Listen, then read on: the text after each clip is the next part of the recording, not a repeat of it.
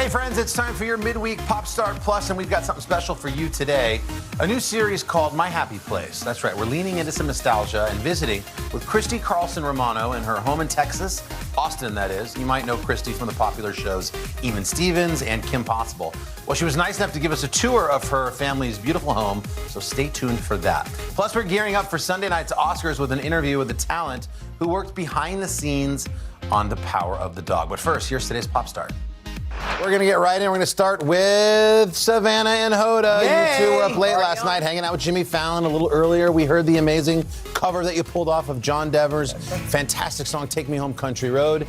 And even the New York Times called that the best of late night. The New York Times. Correct. Wait, is that for real? That is for real. Is that The Onion? That is for real. No, that's a real deal. But Jimmy turned the tables on you when he became a hard-hitting journalist, getting to the bottom of Hoda's big polar plunge controversy from earlier this year. Video of you doing the plunge. Yeah. Here's Hoda doing the polar plunge. Yeah. You take a look.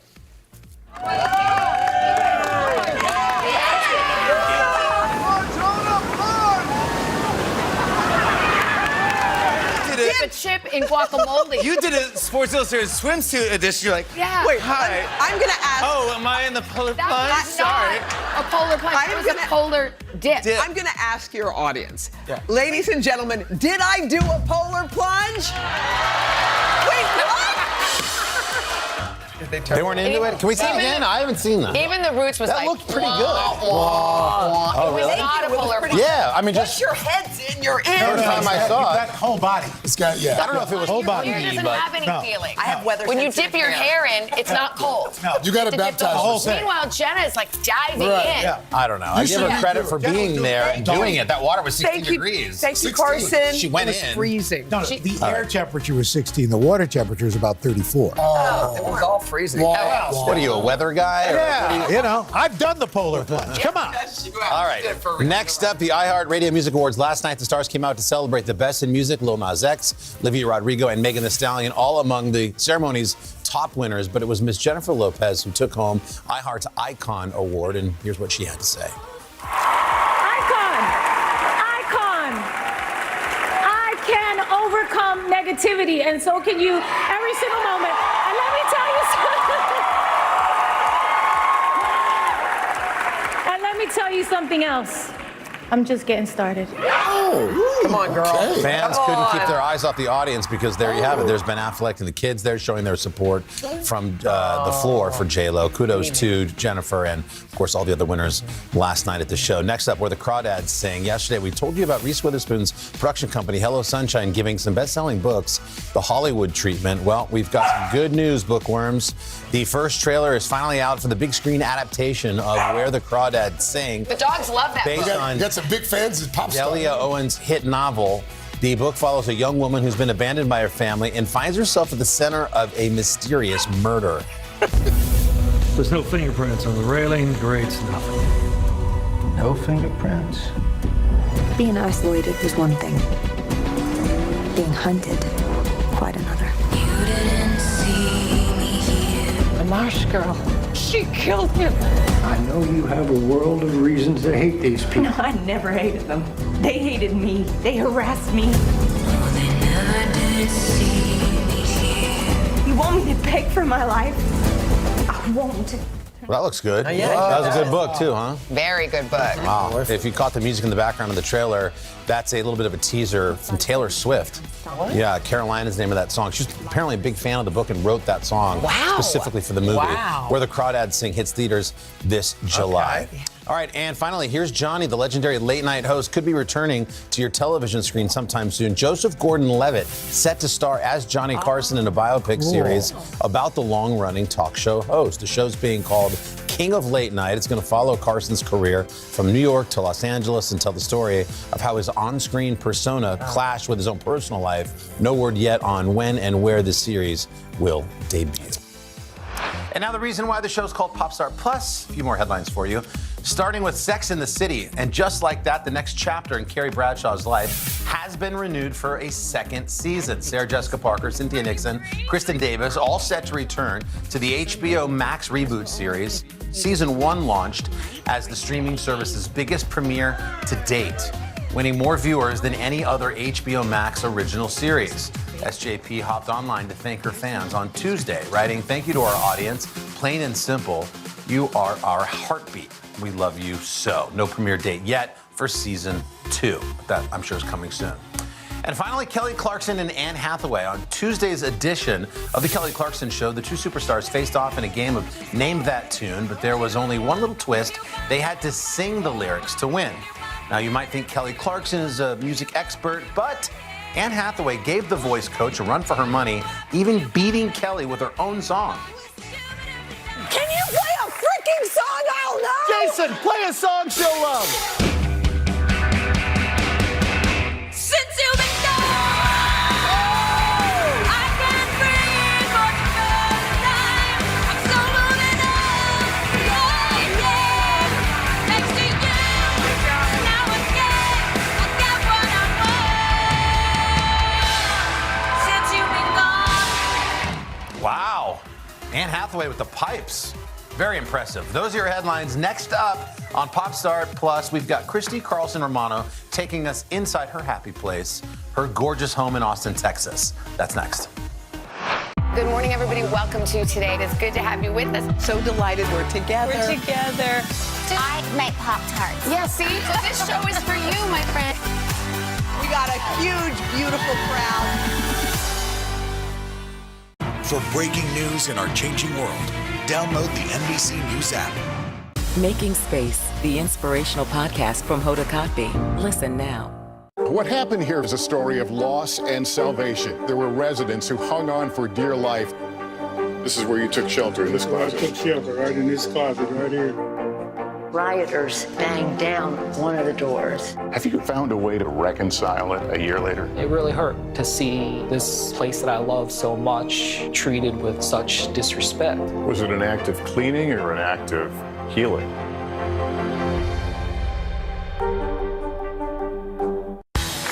These days, the news never stops. The morning's headlines change by afternoon, and by the end of the day, it's all totally different. So let's get into it. What's happening right now, what it all means for you for an hour every day.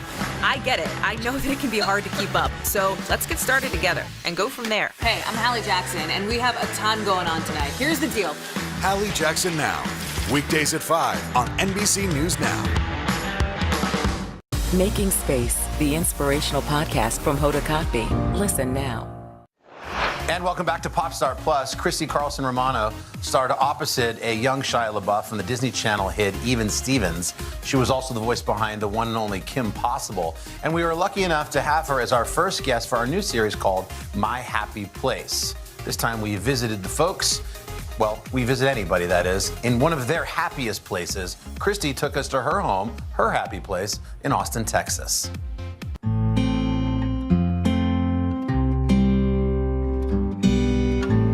Hi, welcome to my house. Come on in, I want to show you around. I'm Christy Carlson Romano, and this is my happy place. Well, for starters, this is the entryway of our Austin home. We have lived here for about a year. I've always moved a lot because as a child actor, you end up performing in a lot of different cities, you end up working in a lot of different states. You kind of really miss all the trappings of a home. Austin is a really magical place, and it's got this really amazing spirit. It's got great food, great music, and it's a really wonderful place to raise a family. So here is our Austin-themed guest bedroom. We have a beautiful view here for our guests, and you can see the sunset, so that's kind of represented in the vibe of this room. I think it's kind of like, almost like its own Airbnb vibe, and sometimes I like to sleep down here and pretend like I'm on vacation. So some of the design choices that we've made, it's a lot like James Bond Goes to Texas. And so there's a little bit of glam, but there's still sort of like high contrasted colors and sort of enjoying the more modern approach, but while also keeping it very homey. So this is the production office. We have these two pieces here that represent New York, where my husband and I met, and then sort of Southern California, where we've just moved from. And of course, we've got all of our accolades. Some things that are really notable for us are my 100,000 subscriber initial plaque. Over here, I have a great cell that was given to me by the creators of Kim Possible. Down here we have my Emmy nomination next to a People magazine article with me having my baby, and that next to me being Belle. A lot of the characters that I was typecasted as were intelligent women, even Belle, when I was Belle on Broadway. She's the only literate Disney princess that we know of. But I am so grateful for that casting that a lot of the reason why I still talk about my past is because I don't really have anything to be ashamed of. I really enjoy all of the legacies that I sort of was a part of. And my daughters are starting to get to the age where they'll eventually watch Kim Possible, and that will be a mom flex as well. I have lots of baby gates. You have to when you have stairs. Welcome to the Rainbow Toy Room. This is a very loved, very used toy room, I can assure you. You know, Austin has a lot of murals, and I really enjoyed making this rainbow when we first moved in, and now it's become very much a live art wall where the girls are just playing with chalk, and I love that they're using a toy room. Go figure, right? It can't just be perfect all the time. I make sure that the girls read a lot, so I really like to have, you know, special books on display for them. Art right here, I wanted to have certain things present in the room, like motivational things that say like, hey, you are enough, you know? This is Sophia's room. Sophia is my 2.5-year-old, and I really enjoyed making it my little pet project. This piece right here is something I found here local in Austin. It's an antique, it's from Italy. This room's meant to feel more like florally and fresh and fun and feminine. My little one, she's very much into dress up and fairies and flowers and all that. So I kind of let her personality tell me how I wanted to decorate this room, and that's kind of who Sophia is. Here is the comfiest living room. This fireplace is very, very cool. It's one of the things that stood out before we moved here that I just really fell in love with. It sort of sets it apart because you've got this really great tile. Everything in this area is meant to save lives because I have 2 daughters, 4.5 and a 2.5, and they just run around this whole open space living room that we have here. One of the things I love about an open floor plan is that you can pretty much see and keep an eye on everybody in your family at once while you're cooking dinner, et cetera, et cetera. And here we are, we have our kitchen. I love it. It's got this amazing butcher block as well as this really great range. This again, to me, feels very true to Austin. In fact, check this out. I have this really great wooden beam, one of several wooden beams that are here, like unfinished, rustic wooden beam, which came with a bottle opener. Of course, you gotta have a bottle opener right there. So here are all of my cookbooks.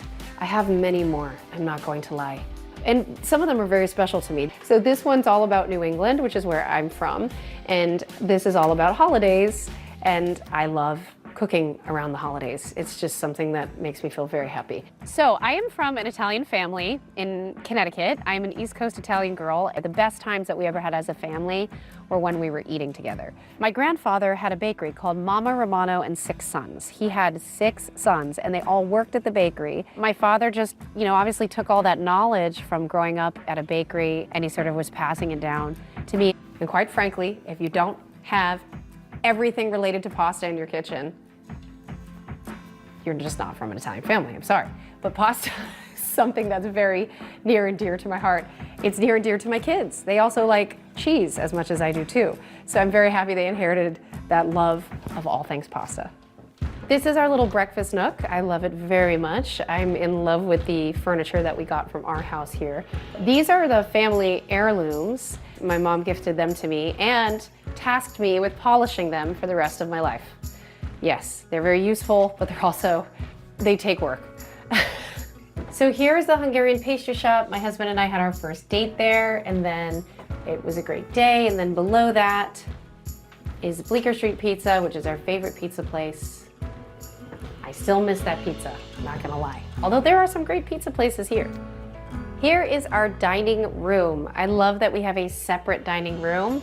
I love our decor in here. We put up this amazing textured wallpaper, as well as our chandelier that we've had for a while, but this guy's new. We figured we wanted to pay homage to Austin. It's sort of a love of that in all things Texas. So this is where I like to entertain, but the party does continue downstairs. There's all sorts of fun and games downstairs. We have more with Christy coming your way. She shows off, gotta wait for it, her cozy lounge and bedroom next. For breaking news in our changing world, download the NBC News app. Good morning, everybody. Welcome to Today. Future's looking bright. Time to give yourself an entire body reset. Let's go. The new approach to saving our planet. Simple life swaps, great for the environment. This is quite the spring break crowd. We'll meet Ukrainians who are defending their country one block at a time. When you were still in Kiev, could you hear the bombing? My name is Lester. Who's this? Making Space, the inspirational podcast from Hoda Kotb. Listen now.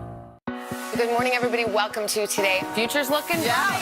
Time to give yourself an entire body reset. Let's go. The new approach to saving our planet. Simple life swaps, great for the environment.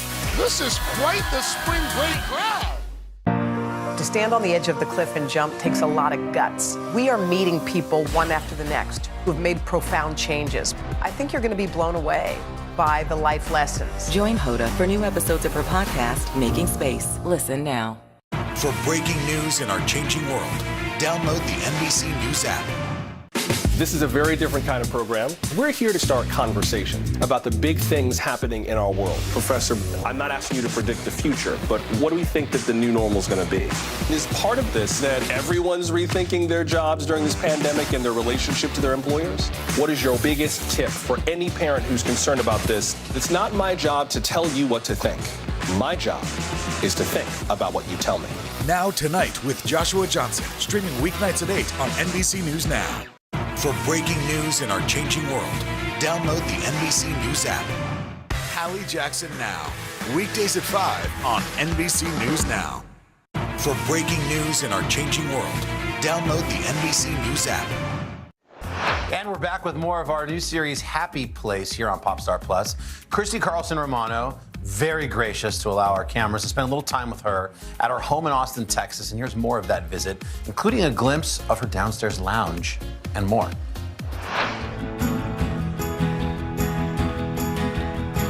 This is the adult hang floor. This is a local artist who makes these. I'm pretty excited about this piece. I recently got it and I felt like it was just so perfect on this wooden beam. This is Texas. This is Austin. I love it. My husband and I came together and was like, how do we make sort of like a cool speakeasy vibe place? And we painted it super dark in here, but we've got everything you need to have a good time. We've got a dartboard, a pool table, a chess table, a ping pong / air hockey table, and a basketball hoop shot thing. I mean, it's a pretty fun place. And then of course my vinyl, which I love. My vinyl collection is very special to me. I have a big basket that I inherited from my grandfather, and it's organ music and some of it's stuff I would never listen to, but I'm still so proud to have it. I definitely didn't purchase this one. This was my grandpa's. I remember buying a Jimi Hendrix album in vinyl in Seattle at just some little hole in the wall. What else did I get? I think I got this one in like Milwaukee. When I travel, sometimes I like to pick up things that aren't just like cheap knickknacks, but something that sort of brings meaning to my life. So this is a really cool way of doing that. Well, there's a lot of fun to be had in this room, I'll tell you. But if the bathroom is my happy place, this is got to be my husband's happy place. All right, let's see if I can get this on the board. Hey, not bad. Okay, so here is the master and my favorite happy place. I've really loved keeping these frames filled. Some of them are some older pictures of me and my husband. Sometimes, you know, when you have kids, you can kind of forget that you had a life before those kids, but I've really enjoyed being able to look at these. I really like the color palette in here. It's sort of like highly contrasted, but still has warm tones and stuff so that it doesn't feel too modern. So here is another heirloom. Beside my mom's silver, I have this lovely fur coat that she has had for a long time. She got it at a charity function in the 80s, and she got her initials in there. Her initials are in here. And so I want to eventually put my initials in there and give this to my daughters at some point and have them enjoy it as well. But yes, this is an heirloom for sure. I've worn it on really, really special occasions, including like my wedding rehearsal, my wedding dinner. And it's one of those things where it's such a beautiful heirloom to be able to hand down because, you know, having it on those special occasions and then them having it in their special occasions and my mom having it in her, you know, for special occasions for her, that means a lot. I really enjoyed pulling some fun things out. We went to the moon in 1969. It is a quote that people constantly talk to me about from the musical episode of Even Stevens way back in the day. And it's so funny that people remember certain things because I wouldn't have thought that they would have cared that much about this particular song, but you know what? That's cool. So welcome to my happy place. I really love what I've done with it here because it just feels like a little safe haven for me in the house. I have a oil diffuser with all sorts of different oils. I have face masks, and then I have my little like spa vibes, you know, the candle, the bath salts, and the art is really maternal and sort of helps me come in here and still feel like I'm not trying to get away, but I'm just regenerating. Sometimes I see on social media, moms are like locking themselves in the bathroom just to have like a moment alone. And it's that feeling of, you know, this is my domain. If you were a superhero and you went from like your disguise to the telephone booth, like the bathtub is my telephone booth. So this right here is pretty old, I'm not gonna lie, and I probably would never use it. Well, let's see, does it still smell?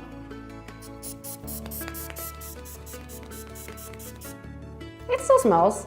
It is the Role Model scent by Christy Carlson Romano. That's right.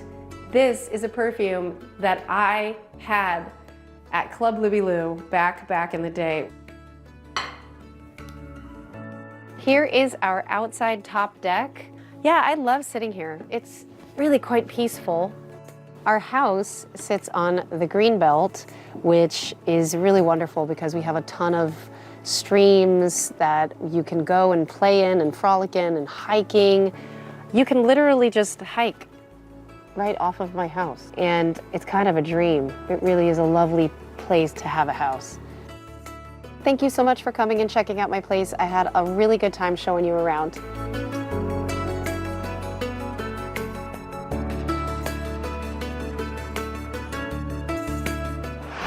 A big thanks to Christy, who is officially our very first My Happy Place guest. Very nice of her. Still to come, we're going to dive into the Oscar-nominated film, The Power of the Dog. To stand on the edge of the cliff and jump takes a lot of guts. We are meeting people one after the next who've made profound changes. I think you're going to be blown away by the life lessons. Join Hoda for new episodes of her podcast, Making Space. Listen now. What happened here is a story of loss and salvation. There were residents who hung on for dear life. This is where you took shelter, in this closet. I took shelter right in this closet right here. Rioters banged down one of the doors. Have you found a way to reconcile it a year later? It really hurt to see this place that I love so much treated with such disrespect. Was it an act of cleaning or an act of healing?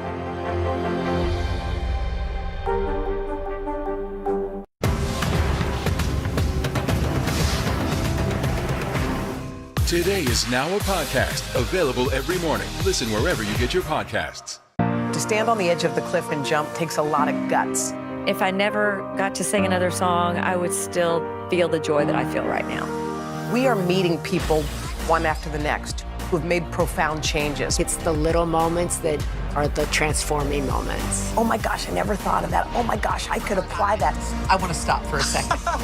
In season 2, I think you're going to be blown away by the life lessons. Join Hoda for new episodes of her podcast, Making Space. Listen now. Making Space, the inspirational podcast from Hoda Kotb. Listen now. Welcome back. The Oscars, of course, coming up on Sunday night, and The Power of the Dog has, count them, 12 nominations, the most out of any film this year. We caught up with Grant Major, that's the film's production designer, to learn how he was able to create the incredible 1920s setting. As a production designer, my responsibilities are to create the time and the place within which the drama takes place. On The Power of the Dog, our story starts in 1925 in the state of Montana. I then have to really cater and tailor everything that I do to bolster the narrative, the storytelling. Power of the Dog is based on a book by Thomas Savage that was written in the 1960s and involves a family of 2 brothers who run a cattle ranch. We shot in New Zealand, so it was incumbent on us to be able to find a location that would play for Montana. I'm hoping that the New Zealandness of it sort of diminishes somewhat because it's the story set in Montana and we should believe it to be so in Montana. The valley itself, the Ida Valley, was very much a place that time forgot in many ways, because it's quite a long time ago, the 20s, 100 years ago almost. And we're looking for a place that didn't have modern farm buildings and other agricultural accoutrements. So we're very lucky to be able to find this place that was very sort of pared back. It was already a cattle ranch, but it also had a lot of the grasses that we were looking for. I did have to spend a lot of time trying to knock back the greenness of the grass and make it feel more arid, to sort of reduce the colour palette quite a lot, because New Zealand is very green normally. We're also able to use the cattle that was on the ranch, and there's very little else there. We built everything. We built the house, we built the cattle yards and the barn and the cowboys' quarters and all these sorts of other elements of the script. So it was really nice to be able to start with an empty canvas and build everything from the ground up. Jane Campion and I had come across each other 30 years ago there, and I was very impressed by her personal style and professionalism, and we did a lot of workshopping in our own way to be able to talk about our creative process, our way of going about making something real, because we start off with words in a script. We did need to build the house as a 360-degree building. So, we did need to shoot all the way around the building, and we needed to shoot inside the location, front doors and inside the windows. We also built the areas of the kitchen and around what we call the cowboys' dining area, so that they all had a direct relationship to the location that we could see out through the windows. The frames within frames were something that we're really trying to bring in here, because it's something about looking out through the wilderness and looking in through those windows. That the observational kind of aspect of that was kind of a nice sort of sub-theme in a way. Perhaps the most challenging was, it wasn't just the sets that we were doing the whole environment. So a lot of the work we did subsequent to building it was all the aging processes, which were just endless amounts of paint washes and texture washes and paring it back and putting in the lichen and the mosses and all that sort of stuff for the outside of the sets. The same goes for the inside sets that we built in the stages in Auckland. Put a lot of work into the patinas of the walls, and just to give them a feeling of an old life here, and a very masculine, sort of leathery kind of feel to everything. Believe me, I had a very talented group of scenic artists, and of course the set decorators and the crew were just so enthusiastic about this film. It was it had stardust all over it in the beginning. I reckon this thing was like a perfect proportion and a perfect script. A perfect group of people came together to make it. I am so proud to be part of the Power of the Dog phenomenon in a way. That it garnered so many nominations. It's amazing how much detail, thought, and time goes into those behind the scenes there. You never think about all that stuff, and well, it's really great work on their part. All right, that's going to do it for today's Pop Star Plus. We appreciate you joining us. We'll be back tomorrow for another great conversation about the new HBO Max pirate comedy, Our Flag Means Death. That's tomorrow. Have a great day.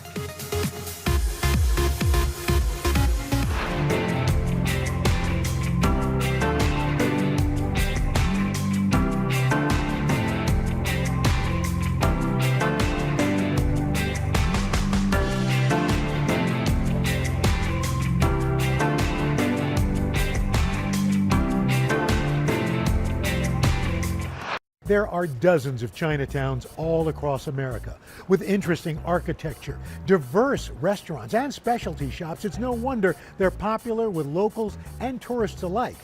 They also provide places for new immigrants and for families to create communities. But with gentrification and all sorts of problems from the pandemic, it's no wonder that all these Chinatowns are rapidly changing.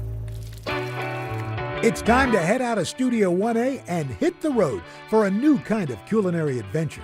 Follow me as I taste some of the most iconic foods around the country and meet the families behind them. Together, we're going to learn how a good meal has the power to connect us to our past, our future, and each other.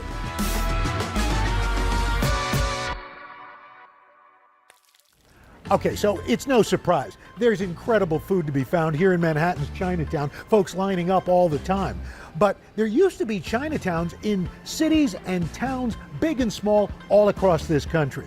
In fact, the longest running family-owned Chinese restaurant is in a place you might never think of, Butte, Montana. At the turn of the century, Butte, Montana was a bustling mining town. The invention of electricity leading to a demand for conductors like copper. Mining boomed, the city flourishing. The demand for labor brought thousands of immigrants to Butte. They came from so many different countries, including Italy, Ireland, and China. It was the classic portrait of the American West, with gambling, saloons, even a red light district. By 1914, Butte's Chinatown was thriving with over 60 Chinese-owned businesses.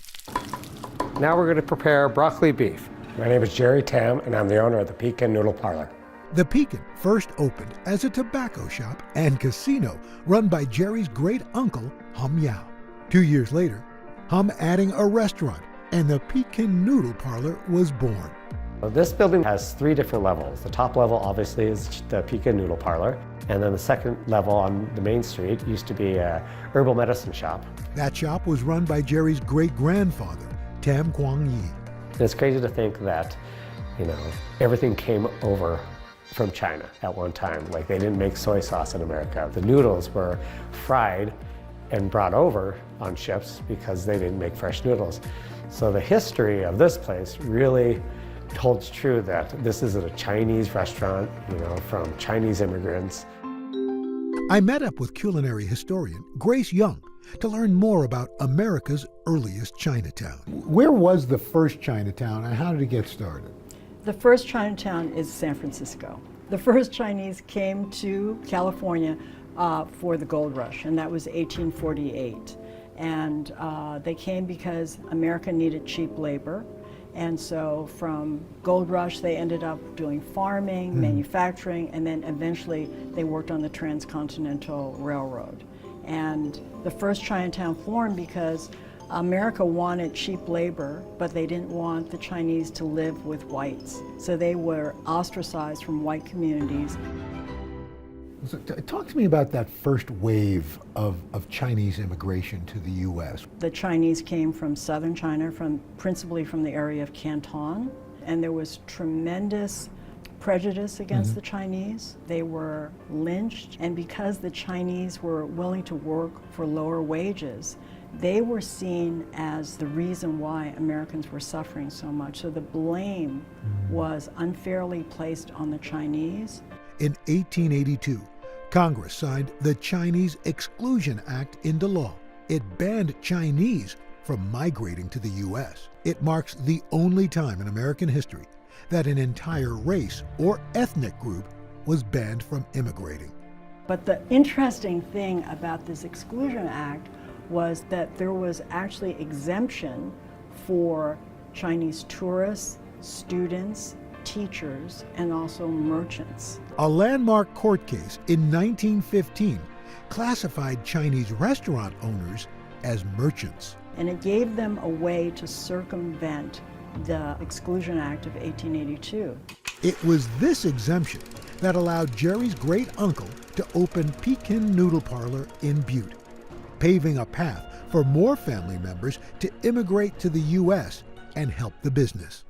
Jerry's father, Danny Wong, arrived in the U.S. in 1947 as a teenager. Ever since he was 14 years old, he's been working at the Pekin Noodle Parlor, and he just started with the simple roles of washing dishes, and then he learned how to cook, and then he slowly just started integrating himself into, managing it and working with the waitresses and the staff. Danny taking over the restaurant in the 1950s, spending years turning it into a pillar of the local community. Well, I've been coming here for at least 50 years, and they give me plenty of food. I never walk away hungry. I love coming to work because of all the people I work with. Like, they choose really nice people. And my father probably employed over 10,000 people at this, throughout his whole entire life. So it's interesting to know that there's nearly 5 to 6 generations of people that, have worked here. The menu at Pekin Noodle Parlor hasn't changed much over the years. We do a thing called chop suey. And what chop suey is tidbits of leftover vegetables that were kind of mixed together in its own gravy and served on top of chow mein noodles. We've been serving it for over 110 years. Chop suey is in large part why Chinese food became so popular across the United States. Chop suey was the first time America experienced a culinary craze, a food craze. Mm-hmm. And it's starting at the end of the 19th century that there are Americans who are venturing into Chinatown. The way they got them to even experiment with Chinese food was to make a stir fry that was actually quite bland. Mm-hmm. So they used bamboo shoots, water chestnuts, onions, oftentimes there was celery. For many years, Chinatowns were the only places where non-Chinese Americans could sample Asian flavors. Americans were going into Chinatown, some were curious, they wanted to experience curio shops, Chinese operas. With increased tourism, Chinatowns in large cities grew, but it was a different story in Montana. Like many mining towns, Butte lost many of its workers as production slowed in the 1950s. Once the copper ran dry, then the people started to pick up and just kind of move on and move back to their families and the bigger states. As miners left Butte for new opportunities, its Chinatown disappeared. In the early 1900s, there were 7 chop suey restaurants listed in the Butte City Directory. Today, only the Pekin Noodle Parlor remains open. What happened here is a story of loss and salvation. There were residents who hung on for dear life. This is where you took shelter, in this closet. I took shelter right in this closet right here. Rioters banged down one of the doors. Have you found a way to reconcile it a year later? It really hurt to see this place that I love so much treated with such disrespect. Was it an act of cleaning or an act of healing?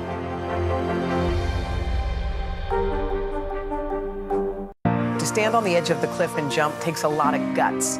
If I never got to sing another song, I would still feel the joy that I feel right now. We are meeting people one after the next who have made profound changes. It's the little moments that are the transforming moments. Oh my gosh, I never thought of that. Oh my gosh, I could apply that.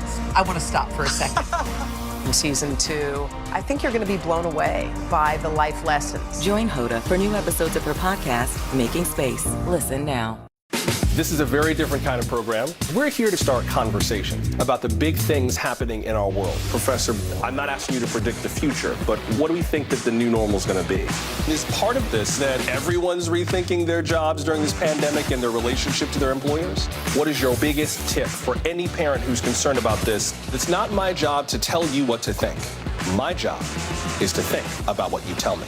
Now Tonight with Joshua Johnson, streaming weeknights at 8 on NBC News Now.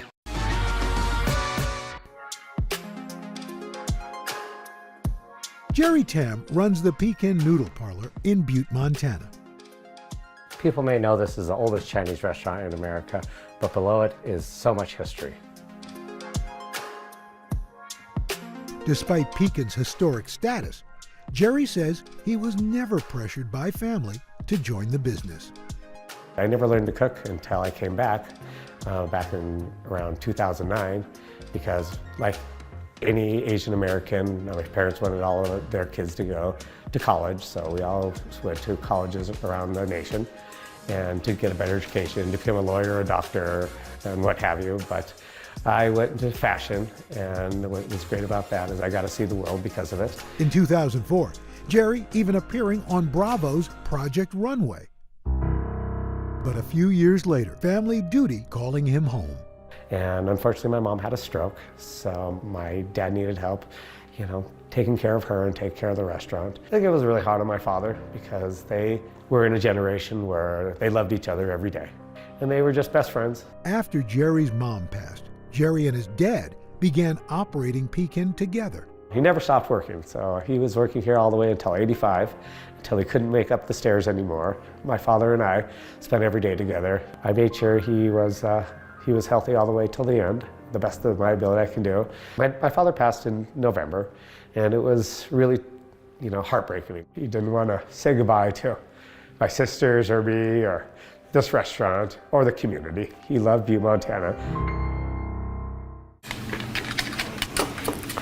Jerry now runs Pekin Noodle Parlor with his cousin Nelson. Together, they're working to preserve a family legacy and keep a piece of Chinese-American history alive in an unlikely place. I've been asked the question, what is the future of the Pekin? And the best answer I can give you is, let's just keep it the same.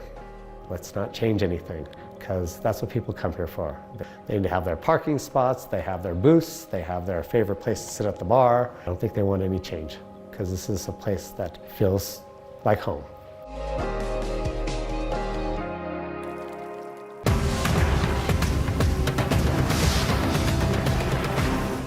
Now Tonight with Joshua Johnson, streaming weeknights at 8 on NBC News Now. Can this still end diplomatically with Vladimir Putin in charge of Russia?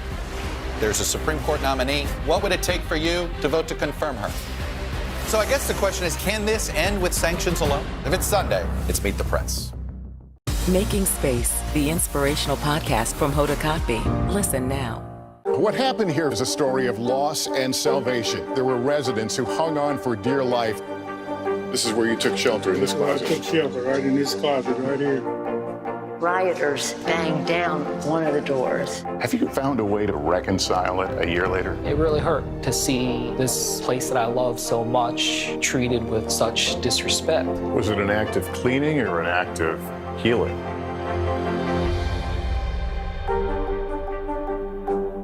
Top Story with Tom Llamas, weeknights at 7 on NBC News Now.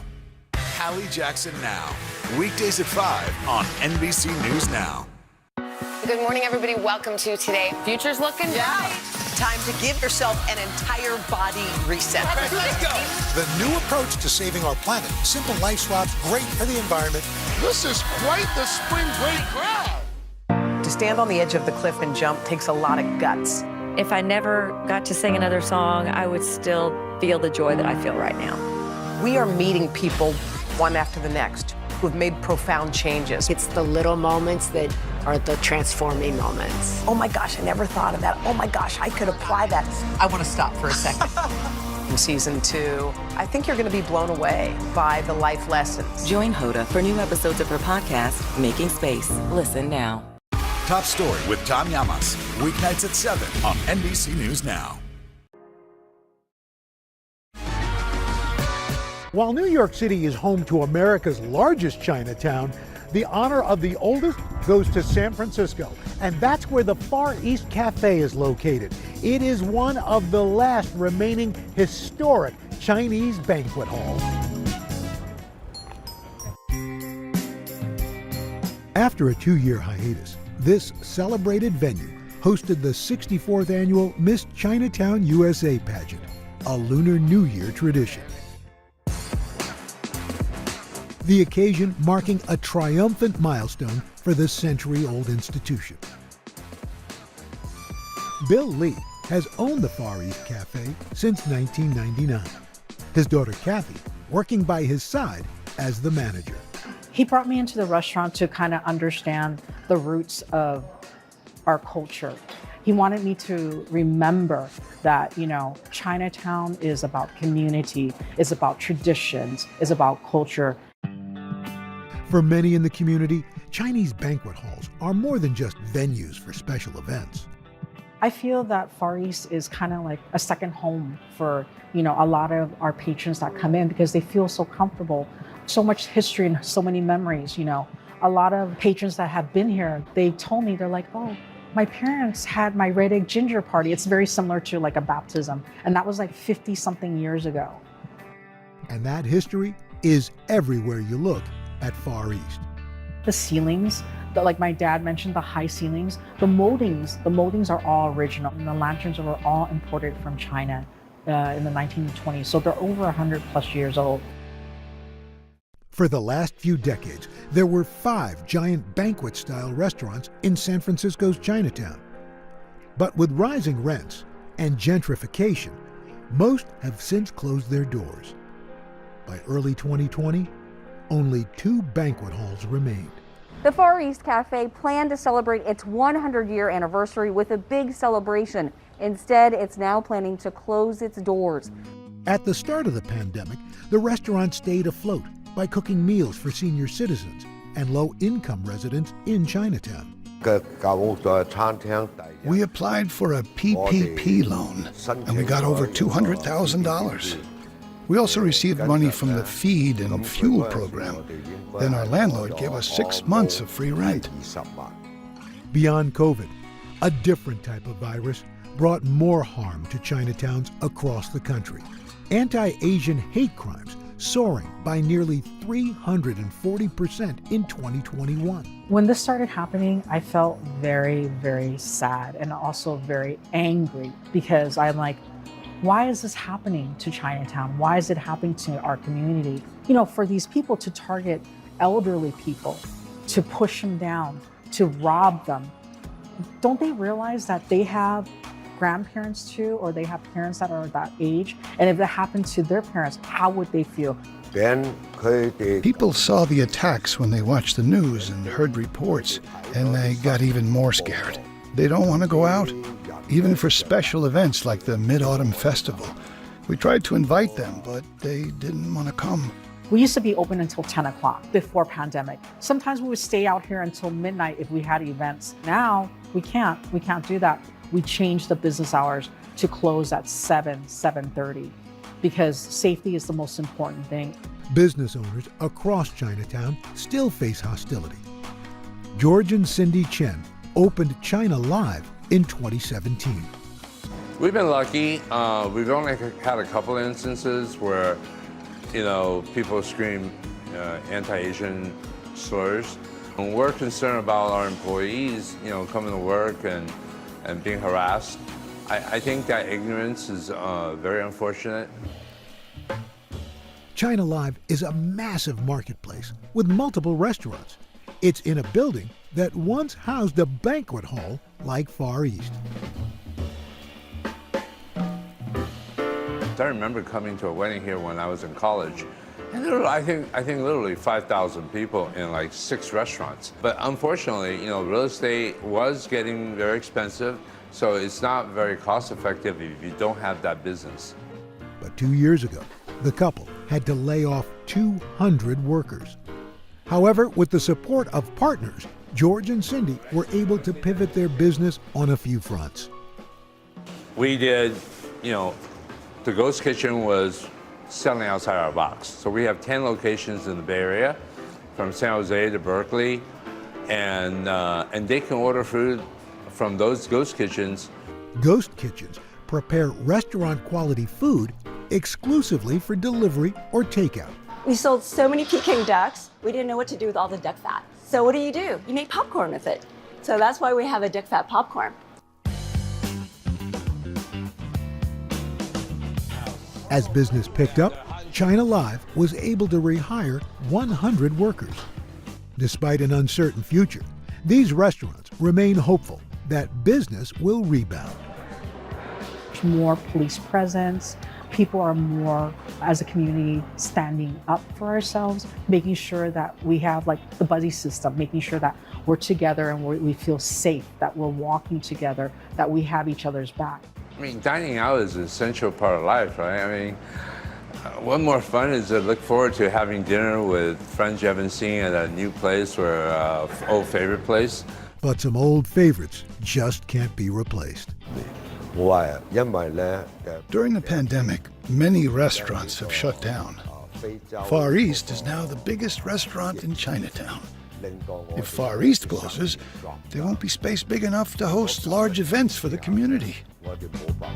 We were overjoyed having that Miss Chinatown USA event here, a press conference, and just being able to reconnect with the community. It warmed my heart. And my dad was just like so overjoyed that people were coming in just to celebrate.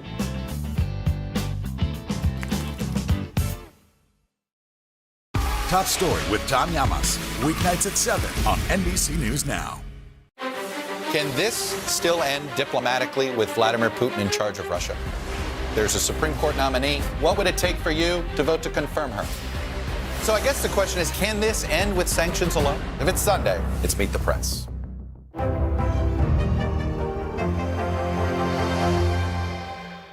We're here to start conversations about the big things happening in our world, because it's not my job to tell you what to think. My job is to think about what you tell me. Now Tonight with Joshua Johnson, streaming weeknights at 8 on NBC News Now. Now Tonight with Joshua Johnson, streaming weeknights at 8 on NBC News Now. To stand on the edge of the cliff and jump takes a lot of guts. If I never got to sing another song, I would still feel the joy that I feel right now.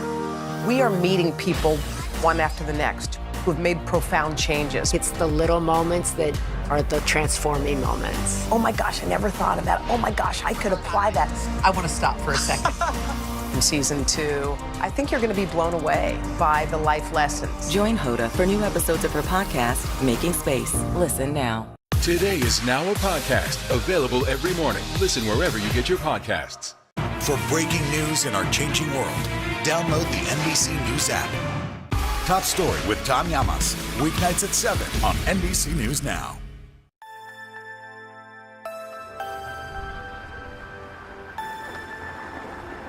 To learn more about the future of Chinese American restaurants, I went to visit Chef Lucas Sin in New York City.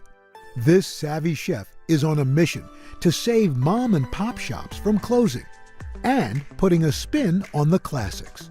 Hey, nice to meet you. Good to see you. All right, can't wait to talk and taste. Come in here. Lucas was born and raised in Hong Kong. Growing up, he had never heard of dishes like General Tso's chicken.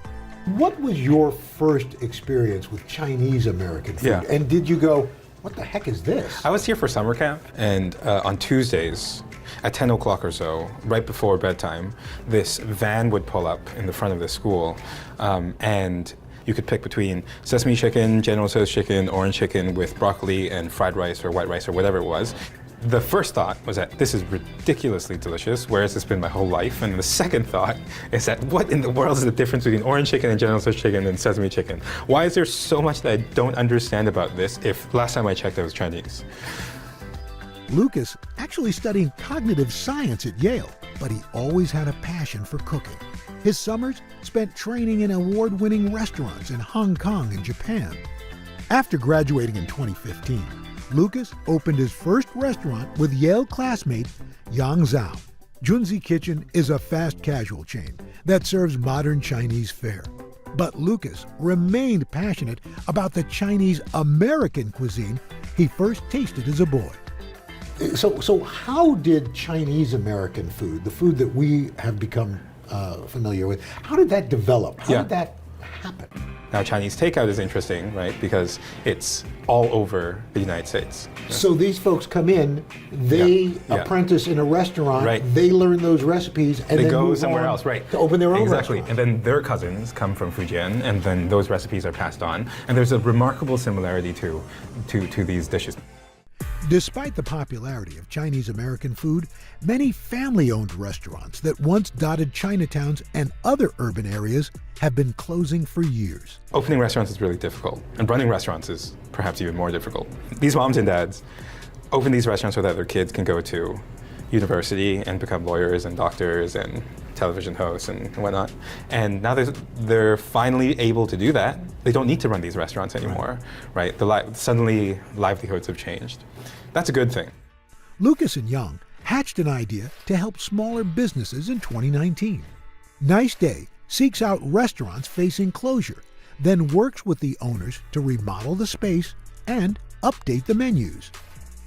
The pandemic stalled the team's initial plans, But the second location in Long Island is slated to open this spring. It's important to me that these new Chinese American takeout restaurants that we're building called Nice Day work with the previous generation of owners, because they have a lot of knowledge that we don't. They know their customers, they know what sells, they know how to cook these dishes, they have recipes. You raise an interesting point, Lucas, in that you talk to these retired Chinese restaurant owners. Is that part of the sense of trying to memorialize what could be lost? Now, preserving recipes is part of it, but the other important part is preserving the way business is done. Chinese takeout restaurants are one of the few restaurants in the world that if they're open from, let's say, 11 to 10, the work hours are 11 to 10. They don't have any prep hours. The same cooks that do the wok stir fries are also prepping during the day. It's ridiculously efficient, and it's got to do with the setup and the way that the kitchens are run, but it's also important to us that we give back to this last generation, and that we can make sure that owners who want to retire can retire well, and that that legacy can be preserved in a new type of American Chinese takeout restaurant. While Nice Day pays homage to popular Chinese American recipes, Lucas has been celebrated for his innovative fusion dishes. In 2021, he was named one of Food and Wine's best new chefs. We serve a mapo mac and cheese here, which is a variation on that dish. It's fusion-y and it's silly, and it's just an attempt to do something ridiculous. It doesn't make any sense. It betrays every chef sensibility that I have, but unfortunately it's delicious and it's interesting and it gets people talking. Finally, it's time to eat. Lucas showing me how to make his signature dish. How do we get started? So the mapo mac and cheese, the mac and the cheese elements are rigorously American. This is elbow macaroni, right? Cooked halfway. And this is Velveeta. But the mapo element is going to be in the form of a mapo sauce, if you will. The last two elements that really sort of take this over the edge is Chinese sausage. Oh. It can function like bacon, and some dried shiitake mushrooms that we've rehydrated. So to start off with, we're just going to cut a couple of things. And this tofu we will then put into the deep fryer. This concludes the chopping portion of our program. Next, garlic and ginger are cooked till fragrant. Then, spicy bean paste and soybean paste are added to start the sauce. Mushroom broth is added, the mixture brought to a boil so the flavors infuse. Can I give that a try? Yeah, absolutely. Here you go. So your left hand's on the wok? Yeah. Yes. I can't get any altitude on this thing. Nothing's coming up. And that's why the pros do it, baby. At this point, everything's smelling quite good. So the macaroni is going to go in, as well as the soup we just made. Once it's boiling and happy, 2 slices of the best Velveeta American cheese. Wait for that Velveeta to melt. You'll see that sauce is already beautifully tied together.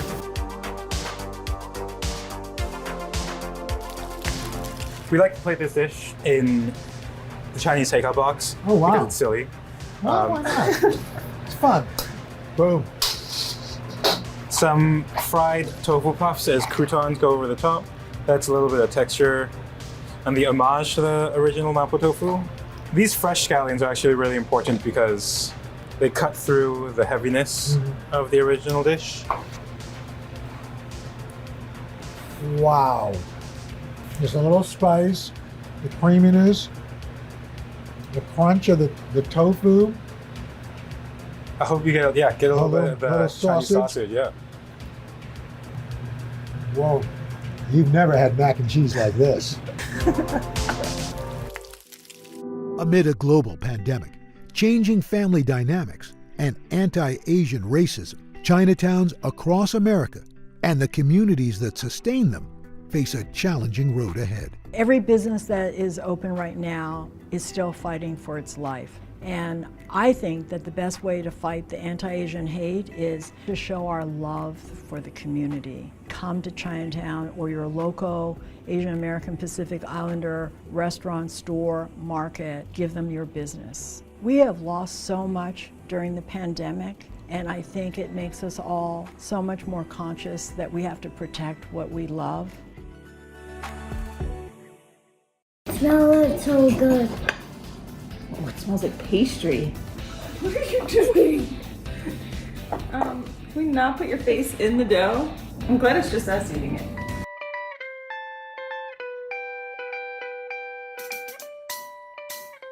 Hi everybody and welcome to Dylan Dishes, Cooking with Cal. I can't wait to take a look back at some of my favorite Cooking with Cal segments and offer just a few of those tips and tricks that didn't quite make it into the original episode. In today's episode, we are all about apples. Everyone in my family loves apples and I use them in so many different recipes in so many different ways. Just ask Ollie.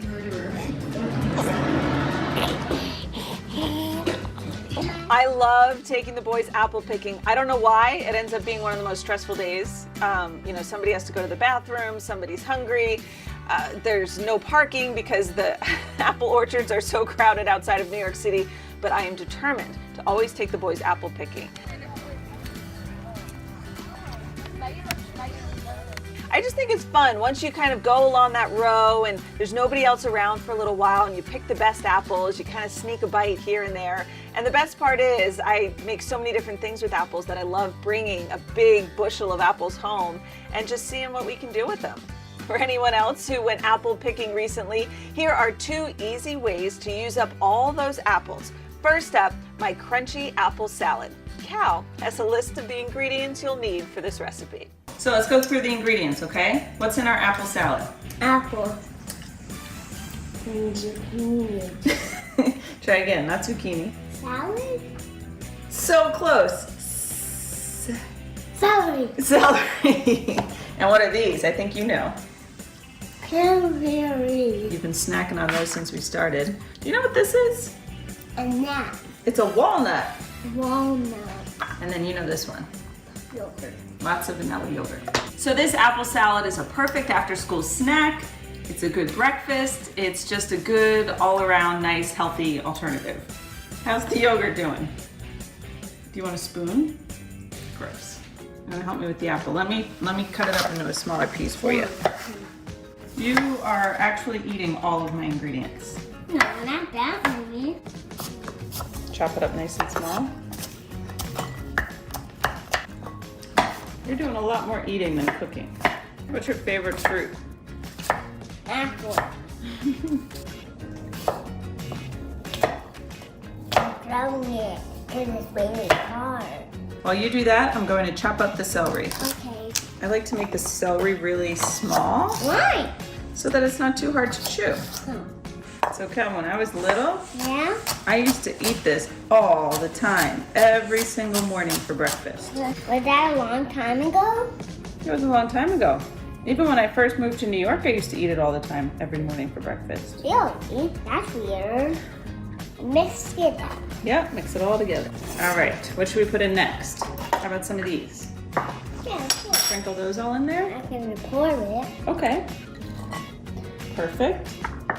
And now let's chop these up a little smaller. Just rock your knife back and forth. Look at how small I made these. Whoa. So now we got all our ingredients in here, right? And here's the fun part. There you go. And this is the medium one or the biggest one? What, bowl or spoon? Spoon. That's the small one. I have to lick it off.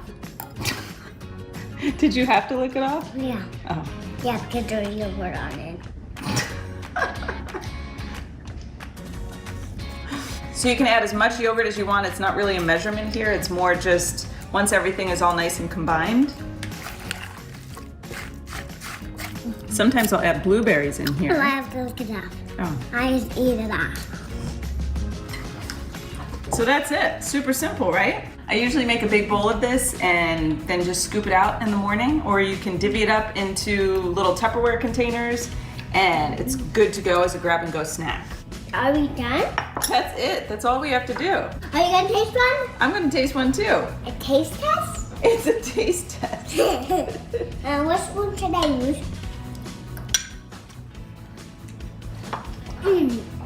Is it healthy? It's very healthy. Up next, we are taking apples from sweet to sweeter with one of my favorite fall treats, apple dumplings with a homemade caramel sauce. You don't want to miss this.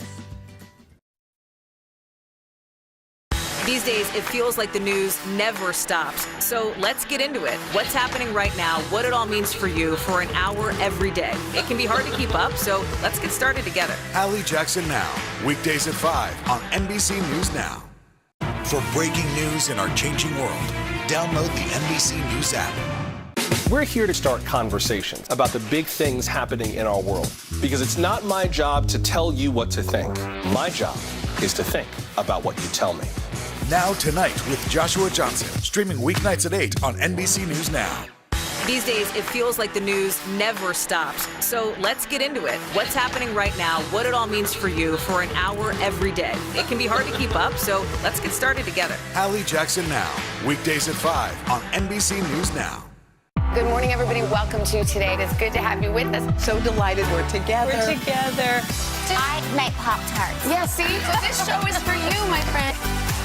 We got a huge, beautiful crowd. This is a very different kind of program. We're here to start conversations about the big things happening in our world. Professor, I'm not asking you to predict the future, but what do we think that the new normal is going to be? Is part of this that everyone's rethinking their jobs during this pandemic and their relationship to their employers? What is your biggest tip for any parent who's concerned about this? It's not my job to tell you what to think. My job is to think about what you tell me. Now Tonight with Joshua Johnson, streaming weeknights at 8 on NBC News Now. Sometimes the news can be difficult and overwhelming for kids to understand. Ukraine and Russia. Could you help me understand what's going on? So to help make sense of it, we've created a newscast just for them. We hope your family will watch Nightly News Kids Edition. Top Story with Tom Llamas, weeknights at 7 on NBC News Now. Sometimes the news can be difficult and overwhelming for kids to understand. Ukraine and Russia. Could you help me understand what's going on? So to help make sense of it, we've created a newscast just for them. We hope your family will watch Nightly News Kids Edition. We're here to start conversations about the big things happening in our world, because it's not my job to tell you what to think.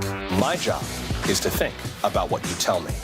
Now Tonight with Joshua Johnson, streaming weeknights at 8 on NBC News Now. These days, the news never stops.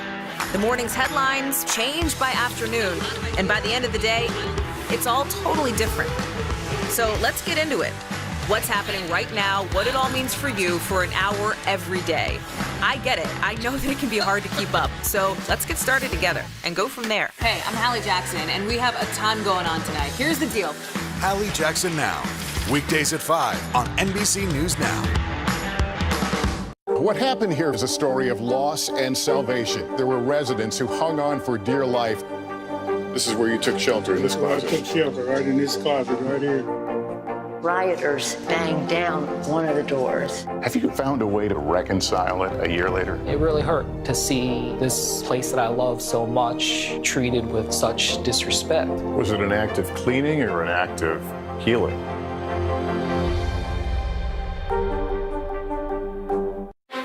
Can this still end diplomatically with Vladimir Putin in charge of Russia? There's a Supreme Court nominee. What would it take for you to vote to confirm her? So I guess the question is, can this end with sanctions alone? If it's Sunday, it's Meet the Press. To stand on the edge of the cliff and jump takes a lot of guts. We are meeting people one after the next who've made profound changes. I think you're going to be blown away by the life lessons. Join Coda for new episodes of her podcast, Making Space. Listen now. Now Tonight with Joshua Johnson, streaming weeknights at 8 on NBC News Now.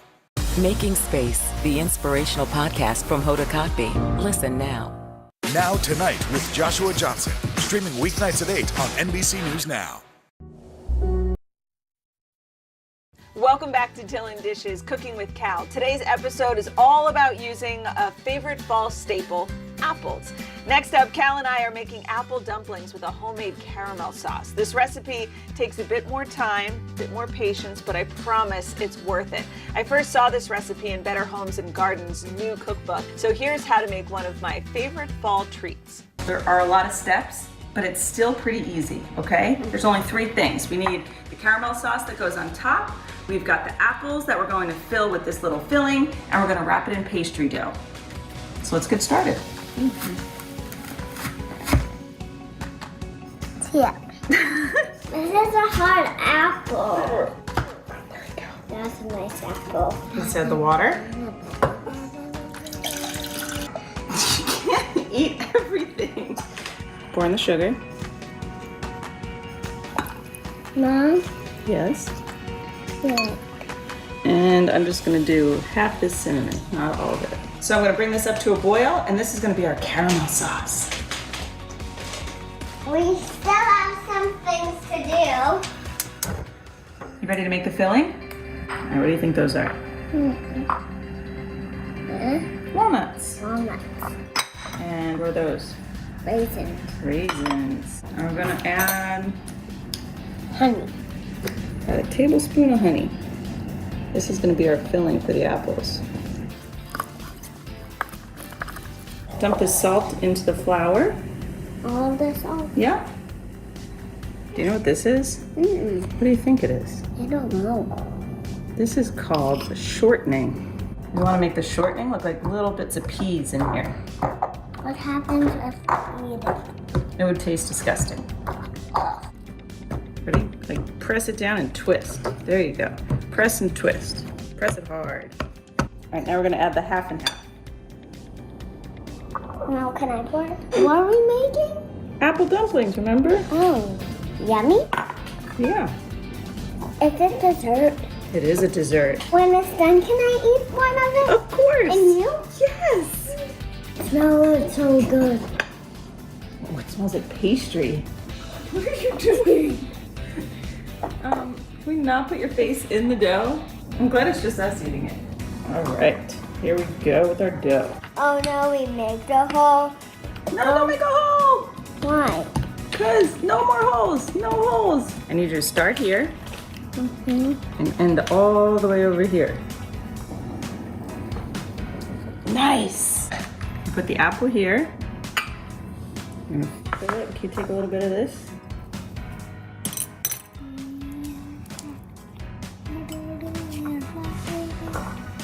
This is our standard hiding spot. A little cinnamon sugar.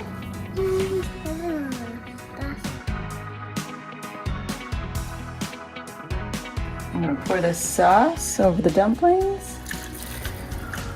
Carefully.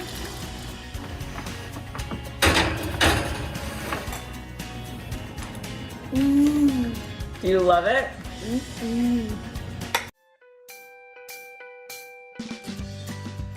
Okay, so if you want to make this apple dumpling recipe right away, you might be thinking I don't have an apple core like I used, but there is a way you can just cut right through the apple. It's tedious, I'll tell you that. In fact, I held off making this recipe until I ordered one of these. Wherever you get, kitchen supplies, it's an easy order. Just wait a couple days until it gets there. But if you don't have patience, just be careful. And I wouldn't recommend doing this part with the kids because you need a very sharp knife and you literally just have to cut around the core of the apple. So make sure you go all the way to the bottom. This is probably the worst part of the whole recipe, is coring the apple.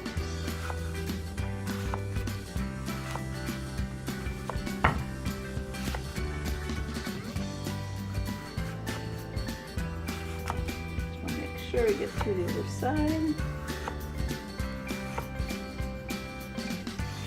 My kids eat a lot of apples, and whether I'm slicing them or dicing them or doing whatever it is with apples, there's just no good way to get the seeds out.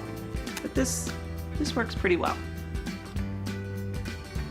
Okay, so you can either do it that way if you don't have patience, although I think this way is the way to go. So this is what an apple core does. Basically the same thing the knife did, just in all one big swoop. And get it in there. Twist it, pull it up. And there you go. That was easier, right? So I'd recommend just holding off a couple days on this recipe and wait till you get your apple core. Because that's perfect. So to core the apple with a knife, you want to make sure you use a paring knife. They're nice and sharp, they're tiny. If you use anything bigger, I feel like you're going to cut the whole apple up. And a steak knife would just never work for this. So get yourself a paring knife too. For all these recipes, go to today.com/DylanDishes. I'll do the chocolate chips. No, I want to. No. Fine. Yay. Let's pour it at the same time, Alexander. 3, 2, 1. Whee! My name's Alexander Charbonnet, and this is Kids in the Kitchen.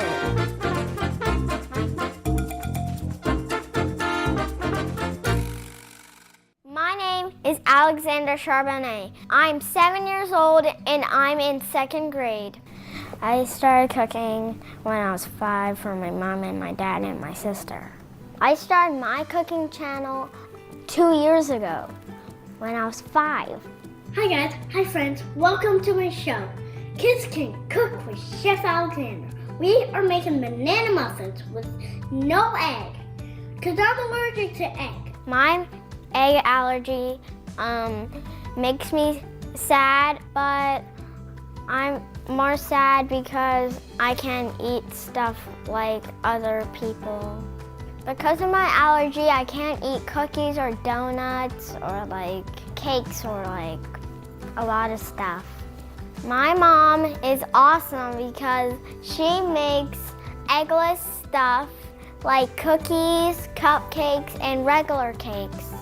But my mom and I bring treats like cookies without egg to school with me so I can enjoy it with my friends. My little sister has a peanut allergy. She can have like peanut butter and jelly, so I feel like she's special too. My mom was the one who taught me how to cook. My favorite part of cooking is I get to spend special time with my mom cooking. My favorite hobbies are playing video games, riding my bike, riding my scooter. I also really love dinosaurs. Here's a fact of some dinosaurs. Did you know that the Allosaurus doesn't have serrated teeth, and it actually uses a jaw? He opens his mouth and he slashes his upper jaw into its prey like a hammer. We are making chocolate donut cakes. So we have this flour, so we're gonna dump it into the sieve. I want to be a pastry chef because I'm already a pastry chef. I am so excited because today we are making eggless Trini, macaroni pie, and blender muffins with apples, bananas, and carrots.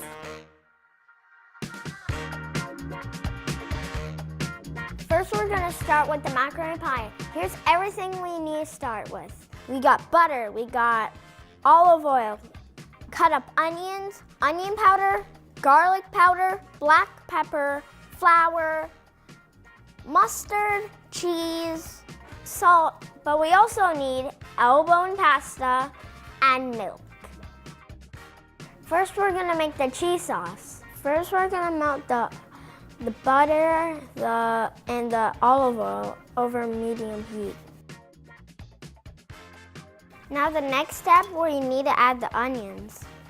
Make sure you cook it for a few minutes because we don't want the smell of the onions to make us cry. The next step, you need to add the flour and you need to make a roux. A roux is fat mixed with flour. You need to whisk it so it doesn't give that raw flour taste. That would taste horrible. This is what's gonna thicken the sauce since I'm not using egg. Now we need to add the milk to the pot, but make sure to add it slowly because we don't want it to spot all over the place. Now we need to whisk it until it's fully incorporated. Next, we're gonna add the mustard. Now we're ready to put in the spices. We got our onion powder, the garlic powder in, and the black pepper in. And the salt, let's put in the salt too.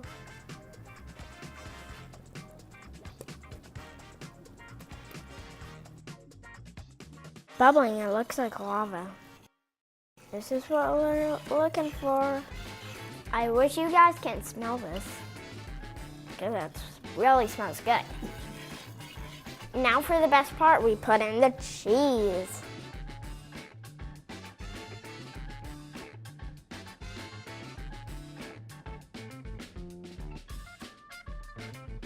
Now we're going back to mixing. The sauce looks like this. This is a little hot, so you know who I need? Mommy!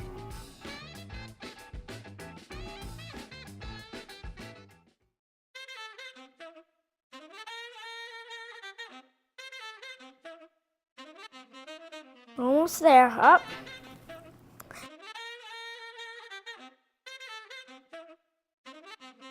It's important to incorporate the pasta into the cheese sauce. We're gonna put in a greased baking dish, and then we're gonna top it off with cheese.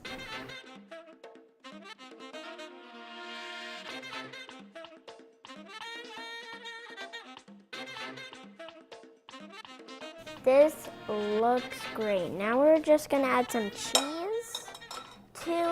on the top.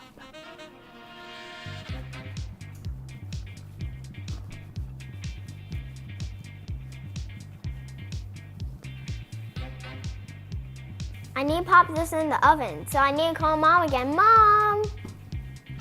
Oh, it looks good. Okay, I'm gonna open the oven for me. Okay.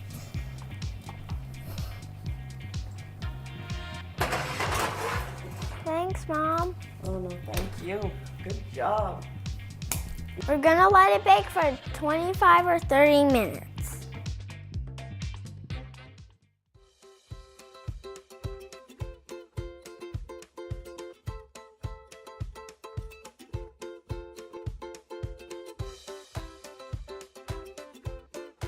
This looks awesome. It wouldn't be complete without my favorite person.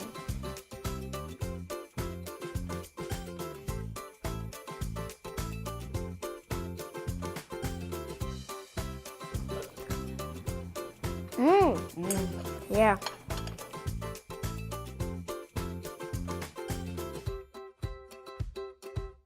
We come from a long line of foodies in our family, a long line of cooks, and you're just carrying on that tradition by continuing to be one of the chefs in our family.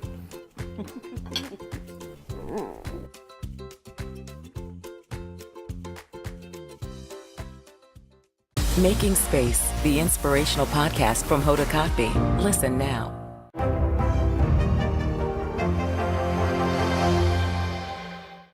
Good morning, everybody. Welcome to Today. Future's looking bright. Time to give yourself an entire body reset. Let's go. The new approach to saving our planet. Simple life swaps, great for the environment. This is quite the spring break crowd. Good morning, everybody. Welcome to Today. It's good to have you with us. So delighted we're together. We're together. I make Pop-Tarts. Yeah, see? So this show is for you, my friend. We got a huge, beautiful crowd.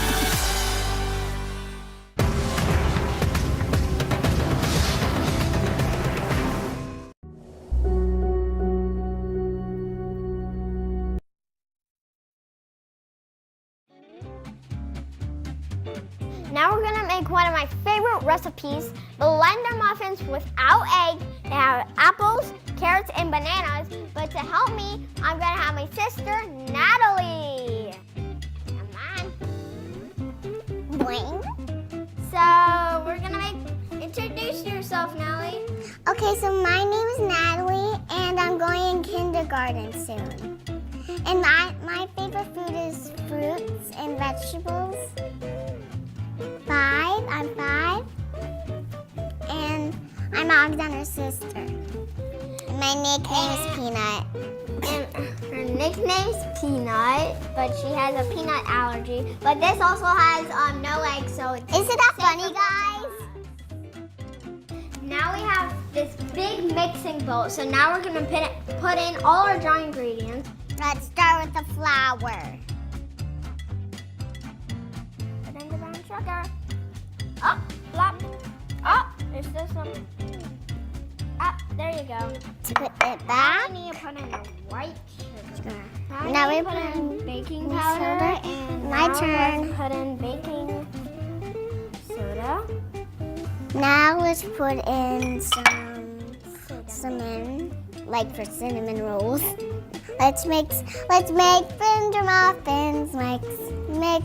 Mix up. Agitate all around. Okay. Your turn. Now we need the blender, and now we're gonna ask Mom for the blender. Mom.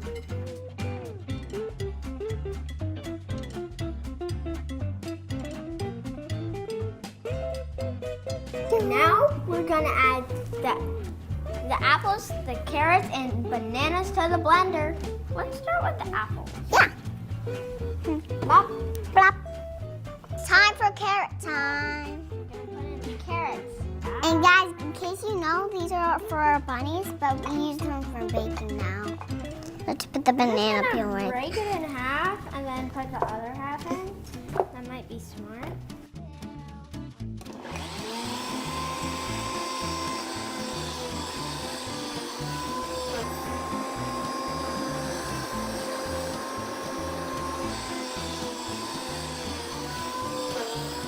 In a float. It looks weird. Wonder. I'm trying to get the ones on the back. Maybe we should do it together. Let's mix and agitate, agitate, agitate. Let's mix and agitate. Let's do that. Now let's add. I'll add the butter. Vanilla and let's do it. 3, 2, 1. Wow. Wow. I'll do the chocolate chips. No, I want to. No. Fine. Yay. Let's pour it at the same time, Andre. 3, 2, 1. Whee! I'll do the... Wait, the oats. Ooh, this looks good. Now we have our muffin tin. Yep. We get to spray our muffin tin.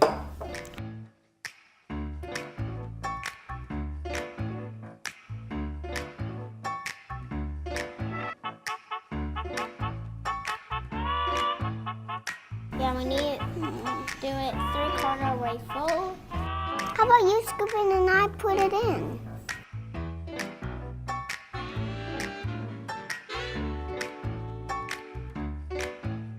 These are ready to go in the oven now. And now let's get Mom.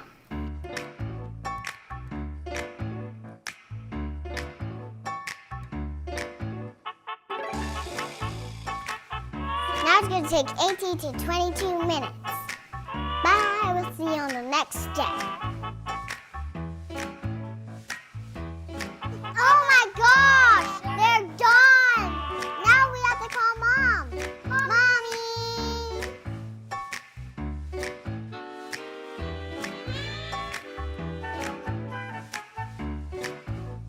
Some of them are small and some of them are ginormous. Oh my gosh, I just want to gobble them all up in my mouth. These have been cooling for 10 minutes, so they're ready to eat.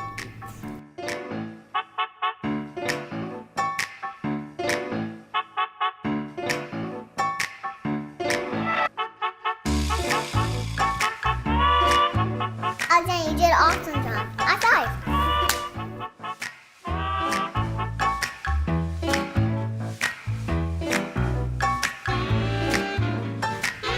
Teamwork makes the yummy dream.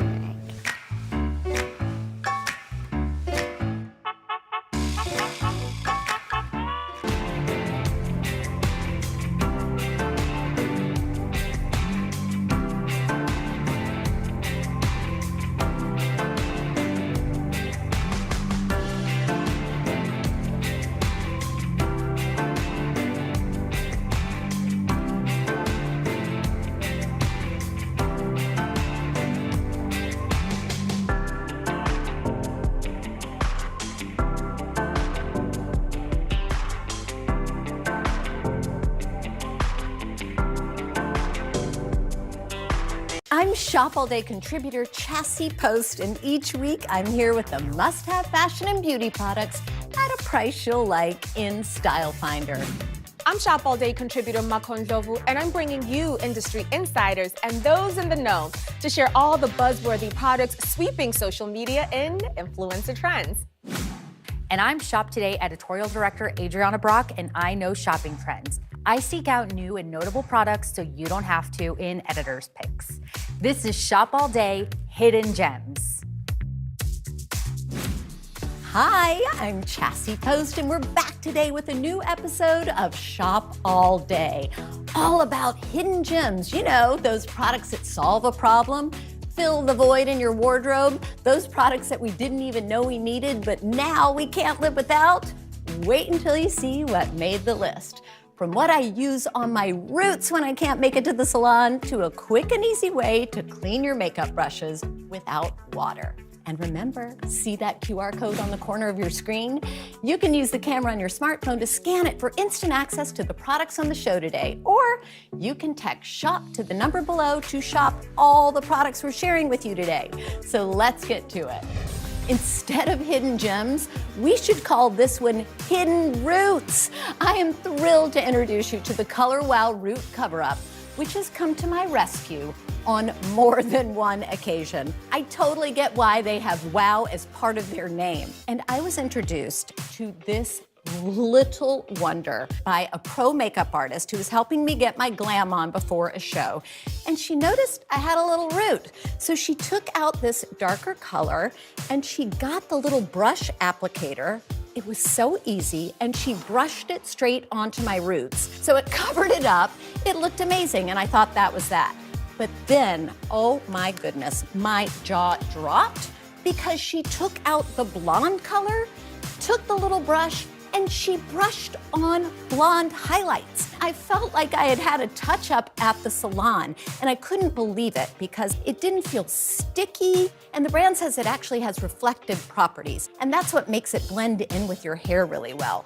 Plus, I really liked that it didn't transfer to my clothes. I slept in it. It didn't transfer to my pillow, and the brand also says that it is water and sweat-proof.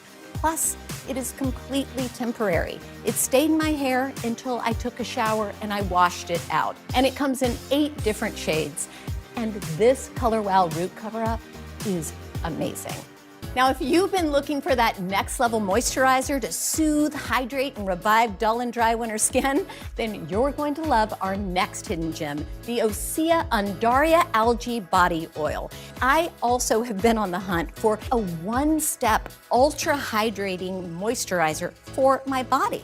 I feel like I'm always focused on moisturizing and trying to hydrate my face, and I can tell that my arms and my legs and the rest of my body, especially after this long winter, also want some attention. So I had heard so much buzz about the Osea body oil, so I decided I had to try it, and I'm so glad that I did.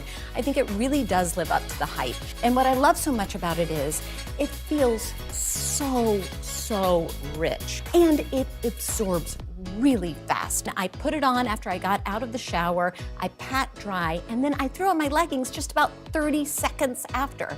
So that's really cool. And the brand says that it's designed to not only help hydrate and moisturize, but it also helps to nourish the skin, and they also say it helps to firm the skin. And the secret ingredient that everybody's so excited about is Undaria algae, which is a fancy word for seaweed. And the brand also says that they hand harvest the seaweed and they soak it in barrels for up to 6 months. So I am thrilled that I found this. So let's talk fashion. These finds happen to be one of the bigger trends on the horizon, the split hem pant. And who would have thought that such a small detail could add so much cool? Well, guess what? It can. In fact, sometimes it's the details that take something from average to elevated. So if you haven't yet seen the split hem pant, trust me, you're gonna see it absolutely everywhere. And what it is, it's a little slit down at the hem of the pant. And what I like so much about this trend is not only does it elevate your average pant or trouser or jean or even legging, but it also elongates the leg. It's really flattering. And also, it's versatile. You can wear it with heels or you can wear it with sneakers. So first, we have a vegan leather straight cut pant from Abercrombie. And as you can see, it's got this great little split hem here. And what I like about it is if you're wearing it with heels or your sneakers, it gives your shoes a little time to shine. Now, we've also seen this trend in a more casual way in leggings. And I think that these crossband leggings with the split hem here are such a great way to add a little jazz to your legging routine. And again, this is also elongating. You know, sometimes when you're wearing your leggings and the hem stops at your ankle, so from the side, you get a full long line. So I think that these are a real winner. Next, you're not going to believe this midi knit sweater dress. My jaw dropped when I found it on Amazon. I mean, talk about a diamond. This dress is incredibly stylish, and I can't believe the price. It really does look expensive. And the sweater dress is such a big trend, but a lot of times it's not the most flattering dress to wear. So what I like so much about this dress is it has that really flattering wrap silhouette, but it's done in a really, really lightweight and high quality feeling knit. Now, this dress has a lot of bells and whistles. So we talked about the wrap silhouette, which I love. But what I also like about it is you get the wrap detail in the front and the back. So that gives you the ability to sort of push down the shoulders if you want to give a little peek of shoulders, or you can wear it up if you want a more modest look. I also love the midi length. Another great thing about this dress, so versatile. You can dress it up, you can dress it down, wear it with a heel, throw on some tights, and you could wear it to work. So if you've been wanting to test drive the cutout trend without spending a bundle, we've come across another gem that checks all the boxes. This sweater may be called the cold shoulder, but in my opinion, this style is hot.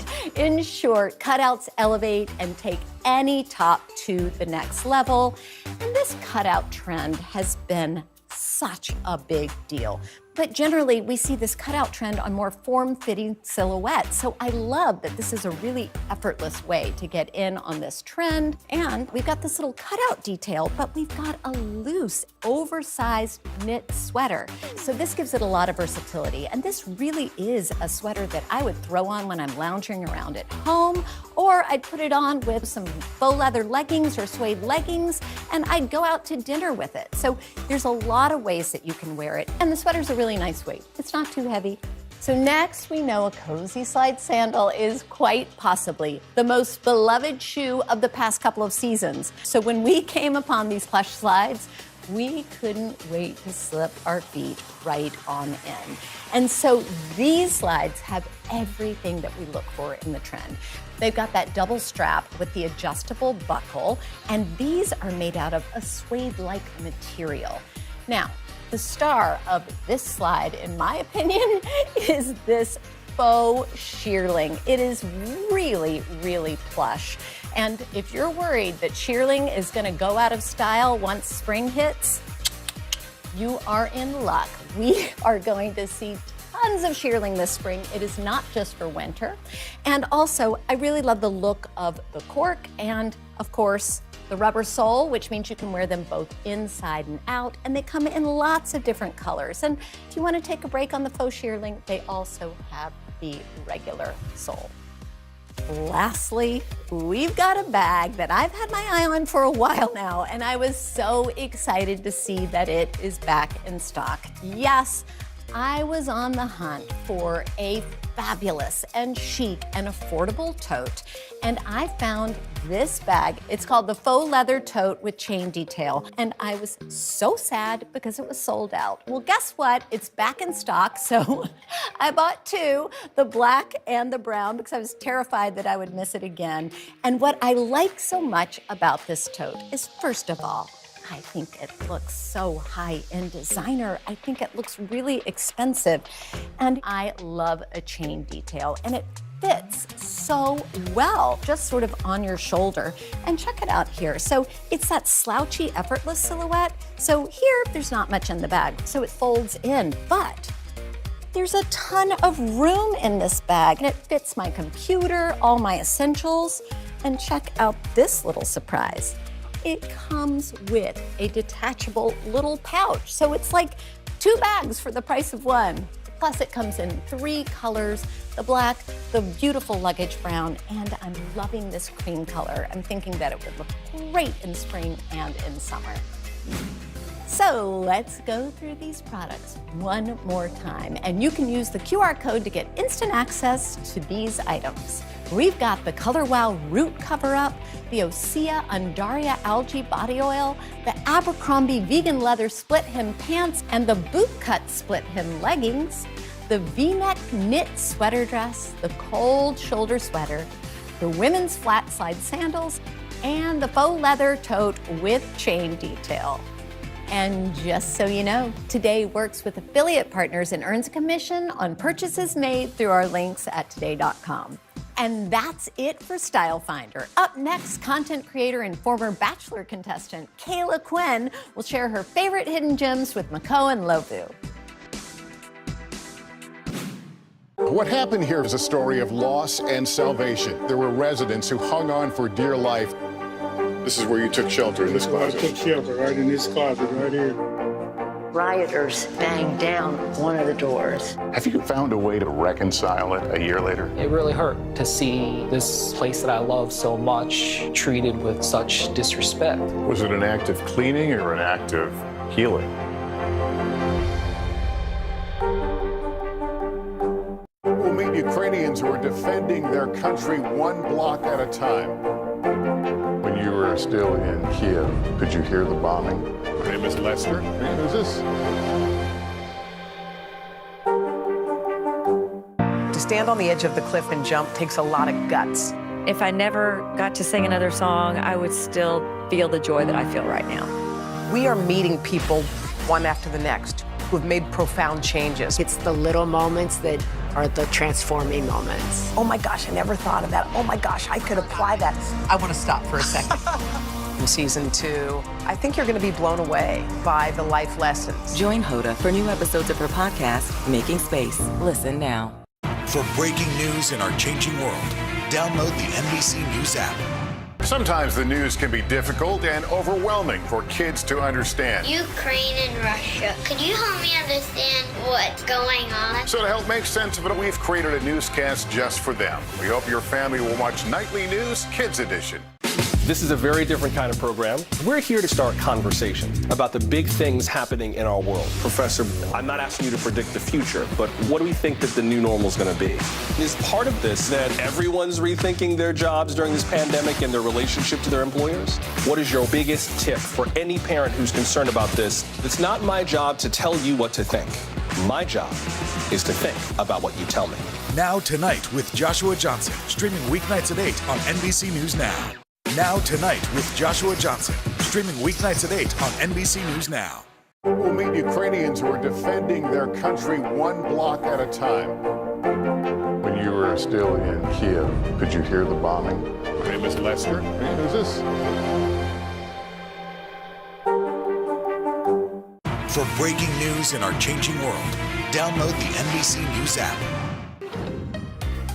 Hi there, welcome back. I'm Mako, and this is Influencer Trends, where I'll be talking to industry insiders and they'll share their favorite products and the must-have items to shop for right now.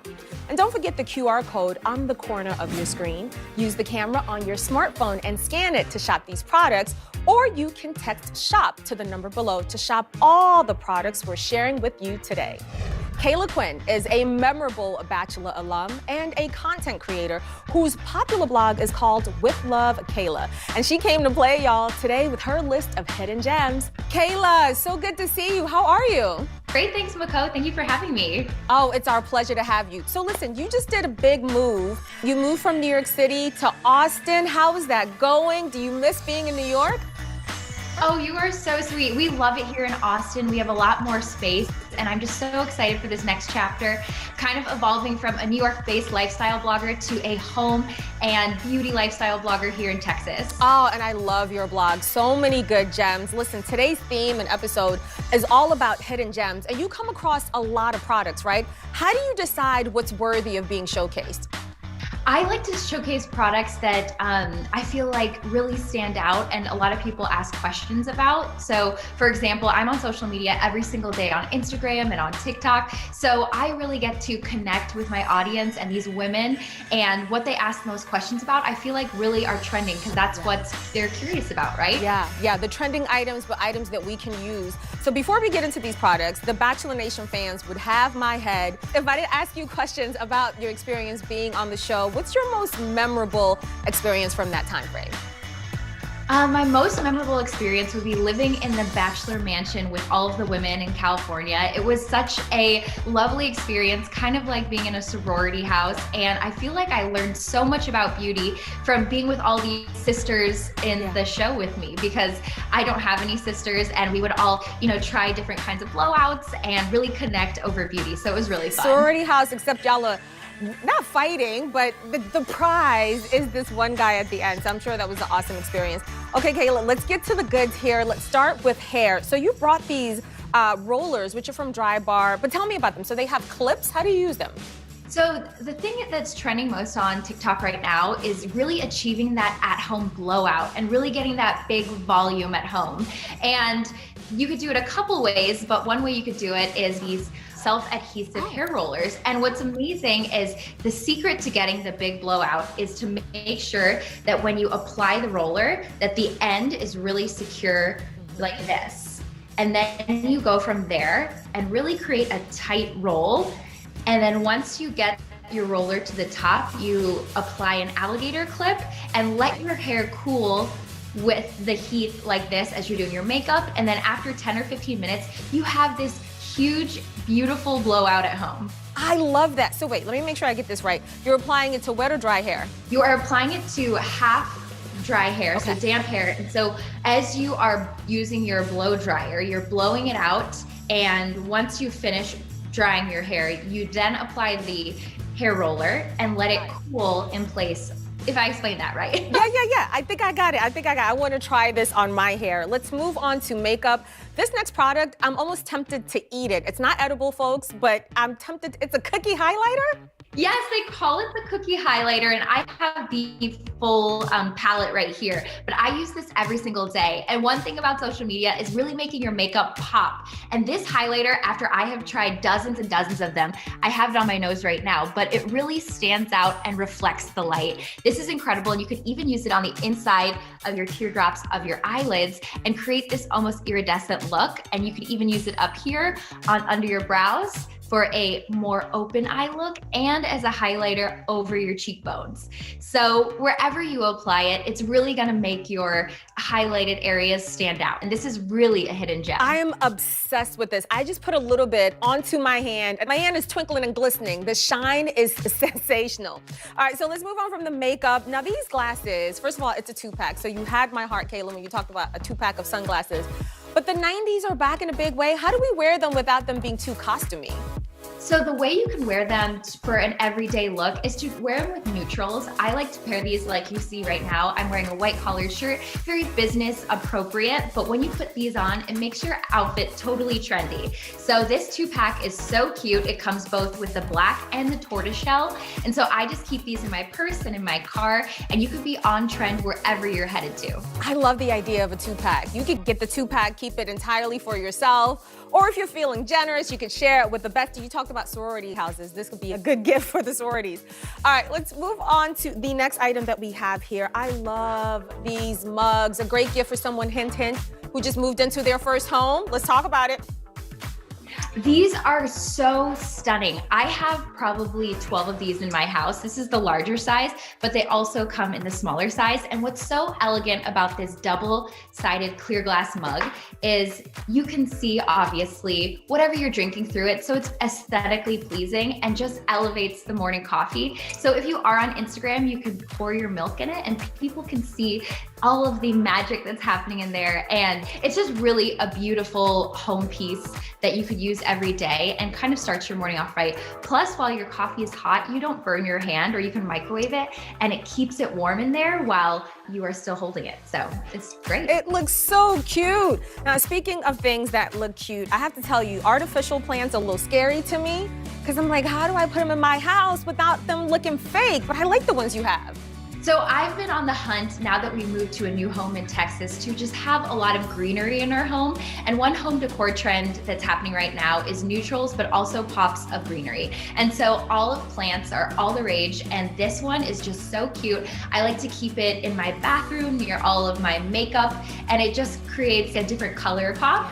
And so olive trees are in. I have a couple different ones right now. So I've got this one that's small that you can put on a bookshelf as well for shelf styling.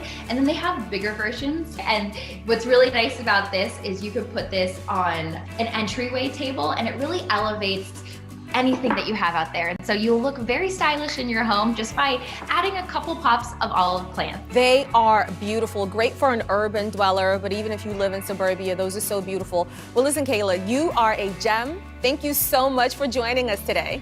Thank you so much for having me. Talk to you soon. All right, talk to you soon. Bye. All right, now let's run through all the products one more time. The Dry Bar hair rollers, the hairpins, the Benefit Cookie Powder highlighter, the rectangle sunglasses, the Joy Jolt double wall espresso mugs, and the faux potted plants. And just so you know, Today works with affiliate partners and earns a commission on purchases made through our links at today.com. Up next, our editor's picks with Ariana Brock, who has more star products to simplify your life at home. Don't go away. Making Space, the inspirational podcast from Hocus Pocus. Listen now. We'll meet Ukrainians who are defending their country one block at a time. When you were still in Kiev, could you hear the bombing? Hey, Miss Lester, hey, who's this? Top Story with Tom Llamas, weeknights at 7 on NBC News Now. What happened here is a story of loss and salvation. There were residents who hung on for dear life.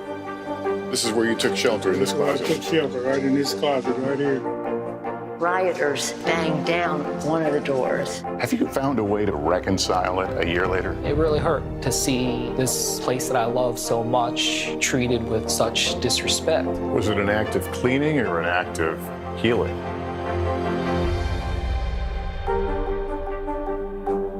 Top Story with Tom Llamas, weeknights at 7 on NBC News Now.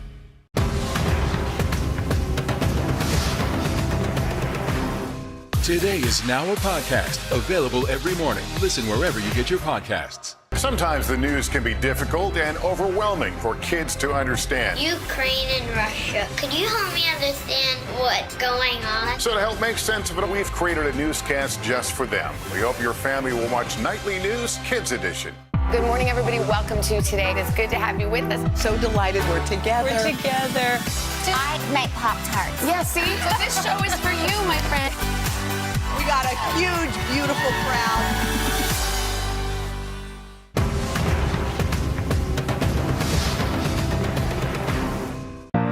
To stand on the edge of the cliff and jump takes a lot of guts. We are meeting people one after the next who have made profound changes. I think you're going to be blown away by the life lessons. Join Hoda for new episodes of her podcast, Making Space. Listen now. Sometimes the news can be difficult and overwhelming for kids to understand. Ukraine and Russia. Could you help me understand what's going on? So to help make sense of it, we've created a newscast just for them. We hope your family will watch Nightly News Kids Edition. Good morning, everybody. Welcome to Today. It's good to have you with us. So delighted we're together. We're together. I make Pop-Tarts. Yeah, see? So this show is for you, my friend. We got a huge, beautiful crowd. Hey everyone, welcome back. I'm Ariana Brock, and we've been sharing our favorite hidden gems. And it's finally my turn to tell you our editor picks of products you may not have heard about, but are about to make your life a whole lot easier. And remember, see that QR code on the corner of your screen? You can use the camera on your smartphone to scan it for instant access to all the products on the show today. Or you can text SHOP to the number below to shop all the products we're sharing with you today. So let's start in the kitchen. Mixing bowls aren't a secret kitchen hack, but this set in particular is making the rounds on TikTok. As you can see, the center of the large lid can be replaced with a grater attachment, which is genius because that's one less bulky kitchen tool that needs cleaning and storing. And if that wasn't enough, the inside of the bowl is also engraved with measurements, which is amazing when you're cooking anything or prepping anything. And what's really cool is that the bottom is silicone, so it's not gonna slip and slide all over the counter. They're gonna stay nice and sturdy when you're cooking. To store them, you just nest them inside one another, and you could tuck them away in any cabinet. And this next one is for all the bakers out there. It's an adjustable rolling pin that has been a consistent Amazon bestseller that combines 4 removable discs that can help you get your dough to that preferred level of thickness. Reviewers say it's really easy to use. You could use it on everything from pastry dough to pizza dough. It's really neat. You could see all the different ones here, and you just slide in whichever one you want, depending on the thickness, and you just screw it in. And you don't have to worry about keeping different pin sizes in your kitchen. You just use this one. Next up, electrical cords and outlets can be an eyesore, but this brand created a best-selling hack to make them blend in with the rest of your home decor. You could see here, this plate plugs right into your standard outlet, and it has an extension cord, which is attached with 3 additional outlets. So, because it's so thin, you can actually have your furniture sit flush against the wall, which is genius. And sensory gadgets aren't just for younger kids. Reviewers of all ages are really loving this fidget sphere, which is actually made up of 12 magnetic pieces. It's an upgraded version of that fidget spinner that became popular a few years ago, but it's been reimagined into an activity that actually gives you something to do with your hands. It comes in 4 different bright colors from aqua to lava, and it can be used to create different shapes and structures. Next, practical and durable and roomy are just a few of the buzzwords reviewers have been using to describe this tote. I actually have this, and I use it for everything from my day-to-day tote bag to grocery shopping and even a diaper bag. Over the last year, searches for tote and carry bags have soared by 800% according to Google Trends. Reviewers love this Everlane bag. They love the feel, the fabric, and that it's so lightweight, and it's machine washable, so you could take care of it really easily. Now, let's talk about hair. This is Garnier's new glass hair treatment, and according to the brand, it is made with lamellar technology, which is made to target damaged areas of your hair and form layers to protect and nourish your strands. It works on all hair types, and the brand suggests using 1 to 2 doses for fine hair and 2 to 3 for thick hair. And one of our producers actually used it, and she said it gave her shinier and softer hair after just 1 use. And the hashtag Stash Scrunchie has taken over TikTok and inspired people to make their own. They're basically scrunchies that have a hidden pocket for storing small essentials like your ring when you're on the go. You can see here I have mine. Just pop it in. All you have to do is zip it up, and you can actually use the scrunchie. It's a bestseller on Amazon, and you don't need to get crafty. These are super cute because they're gonna help you keep those items within reach at all times. And lastly, most of the time it feels easier to invest in a brand new set of makeup brushes than go through the process of cleaning them all. And this brush cleaner is a much more affordable investment, and TikTok is obsessed with it. The spongy surface makes it so that you can rub powder and colors off your makeup brushes with ease. No more scrubbing, waiting for your brushes to dry when you need them the most. This cleaner itself is reusable too, and only needs to be washed once a week with soap and water. So you don't need any water or anything. It has a spongy top, and you just take your brush that's full of makeup and you tap it in, and you could see the makeup coming off. And you don't need to wait for them to dry or use any soap and water, and you can go back to doing your makeup. So let's run through the products one more time. The mixing bowl set, the Joseph adjustable rolling pin, the sleek socket, the Specs Geode magnetic fidget sphere, the Everlane Do-It-All tote, the Garnier Sleek and Shine glass hair water, the hidden pocket scrunchies, and the dry makeup brush cleaner. And just so you know, Today works with affiliate partners and earns a commission on purchases made through our links at today.com. Tune in next week for another episode of Shop All Day.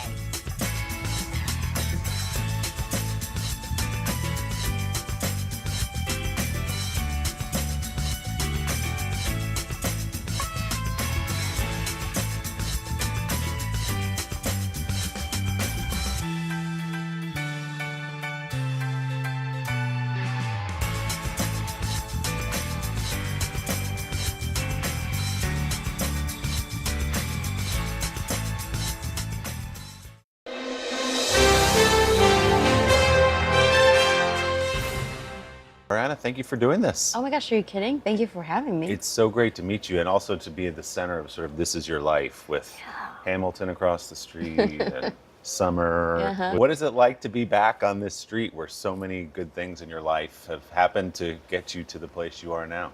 It feels like coming home. You know, I'm very comfortable on 46th Street. And I love where we are. We're on 45, you know, it's, they treat me like family here. They always have, you know. Saddled up at that bar a couple times, maybe? A couple. Maybe I was here nightly, but you know, but here's the real truth. When you do Broadway shows, the schedule is so odd. Like you exert so much energy at night.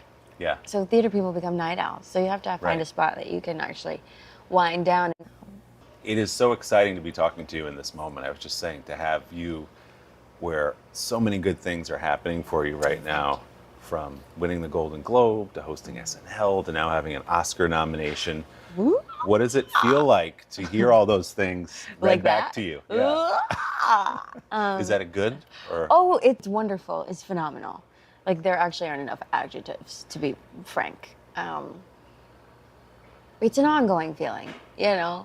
When I was a kid, I watched the Oscars, and I loved watching them, you know, make their acceptance speeches. And I was like, oh, everybody says, and I'd like to thank the Academy. And I kid you not, I would sit on the floor in my grandmother's living room and mouth the words I'd like to thank the Academy Did with you them. really? I did. I really did. Oh my gosh. So to now be a nominee, it's wild, but I'm also like, it's something I threw energy at for such a long time. We were joking a minute ago about the term overnight success. Yeah, it's because hilarious. some people may have just discovered you, Yeah. but you've been at this for a little bit. What were those early years here? We were trying to find your place in Broadway, find your people, find that totally. community. What was it like? Oh gosh, messy. Yeah.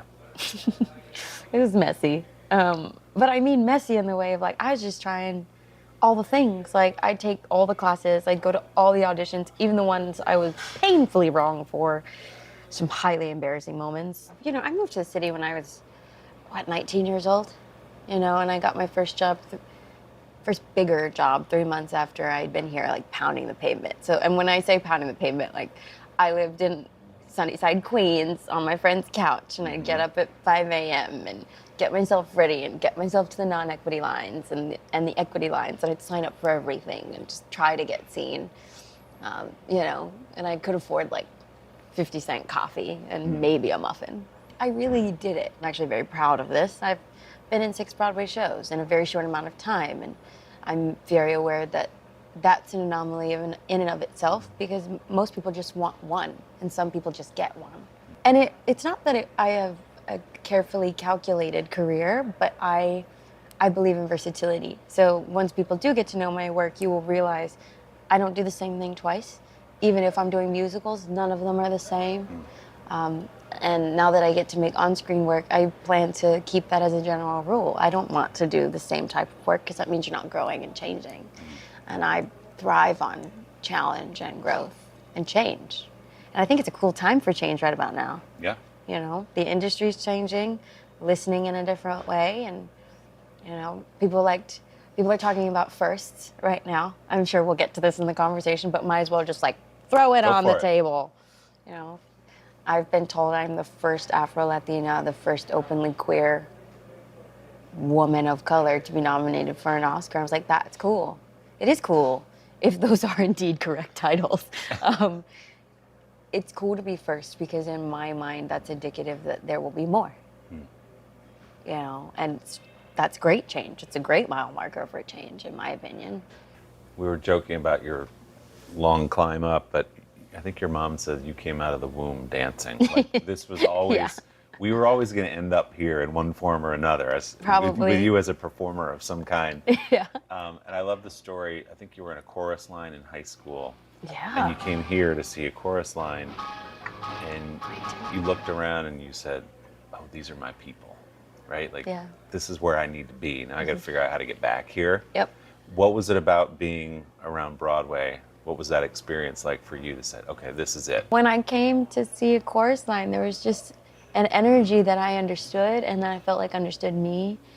And also a chorus line, it's about dancers. It's about a dancer's life. And trials, tribulations, success, I saw myself. I finally saw myself. And it wasn't about seeing necessarily skin color. It was just about seeing people who were doing the things I loved at the level that I believed I could do it at. But I knew I wanted to try to get there because I just needed to be with those people.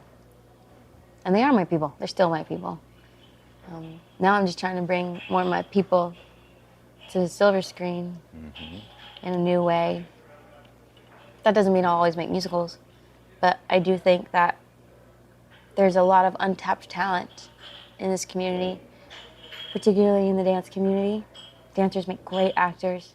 Sometimes you just got to give them the tools and an opportunity to see what happens. Evidence sitting right here. I really believe you can see into a person's soul if you just see how they move. You know, I can tell if somebody's shy or if somebody's outgoing or if somebody's, you know, not on the up and up just by how you move. Body language is so telling, and dance is even more so. To cover the news, you have to be in it. This is how so many towns and cities are protecting themselves. You can actually see they're pushing the gates open every night. It's your news playlist. Top Story with Tom Llamas, weeknights at 7 on NBC News Now. Hallie Jackson Now, weekdays at 5 on NBC News Now. For breaking news in our changing world, download the NBC News app. To cover the news, you have to be in it. This is how so many towns and cities are protecting themselves. You can actually see they're pushing the gates open every night. It's your news playlist. Top Story with Tom Llamas, weeknights at 7 on NBC News Now. What happened here is a story of loss and salvation. There were residents who hung on for dear life. This is where you took shelter, in this closet. I took shelter right in this closet right here. Rioters banged down one of the doors. Have you found a way to reconcile it a year later? It really hurt to see this place that I love so much treated with such disrespect. Was it an act of cleaning or an act of healing?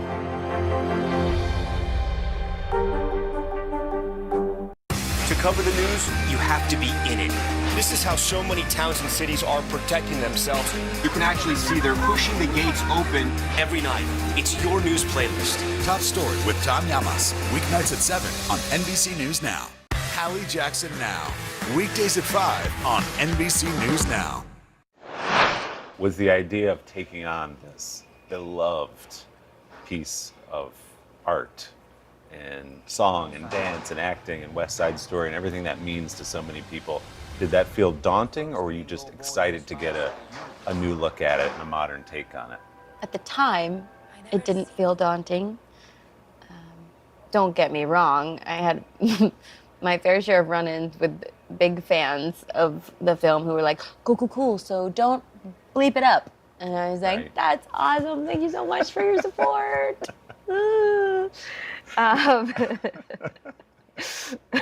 You take it in stride. You know, that's the thing when you're reimagining an iconic character. It's you have to acknowledge that there is an entire generation of people whom my predecessor, the great iconic Rita Moreno, will always be their Anita. But that's the point of making this film in 2022, so that these characters can become beloved, so that the story can become beloved for an entirely new generation, many of whom had never heard of West Side Story, and quite frankly didn't know who Rita Moreno was, and that's what's sad, in my opinion, because she changed the landscape and she opened so many doors, not only for Latinas, but for women in this industry. And the fact that more people don't know who she is, or that because of our film, she's now becoming even more well-known, that's both challenging for me to hear and also really exciting, because they should know who she is. Yeah. And in the same breath, I also get to be an Anita for a new generation. And for many Afro-Latinas, they get to see themselves in this work. And that's why you reimagine things, because there's validity in every portrayal. There has to be. Otherwise, a text is not classic. If you cannot reinterpret it and infuse new energy into it and new meaning, it's not classic. It was a one-hit wonder. And I don't think that's West Side Story.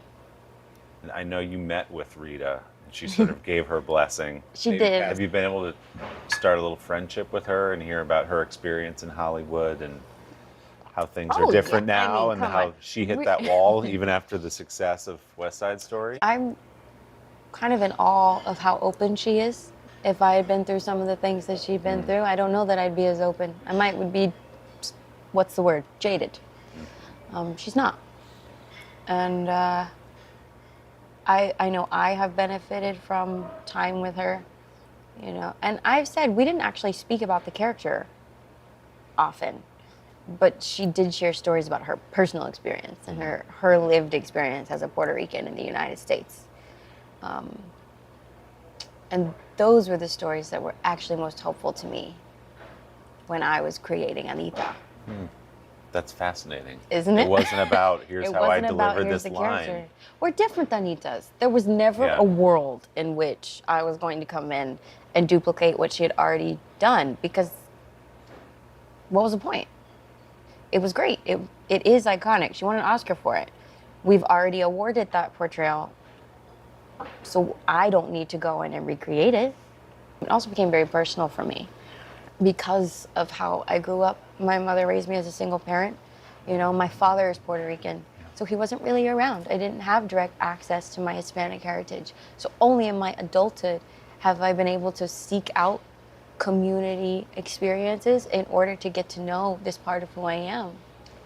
It was a very personal and kind of vulnerable experience for me to make this movie, but it's also one of the greatest experiences I've ever had because it gave me access.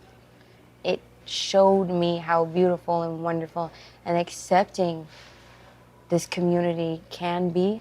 Making a beloved musical or a movie into a movie can be treacherous. Yes. Some of them don't make that leap well. Yes. Was it gratifying to get the response that you all have received to this? Answer to the question is absolutely. I'm an actor who also knows what it's like to be panned. No. I'm very aware of what it can be to make art that is not well received, and it can be debilitating, and it can really test your will, like not your love for the craft, but just like rejection's hard. Rejection on a massively public scale is even harder. But if we wield it well, it can become the thing that challenges us to be better. Also, art is subjective. You're not going to please everyone. Right. So with West Side Story, for me, seeing all of this positive reception just makes me want to go, it could be done. I really don't like it when people tell me something can't be done, because I don't believe that. There's a part of me, like 19-year-old Ariana's like, no, tell me no. Say it one more time, a little louder, in the back. Because it was my fire for such a long time. You know, starting out as a dancer, really learning to sing, because I have not always been a vocalist, and quite frankly, I wasn't always even a decent actress.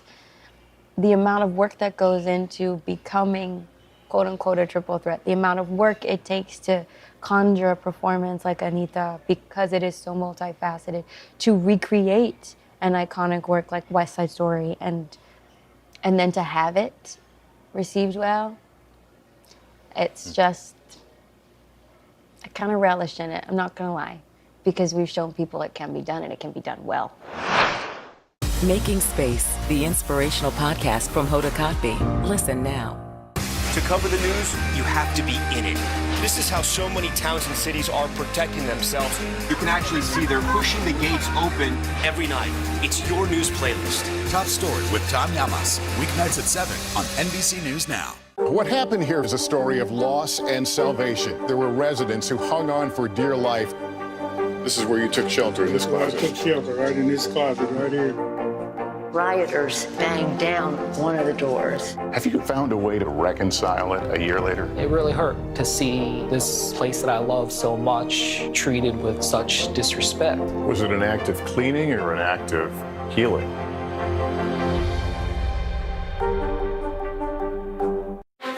Can this still end diplomatically with Vladimir Putin in charge of Russia?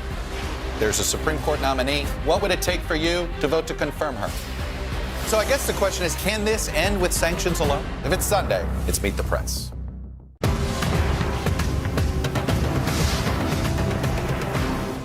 Making Space, the inspirational podcast from Hoda Kotb. Listen now. Good morning, everybody. Welcome to Today. It is good to have you with us. So delighted we're together. We're together. I make Pop-Tarts. Yeah, see? So this show is for you, my friend. We got a huge, beautiful crowd.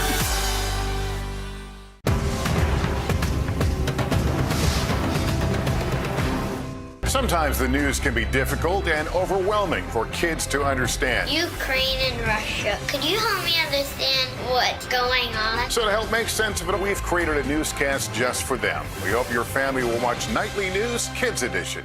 Now Tonight with Joshua Johnson, streaming weeknights at 8 on NBC News Now. For breaking news in our changing world, download the NBC News app. Well, it's interesting how you came to this extraordinary movie because it sort of blends your life as a Broadway actor into movies, which is that you were in summer. Yeah. And you get a phone call that a certain Steven Spielberg wants to see you. Like tomorrow, I think he wants to see you. Well, and the weird thing was I didn't even know he was going to be there. Like, Cindy Tolan, our incredible casting director, called and was like, just come in, just come in. Did she tell you what it was for specifically? I knew it was for West Side Story. Right. I knew I was going to be asked to sing and dance, and they wanted me to read the sides. And I was like, these are very long sides, so please no. I would be happy to come back if you like what I do, but I don't have the time. I gotta go home, eat a chicken breast, and go to sleep so that I can get up and, dance whatever I'm asked to dance and execute it well. And she was like, don't worry about it, I got your back. And then I got there and discovered that Steven was actually on the premises and very much a part of the audition. Ariana, I didn't know. She just came in. She was one of thousands of people that came in. And I danced, and he enjoyed it, and he asked me to sing, and I sang, and they enjoyed that. And then, he asked me if I would read, and I just said, nope, no, sir. And he looked at me like I had 5 heads. And Cindy Tolan, our casting director, came in and was like, we spoke about Ariana. She's starring in a show. She just needs a little more time to be truly prepared.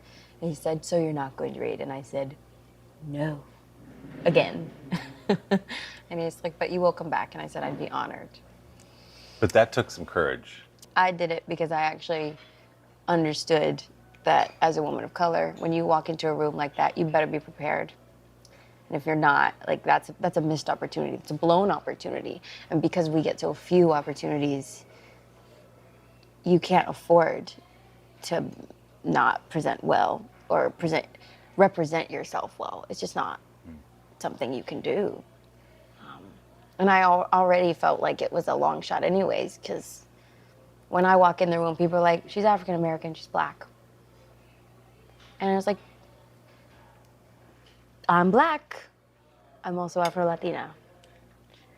And it's been something that's been hard throughout my career because people don't seem to understand that you can be both. Having Hispanic heritage can mean a multitude of things. Yeah, all that to say I thought it was a long shot, and instead it ended up being a strength for me. And they probably respected you because what you were saying in that moment is, this is so important to me, I want to get this right. I want to get it right. Right. Yeah. And then you get a phone call in a nail salon. Yeah. That changes your life. Yes. So the lady behind the counter was very kind, and she swiped for me and helped me pick it up. Hi, I have Steven Spielberg for you. He was like, well, I just sort of was wondering if you would be my Anita. He was very clear to let me know that not only was I his choice, but I was the studio's choice.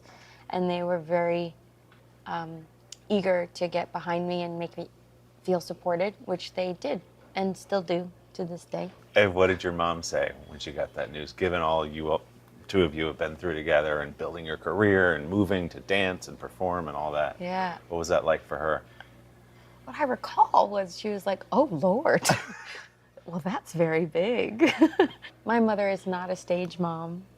I wish I could tell you she was like the quintessential dance mom. She was. She was just the antithesis of it. She said, here's your costumes, your makeup's in your bag, good luck. And then she would go and grade papers while I, became an independent young woman. It's the best thing she ever did for me, I was going to say, and that's probably why you ended up where you are. Yeah. And when she hears about things like an Oscar nomination or, Mom, I'm going to host SNL in a couple of weeks, oh, does she take that in stride or? You know what? When my Oscar nom came in, she called, and all I heard was, "Wah!" And she was in class. She was teaching. My mom's a public school teacher, and the kids in the back were all whooping and shouting and cheering. And so it was actually really cool. She was like, "I can't believe it, you did it!" And that's when I started getting a little misty-eyed, because I was like, that is really cool, you know? I was like, I did do something. I did that. I earned that. It's lovely. You'd mentioned growing up with your mom, single mother, in North Carolina. Yeah.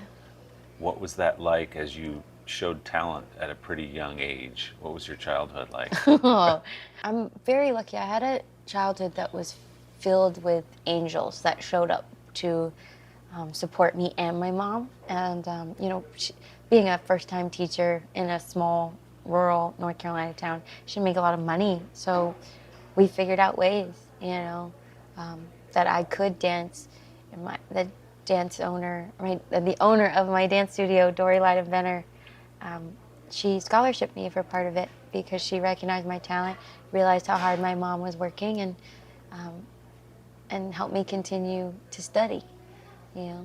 I'm really lucky that those angels showed up for me, and that my mom's always been supportive, my entire family, you know. And isn't it at moments like this where you think about all those people? You're going to be at the Oscars on the red carpet, they're going to say your name, and the dance teacher who gave you a partial scholarship helped to get you there, your mom, obviously, your like all those people nudged you to that place. Well, and that's the thing, you think about like awards and whatnot, and I'm just so aware that I wouldn't have anything of what I have without those folks. And my community may not look like everyone else's, but it's mine, and I'm proud of them. I'm proud of them. I'm proud of my experiences, proud of my background, and I am deeply proud of who I am.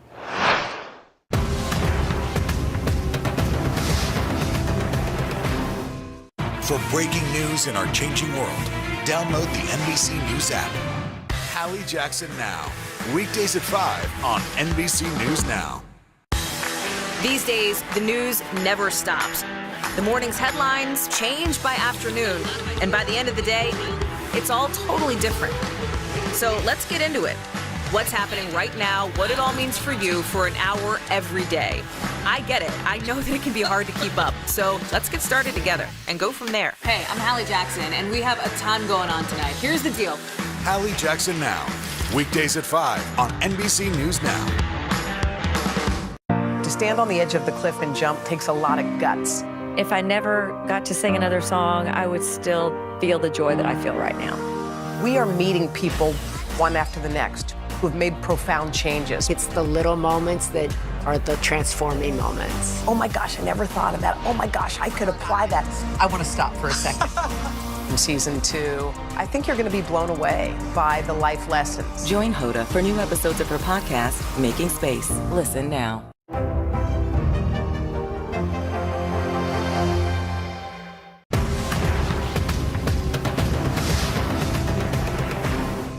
For breaking news in our changing world, download the NBC News app. Wait, is it still here? It's there! It's there! That's me! That's Not you! Here. Oh my It's been there for forever. Isn't that cool? That is so cool. I hope you have that poster up somewhere. No, I actually don't have a copy of that. We need to get you one of those. Oh, maybe one day. You know, one of my favorite little details, and it means nothing? These lights. I've always loved them. Oh, They just feel very quintessentially like welcome to a theater. Yes. And then you also like, it's always about the Broadway lights, right? Whether it's a footlight or a chandelier. Right. Or these little welcoming lights. This is it. I love them. We are across the street from the Rogers Theater. Yeah. A little show called Hamilton.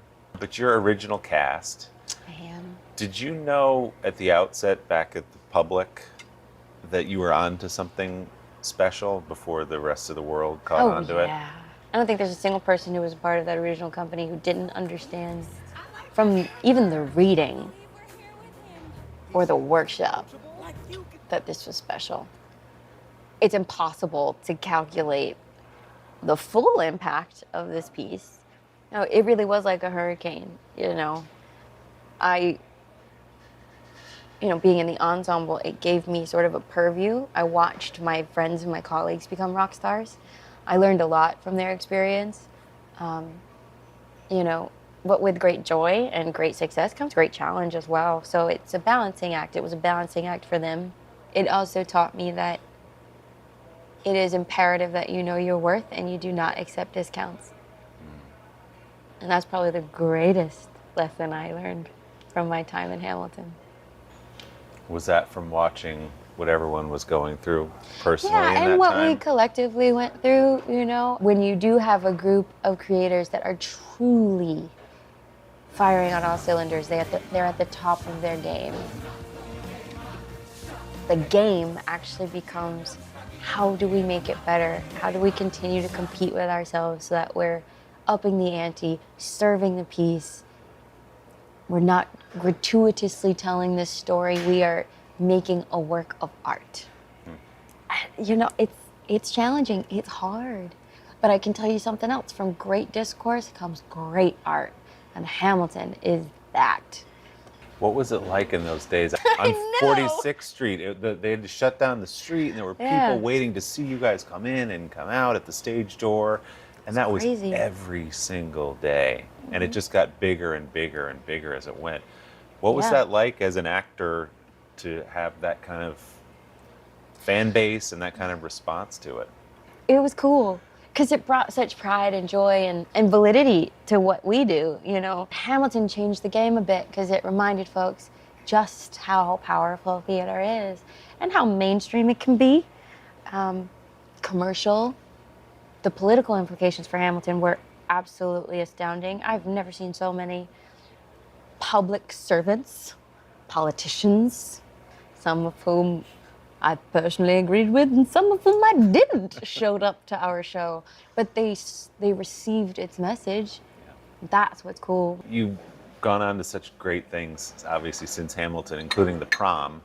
Was that a fun experience for you? Oh, of course it was fun. It was terrifying in the best way. But it was also my first movie-making experience in Los Angeles, in Hollywood, playing scenes with Kerry Washington, who actually was very much the representation I had. First time I saw her in Save the Last Dance, beautiful black girl with a fro, I was like, that's me, Gotta be the way you talk about Kerry Washington, to think that you are that person. Oh, God. That you're that person for some young actor right now. Does that feel overwhelming? Great? You know what I want to show people, young people especially? They have possibility and they can do anything. That's what I want to show them. You better work for it because nobody owes you anything and they certainly not going to hand you nothing.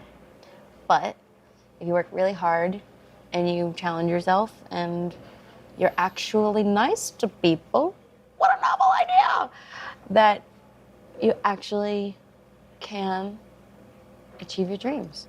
I know you've got a lot in the pipeline right now, but as you look out with this new platform that you've earned, what else is out there? What are you looking at? It's a vast horizon. No. It is, actually. There's a lot you could do. I know, I said it jokingly, but I was like, no, it actually is a truth, and that's something I'm adjusting to, having choice. I am a triple threat. I'm good at doing things at the same time.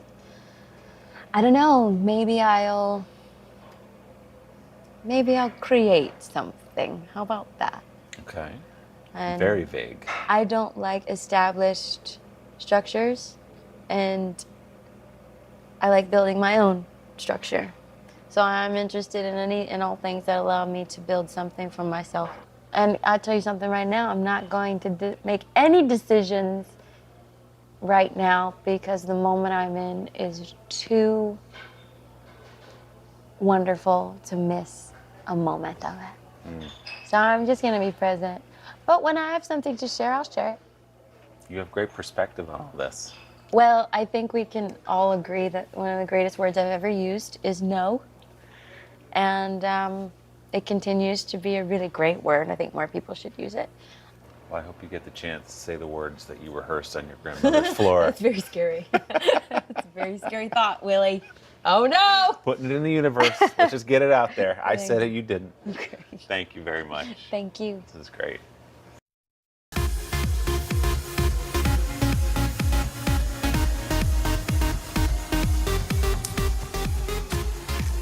And a big hello to all of you tuning into Popstar Plus. We appreciate it. Coming up on today's show, the star of HBO Max's show, Our Flag Means Death, Rhys Darby, is going to tell us all about playing an aristocrat turned pirate.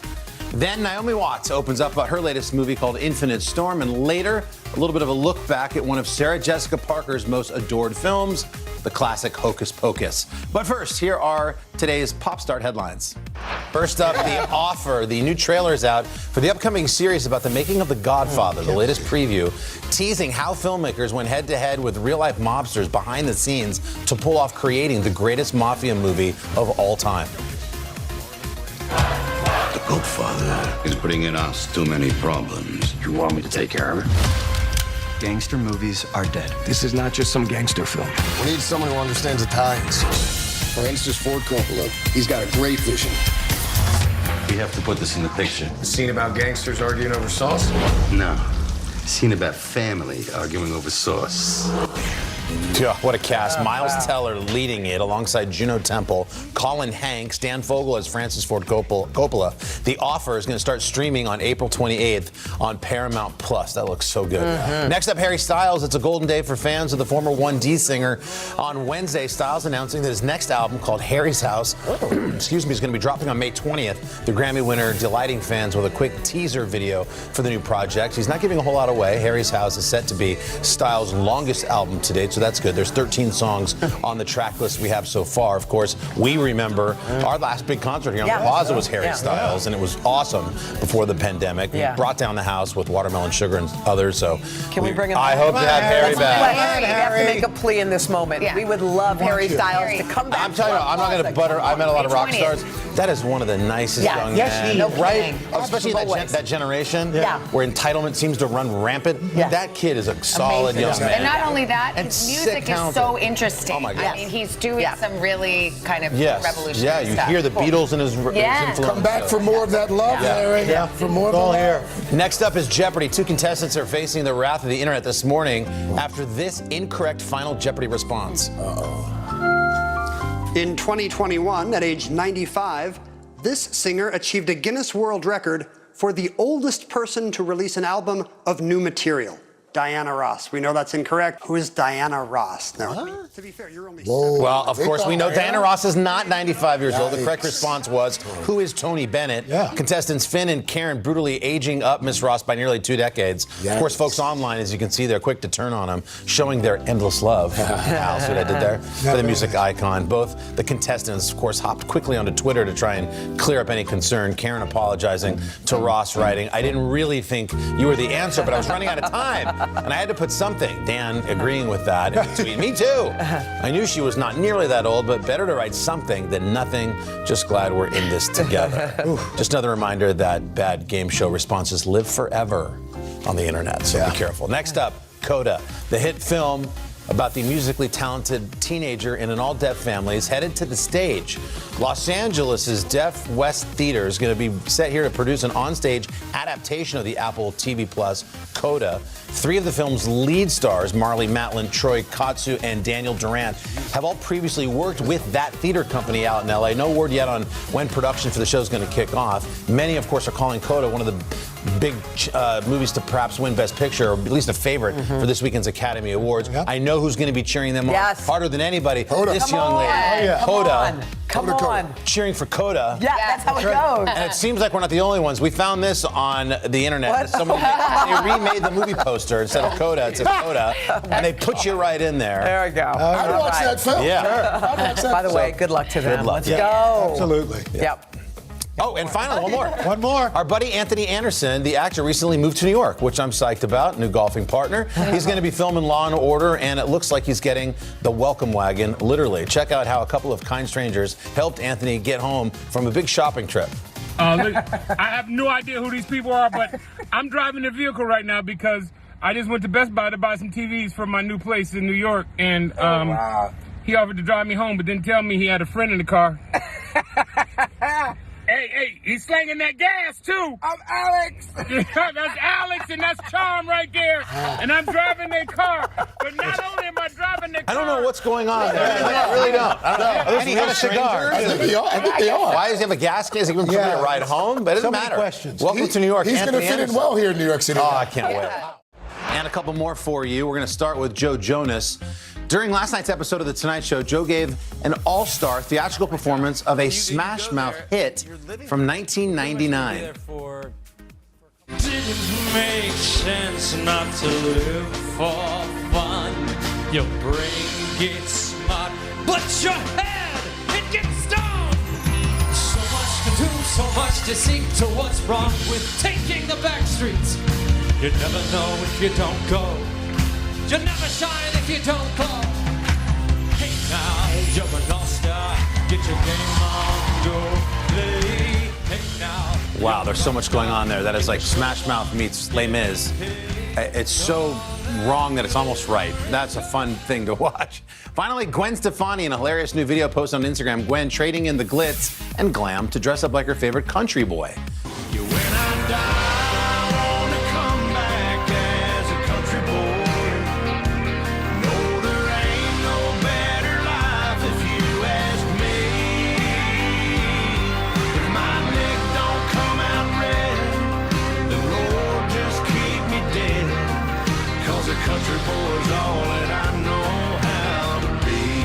Well, if you think that begs the question, who wore it better, I think we all know the answer to that. It is Gwen Stefani all day and every day, twice on Sunday for that matter.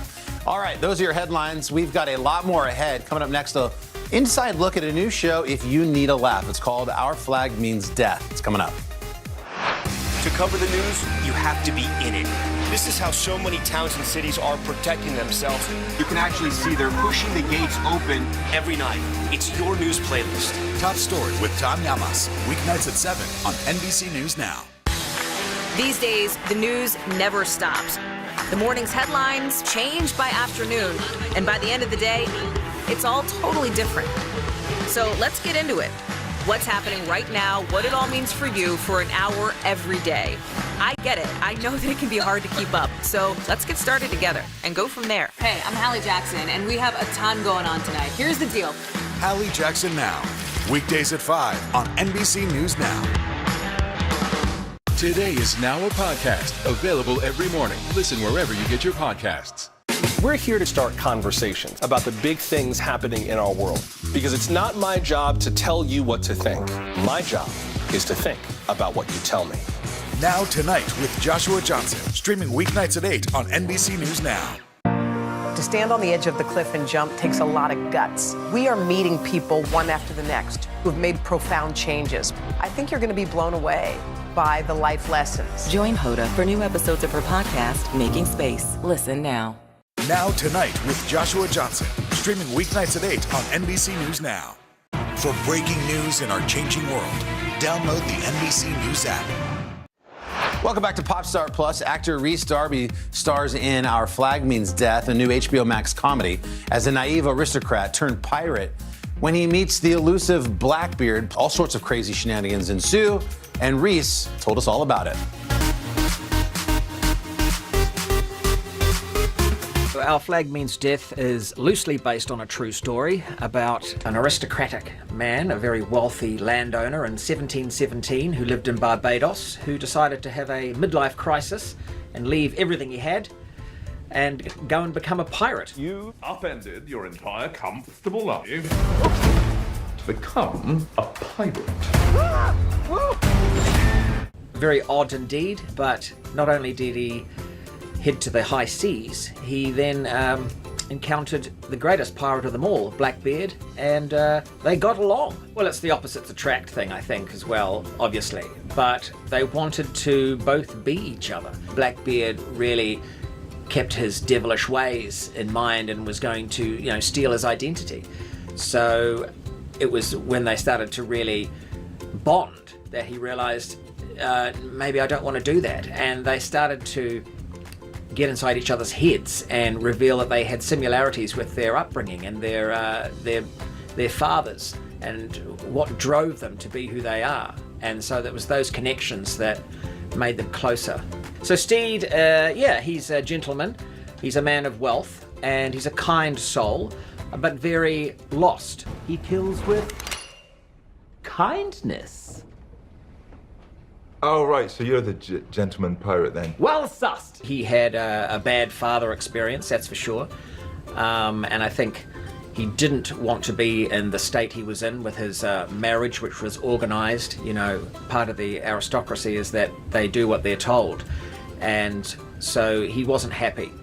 And he would escape through reading and fantasizing about adventure. So he didn't really know what he was doing. But you've got to give him something for the courage to live again and to not just accept what you have. You know, we only live once.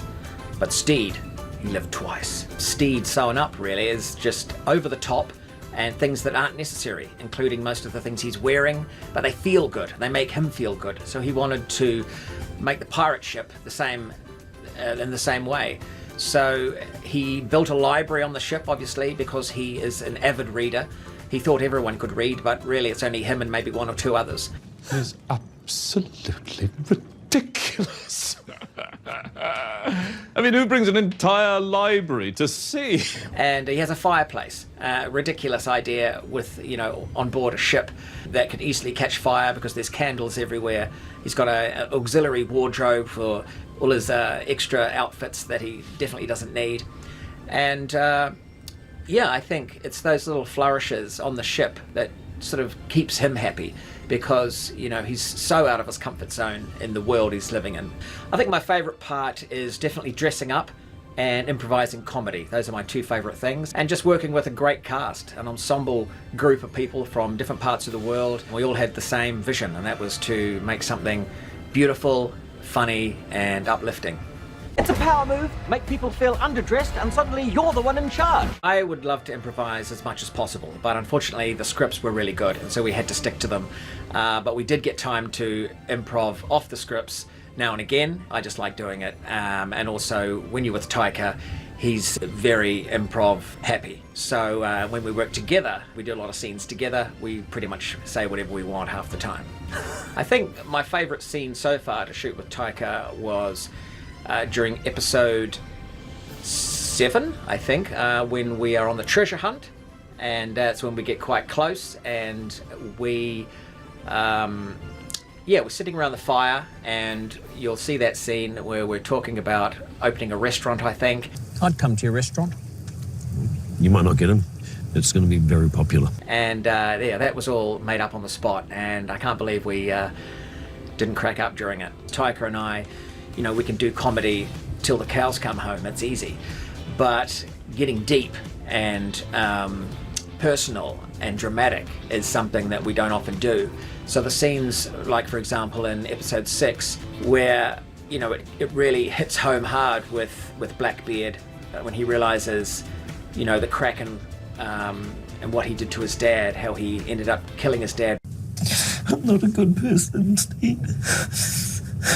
That's why I don't have any friends. Hey, I'm your friend. It was genuine because we both have father issues ourselves, and so it was kind of, the parallel between fiction and fact and life and creativity was so close that it was one journey for sure that we both shared together, and you can see that, I think, in the show. So some of those emotions are real. Hard to pick a favorite scene. I think a personal favorite would be right at the beginning, just walking down those stairs, commanding my crew for the first time, looking extravagant and giving the what we're about to do will be perilous speech. That was fantastic because we did that on day one, and it was the first time I had met everyone on the cast, and so it felt real to me. And getting these ridiculous reactions back from them, and then coming together with our little slogan, we talk it through as a crew. And that kind of really summed up the whole show for us, because no matter what adventures we would go on, you know, I felt like we would talk it through. And it's getting in touch with your emotions, which, you know, men have always had trouble doing.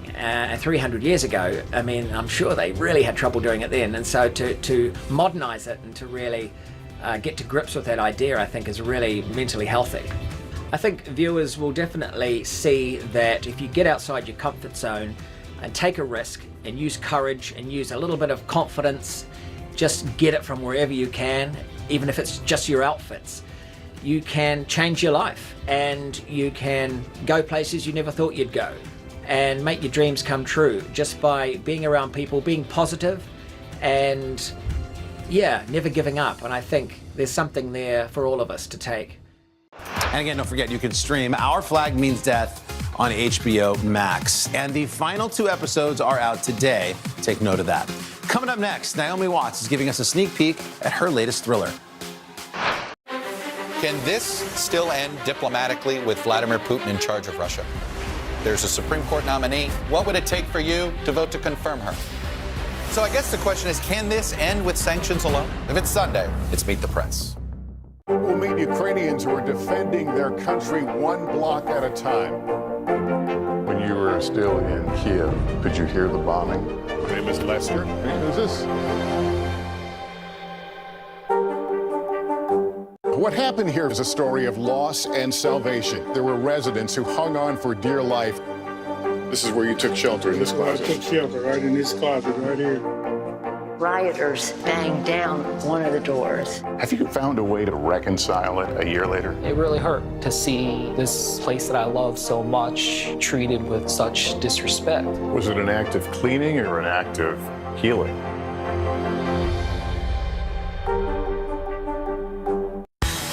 These days, the news never stops. The morning's headlines change by afternoon, and by the end of the day, it's all totally different. So let's get into it. What's happening right now, what it all means for you for an hour every day. I get it. I know that it can be hard to keep up. So let's get started together and go from there. Hey, I'm Hallie Jackson, and we have a ton going on tonight. Here's the deal. Hallie Jackson Now, weekdays at 5 on NBC News Now. Now Tonight with Joshua Johnson, streaming weeknights at 8 on NBC News Now. These days, it feels like the news never stops. So let's get into it. What's happening right now, what it all means for you for an hour every day. It can be hard to keep up, so let's get started together. Hallie Jackson Now, weekdays at 5 on NBC News Now. Now Tonight with Joshua Johnson, streaming weeknights at 8 on NBC News Now. Hallie Jackson Now, weekdays at 5 on NBC News Now. And we're back with more here on Popstar Plus. The latest film from star Naomi Watts is called Infinite Storm, and it's based on the true story of an experienced climber named Pam Bales as she ascends Mount Washington. Well, Naomi Watts was nice enough to swing by the third hour here and tell us all about that role.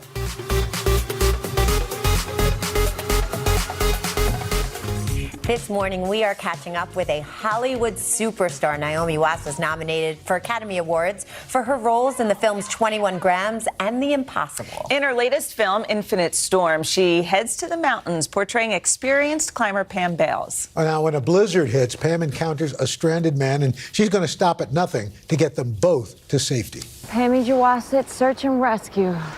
Yeah, that's me, Pam Bales. You guys have a helicopter? What? Heli? No, sir. Just me. No cell phone service till we get to the parking lot either. No backup either. Nope. Just you and me. Naomi, good morning. Good Thanks morning. for being here. It's great Bright having you in early. studio. Yes. Well, not so bright. Definitely not early. Gray out there. So this movie, Infinite Storm, I mean, it's grit, it's determination, it's compassion. Besides those elements, what was it that really attracted you to do something like this, a story like this, in elements like this? Yeah. Well, the extraordinary woman, Pam Bales, and this act of kindness that she gives to this other person in a very extreme situation, and the elements, as you say, but also her her willingness, and her strength and her discipline. She was able to put this man before her own needs, which was to survive herself. And I just was blown away by her on the first phone call that we had, and recorded conversations that she had with the writer. And she was also tackling her own demons, having lost her children.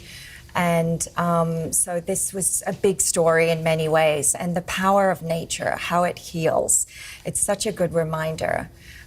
What you can get out there in the quiet of the mountains and the beauty of nature. It's really wonderful. Talk about the elements a little more, because you really did notice the silence in the film as you were watching it. I mean, it was so intense. Yeah. What was that like filming? Because you were really filming in the mountains, in the elements. You were freezing, right? Yeah, below zero temperatures, extreme winds. And I mean, one day we had a fierce electrical storm. We were up there on the mountain. We were told we had to get off because it was dangerous, and there was a power cut. We couldn't get down the mountain because the chairlift was not operating, and we thought, we may have to camp out for the night.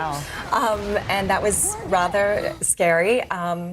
But yeah, we were well equipped. We had mountaineers guiding us. And also you realize this is what Pam deals with all the time. Right. And this was certainly what took place that day. Did you camp out for the night, or you didn't have to? No, we didn't have to. Good question. Yeah, it was a few hours, and then we were okay. Switching gears a little bit, can you believe it's been 20 years since King Kong has been out? It's, crazy. And I went by quickly. It certainly did. I mean, 20 years ago takes us back to like 2002, which doesn't sound like it was 20 years ago. But you were recently at Universal, and I love this picture that you posted on Instagram, with the caption, when your teenager catches you eyeing an old flame. What are your favorite memories from that movie? Oh, so many. Working with Peter Jackson and his wife and his glorious team, but also the community. We were working together for 7 months, and we became really close family almost, great friends. And just kind of an iconic role, and Darrow. And as David Lynch always said to me, anyone that sits in the hand of King Kong, he goes, is a movie star for life. Hey, by the way, you've got a new Netflix series coming out, Ryan Murphy. It's based on that Watcher, the people who are sending the letters to that house, Watcher House. Yes, that is a story that some of us know, and I'm not allowed to say too much about it, but it's a crazy story. A family that moved to the suburbs and buy this beautiful home, start getting letters, and we don't know who they're from. I remember that story. Yeah. It was a little freaky. Yeah. Naomi, thank you so much. Really appreciate seeing you here. The movie's incredible. That's right. Infinite Storm is in theaters coming up tomorrow. Always great to hear from Naomi. That looks good. Still to come, some 90s nostalgia with Sarah Jessica Parker while she was filming the classic Hocus Pocus. Good morning, everybody. Welcome to Today. It's good to have you with us. So delighted we're together. I make Pop-Tarts. Yeah, see? So this show is for you, my friend. We got a huge, beautiful crowd.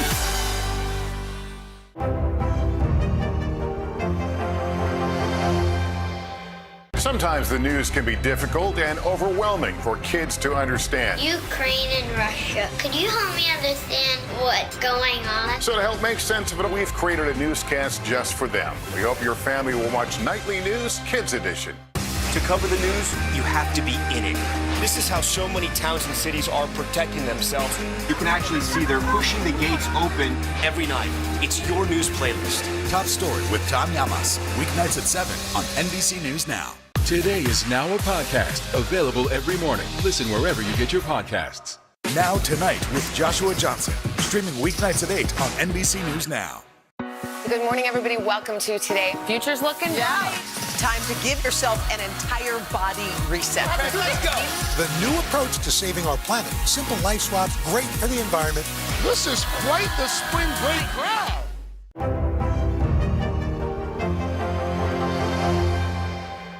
Making Space, the inspirational podcast from Hoda Kotb. Listen now.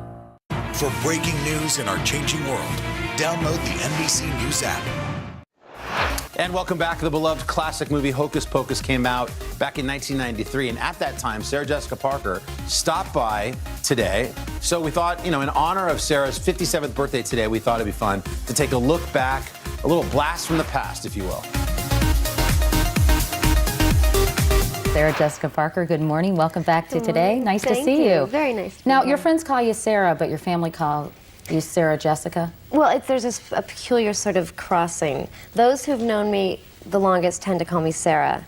Those who know me more recently call me Sarah Jessica. And then there's a peculiar group in the middle that, call me, hey, you, what's your name, whatever. All right, well, I'm going to call you Sarah Jessica since we just met this morning. All right. Tell me a little bit about this movie. How much fun was it to play a witch with Bette Midler and Kathy Najimy?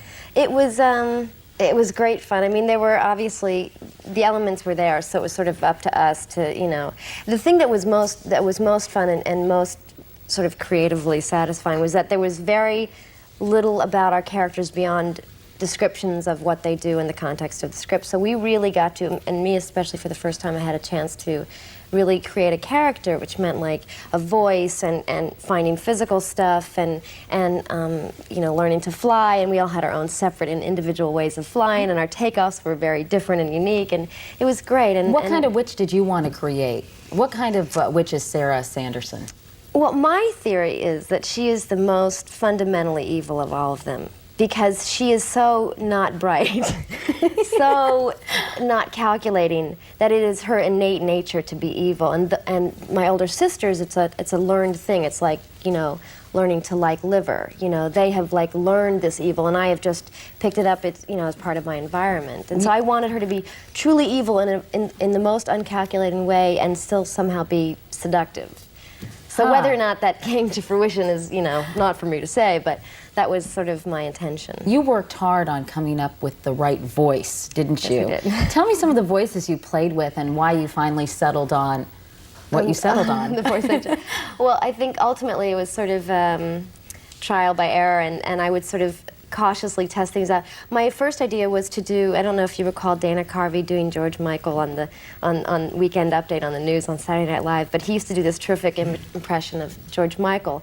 And I thought I would do that as about a 4-year-old English schoolboy. I thought it was hysterical. Like, I would be in my hotel room practicing this voice, and I thought it was brilliantly funny. And then I finally had the courage to try it on the set, and there was just not a peep. Nobody thought it was funny at all. It just didn't fly. Then they wanted me to sort of do a Marilyn voice, and I thought, well, that's been done, and that's sort of boring. And so then I somehow sort of found this peculiar, this voice in between. And how does that voice sound? Well, it sounds stupid. Can you do a little bit of it? Well, I guess it was sort of here, like this, It's a bit of a helium. It was like a small 4-year-old boy on helium. That was what I wanted.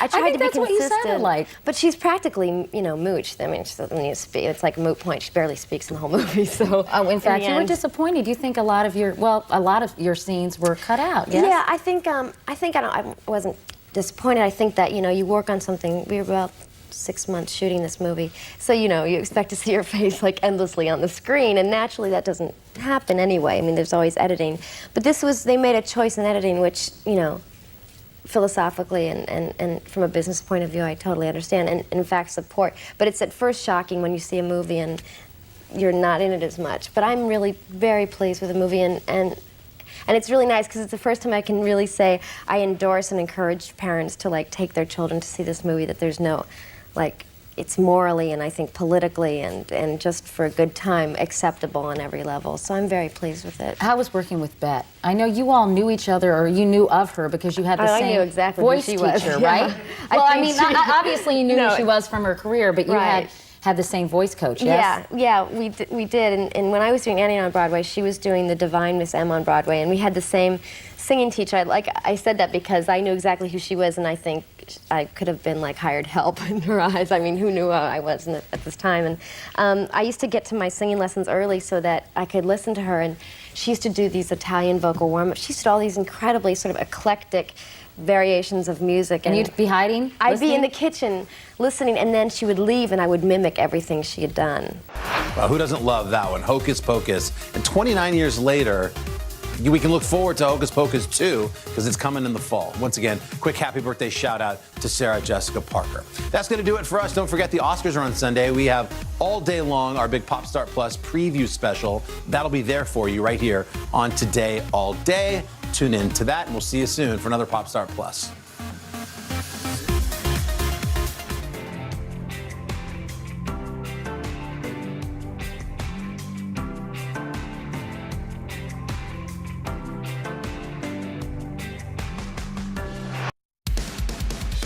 Hey, SG, look. Oh my God, it's our friends out there watching Today All Day. They came back for the concert. No, they didn't. They came back for the news, for the digital show Today in 30. You like it because it's everything you need from across all 4 hours of our show in that bite-sized appetizer portion. Well, coming up, we are going to bring you the very latest developments on the war in Ukraine. The president huddling with world leaders today at an emergency NATO summit in Brussels. Plus a remarkable story out of Ukraine that you may not have heard of. We will introduce you to the unsung heroes behind an app that is being used to save lives each and every day. And then we're going to take you inside a new online world popular with young users and the concerns that more protections need to be put in place to keep them safe. All that, plus we welcome back to Studio 1A our friend Ina Garten. She taught us how to entertain, and the only way that the barefoot contestant knows how, just perfectly. But she accepts takeout for dinner parties, which she likes is it. Amazing. As long as you have a beautiful table. A table, and we're gonna class up the whole situation. It's coming up on this episode of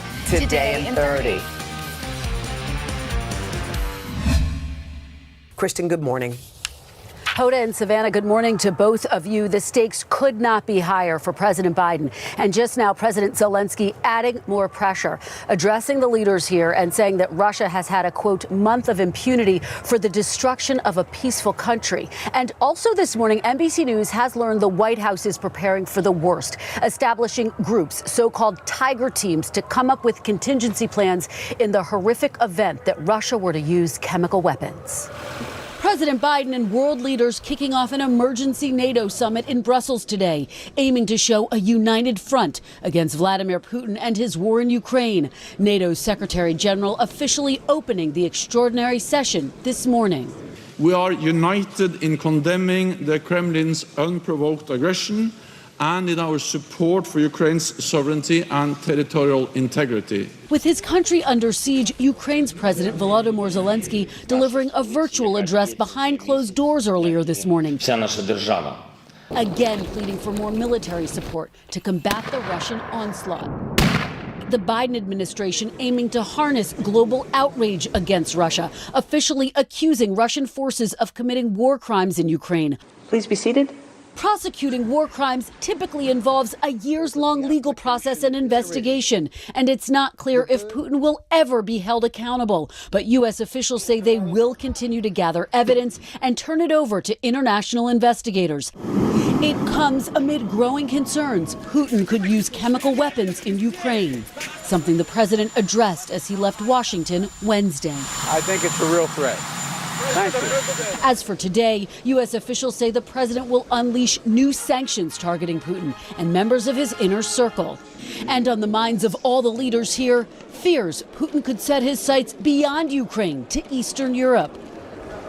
Now, also this morning, NBC News has learned from a source familiar with the administration's thinking the United States is expected to announce today it will welcome up to 100,000 Ukrainian refugees and others fleeing. This is significant because it comes as the administration's immigration policy has been under real scrutiny, with some refugees being detained or turned away at the border due to COVID restrictions. President Biden will hold a news conference and address all of this at the end of the day. We turn now to that remarkable story that's emerging from Russia's invasion of Ukraine. The U.S. says Russia has launched more than 1,200 missiles at targets there. Air raid sirens warn people on a daily basis, sending them into bomb shelters. But there's a very modern twist to those alerts, and it's also saving lives. NBC's Jacob Soboroff is in Lviv with exclusive details. Hey, Jacob, good morning. Hey, Hoda, Savannah, Craig, good morning to you. I want to show you guys something. Come check this out. These are Cold War era air raid sirens. They are everywhere in the city, and they have become a constant background noise to life all across this country. But now the young creators of an app for phones just like this have somehow figured out a way to alert the public before those sirens, and they say they're saving lives. As Russia's bombardment of Ukraine continues, Across the country, a familiar noise. This is the fourth time today that the air raid sirens have gone off. Yesterday, they went off 5 different times. Ukrainian President Zelensky, in an address earlier this week, playing the blaring siren, urging Ukrainians to get used to it. Feels like a tech office in here. Including Valentin Hrytsenko. The 32-year-old works for Ajax Systems, one of Ukraine's largest tech companies. And inside a building he asked us not to identify, we found his colleagues bringing Ukraine's air raid alert system into the 21st century. In the days after the invasion started, they developed and launched the app Alarm, a siren in the palm of your hand that sounds like the one on the streets. This is what it looks like on our producer's phone. This is not a couple of college kids sitting in a dorm room putting this together. No. It's very, very senior developers. Old school air raid alerts are sent to the streets by an official pushing a button. Now that same official also pushes a second button that triggers the app, which often alerts people faster than the sirens. The app's also given a lifeline to people in rural Ukraine, where air raid sirens don't always exist. How many people have downloaded the app? 4 million. 4 million. That day, the Russians released footage of what they said was an attack on a military base in Rivne. Valentine got word of it too. Army guys, they heard the alert from our app and they went to shelter. And you guys saved their lives? Yes. At least 8, he told us. How does that feel? I'm proud of our company and of our team. Like the sirens, the app sounds the all clear, and they'll keep updating it. Different types of alerts, like chemical, nuclear. That's just terrifying to hear. Yeah. But that could be a reality. So it's better to be prepared. And Jacob, we know that Russia is notorious for cyber attacks. So are those app developers worried that Russia may try to jam up their app somehow? You know what, Hoda, I had the exact same question, and I asked Valentine that. He said he is worried about it, of course, but cybersecurity is quite literally what that company does. They are very prepared to guard against any cyber attacks or any sabotage, and they are ready to go. All right, Jacob Sobra for us. Thank you, Jacob. Seeing Ukrainians stepping up, ordinary Ukrainians in every way, whatever they have, whatever skills, and that's incredible. The ingenuity of the Ukrainian people continues to amaze the world. We'll meet Ukrainians who are defending their country one block at a time. When you were still in Kiev, could you hear the bombing? My name is Lester. Who's this?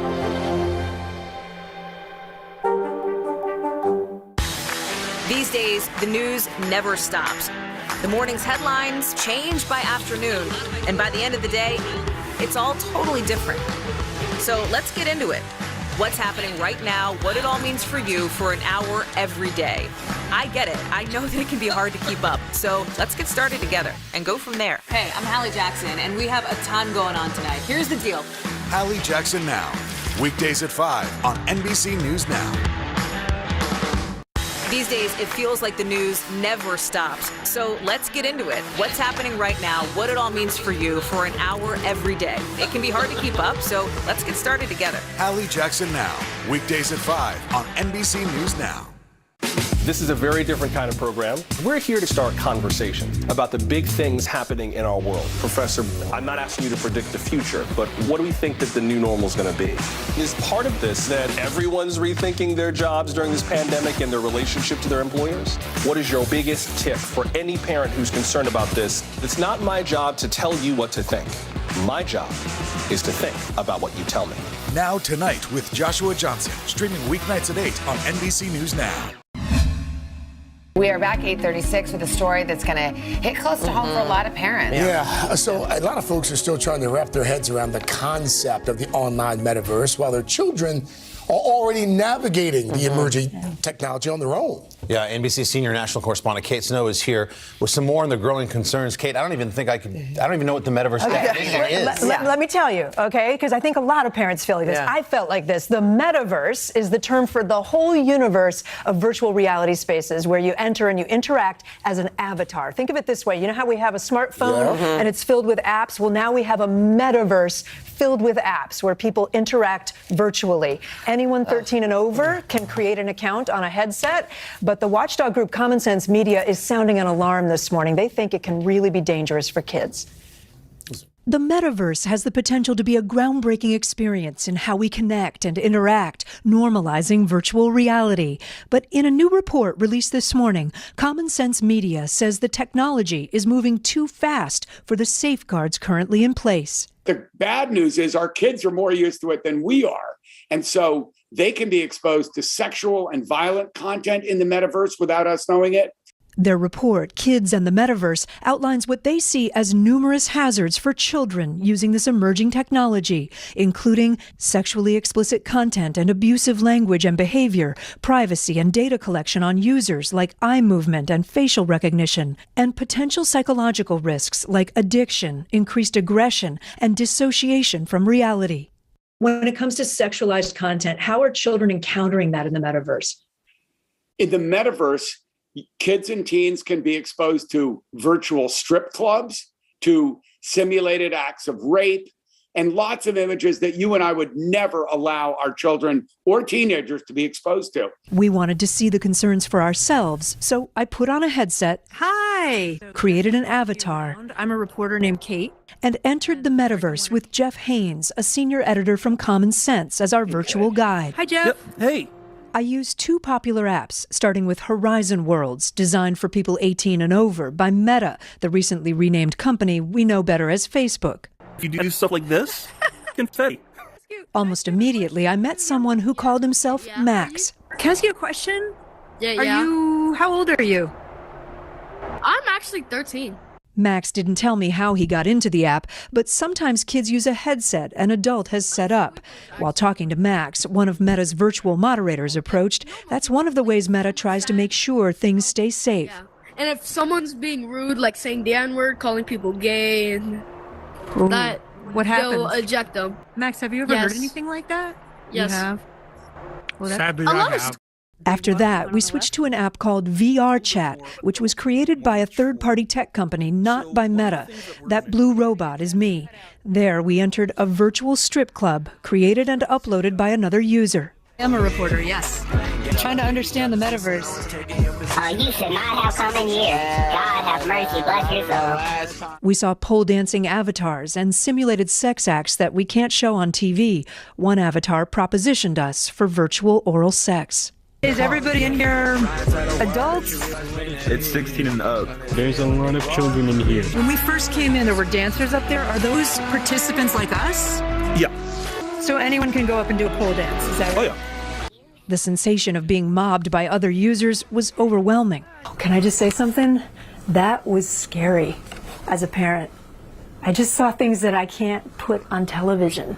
The maker of VR Chat told NBC News that, quote, harmful content would be removed from our platform as soon as it was reported to our moderators, and that predatory and toxic behavior has no place on our platform. Meta, who makes the popular headset I wore and some of the apps like Horizon Worlds, has not seen the Common Sense report, but a spokesman said, we want everyone using our products to have a good experience and easily find the tools that can help in situations where our rules are broken so we can investigate and take action.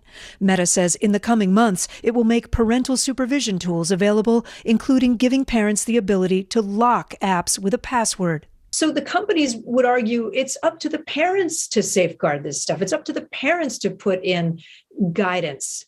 There's no question that parents have an important role in this new phenomenon. But quite frankly, the single most important responsibility is on the industry itself to behave appropriately and responsibly, and for the government to do their job and regulate this new environment in a way that's healthy and safe for our children. Period. Full stop.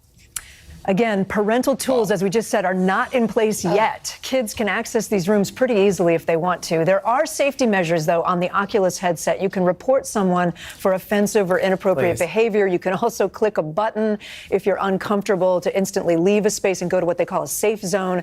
Guys, I have to mention, we reached out to the person who called himself Max's parents, and we didn't receive any response. That's scary. This is crazy. This is a 2-hour special coming here. Hopefully, you could talk about this all day long. I know. We've all been talking during the piece. I know you could tell kind of from my reaction there, but viscerally, I think it's different to be in there and have people crowding onto you and saying inappropriate things. It was overwhelming. It's a virtual strip club. And there's no moderator in there, right? Not that I saw. And Kate, is this whole metaverse tethered to the idea of what we're hearing about with cryptocurrency? And are people buying real estate, even adult play in metaverse? I don't know the answer to that, actually, Garson, but I think so. I mean, there's so much in this metaverse going on. What's scariest, though, is like if this is where we are now, where are we 5 years from now? And also, you choose what your kids see. You cannot unsee some of the stuff that you saw. It will scar them forever. It's hard enough to parent in this world, not to mention have to worry about a whole new world. I think the biggest thing right now is for parents to just talk to your kids, right, and try to understand what they're using. If you're giving them the headset, make sure they're over 13. My kid has the Oculus headset. He does? Yes, he plays games on it all the time. But Kate was saying there's no browser history. If I put it on to see where he's been. Oh, you don't know that. I don't know. Okay. Not right now. Throw it in the trash. Get rid of it, Carson. That was eye-opening. I didn't know. All right. Thank you, Kate. Thanks, Kate. Wow. Top Story with Tom Llamas. Weeknights at 7 on NBC News Now. Hallie Jackson Now. Weekdays at 5 on NBC News Now.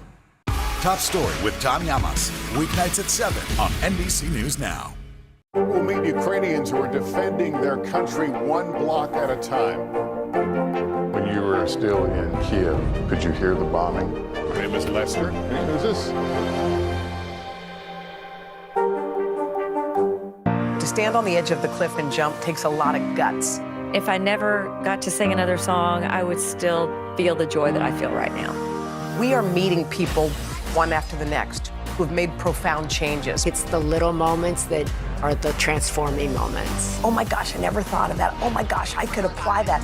I want to stop for a second. In season 2, I think you're going to be blown away by the life lessons. Join Hoda for new episodes of her podcast, Making Space. Listen now. These days, the news never stops. The morning's headlines change by afternoon, and by the end of the day, it's all totally different. So let's get into it. What's happening right now, what it all means for you for an hour every day. I get it. I know that it can be hard to keep up. So let's get started together and go from there. Hey, I'm Hallie Jackson, and we have a ton going on tonight. Here's the deal. Hallie Jackson Now. Weekdays at 5 on NBC News Now. Hallie Jackson Now. Weekdays at 5 on NBC News Now. Sometimes the news can be difficult and overwhelming for kids to understand. Ukraine and Russia. Could you help me understand what's going on? So to help make sense of it, we've created a newscast just for them. We hope your family will watch Nightly News Kids Edition. Making Space, the inspirational podcast from Hoda Kotb. Listen now.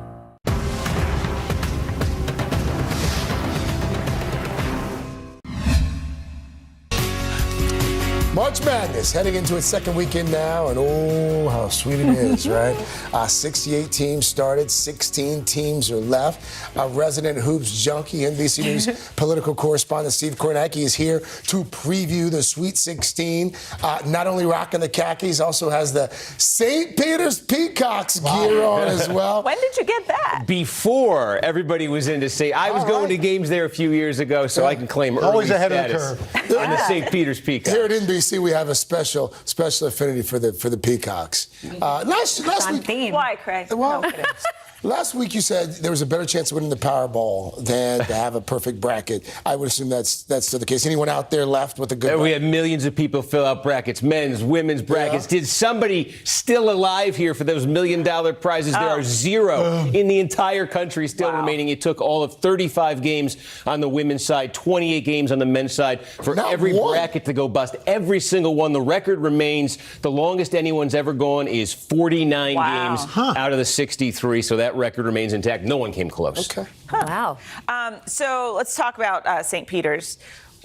What's going on here? I mean, you were a fan of theirs, but, you know, how long will their story continue? I mean, they started seeding teams 1 to 16 in the NCAA tournament back in 1985, and since then, now only 3 teams seeded number 15, as the Peacocks of St. Peter's have reached the Sweet 16. So here's the company they're now in. Florida Gulf Coast about a decade ago got to the Sweet 16. They lost to Florida. Oral Roberts got there last year. They lost a squeaker to Arkansas. So St. Peter's only the 3rd team ever to make the Sweet 16 as a 15 seed. They will take take aim at Purdue on Friday night, try to make it to the Elite Eight. Is there a little bit of a home court advantage? St. Peter's is in Jersey City, New Jersey. All they got to do is go about 95 miles south on the Jersey Turnpike. The game is going to be in Philadelphia. By the way, the last time a New Jersey team made the Sweet 16, 22 years ago, it was Seton Hall University, the Pirates, the point guard on that Pirate team. His name, Shaheen Holloway. Who is Shaheen Holloway? He's the head coach of the St. Peter's. St. Jersey back to the Sweet 16. Oh, that's a great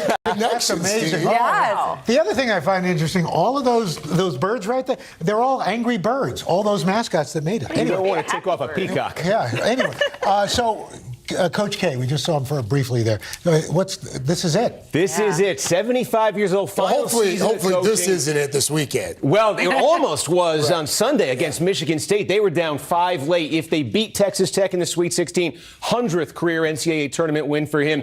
He has already made now 26 Sweet 16s. That was his 1,200th career win against Michigan State Sunday. If they do win it all, it would be 6 national titles. He'd go out with a bang. Well, I think there's a mistake in the graphics because you haven't mentioned the University of Michigan making it into my Wolverines. The Wolverines rated very highly in the preseason. I think they were number 4. Some would say, I'm not saying I would say this, massively underachieved in the regular season, but they are making a run in the tournament. Okay. And they are now Just in the Sweet 16. Also making a run, a team that was 0 and in their conference, won 0 games last year and 2-22 Ohio State last year. The Cyclones. The Cyclones, look at that, from 2-22 to the Sweet 16, 22-12. How's this for a nickname matchup? It's going to be the Cyclones and the Hurricanes. Wow, Miami, weather. Iowa State. Who do you You guys are like in your glory. Meteorological game. Who do you put your money in, though? Yeah. Hurricane? Yeah. I don't know. I'd have to. Tornado. Cyclones. Cyclone was in that? Yeah. Let's talk about the women here, Mr. Kornacki. On the women's side, we've got all the familiar powerhouse teams still in it. But it seems as if there have been more upsets than years past. Well, we show you all those busted brackets on both the men's and women's side. Here's a big reason for it. Here's the women's bracket, a couple that jump out at you. Who had the Creighton Blue Jays? They're still alive in the Sweet 16. Iowa State is in there, too. How about South Dakota, the Coyotes crashing the party? So some big upsets there on the women's side. But as you say, Craig, the number 1 seeds all intact. That includes, I know, your sentimental favorite, the South Carolina Gamecocks. And the women's basketball team down there. Well, look out, though, by the way, for UConn. They are still alive. And by the way, that region is going to be played in Bridgeport, Connecticut. So they may have a little bit of an edge there. Team advantage. So who stands a chance still to go all the way on both men's and women's? Well, I obviously believe St. Peter's still stands a chance. But if you were to take a look at the Vegas odds on this, the favorite on the men's side right now remains the Gonzaga Bulldogs. Could be an Elite Eight showdown with Coach K and Duke potentially. And on the women's side, South Carolina, obviously the powerhouse, the defending, they are the current favorite. Gotta love the Zags, too, though. I mean, I can just listen to you all day long. I know. You just get me excited for basketball. We waste this talent on politics. I'm telling you. We waste You just need a We got 2 more weekends there. Yeah. I can't wait.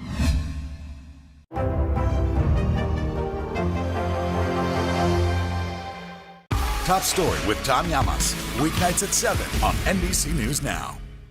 These days, it feels like the news never stops. So let's get into it. What's happening right now, what it all means for you for an hour every day. It can be hard to keep up, so let's get started together. Hallie Jackson Now. Weekdays at 5 on NBC News Now. Top Story with Tom Llamas. Weeknights at 7 on NBC News Now. To stand on the edge of the cliff and jump takes a lot of guts. We are meeting people one after the next who have made profound changes. I think you're going to be blown away by the life lessons. Join Hoda for new episodes of her podcast, Making Space. Listen now. These days, the news never stops. The morning's headlines change by afternoon, and by the end of the day, it's all totally different. So let's get into it. What's happening right now, what it all means for you for an hour every day. I get it. I know that it can be hard to keep up. So let's get started together and go from there. Hey, I'm Hallie Jackson, and we have a ton going on tonight. Here's the deal. Hallie Jackson Now. Weekdays at 5 on NBC News Now. We'll meet Ukrainians who are defending their country one block at a time. When you were still in Kiev, could you hear the bombing? My name is Lester. Who's this?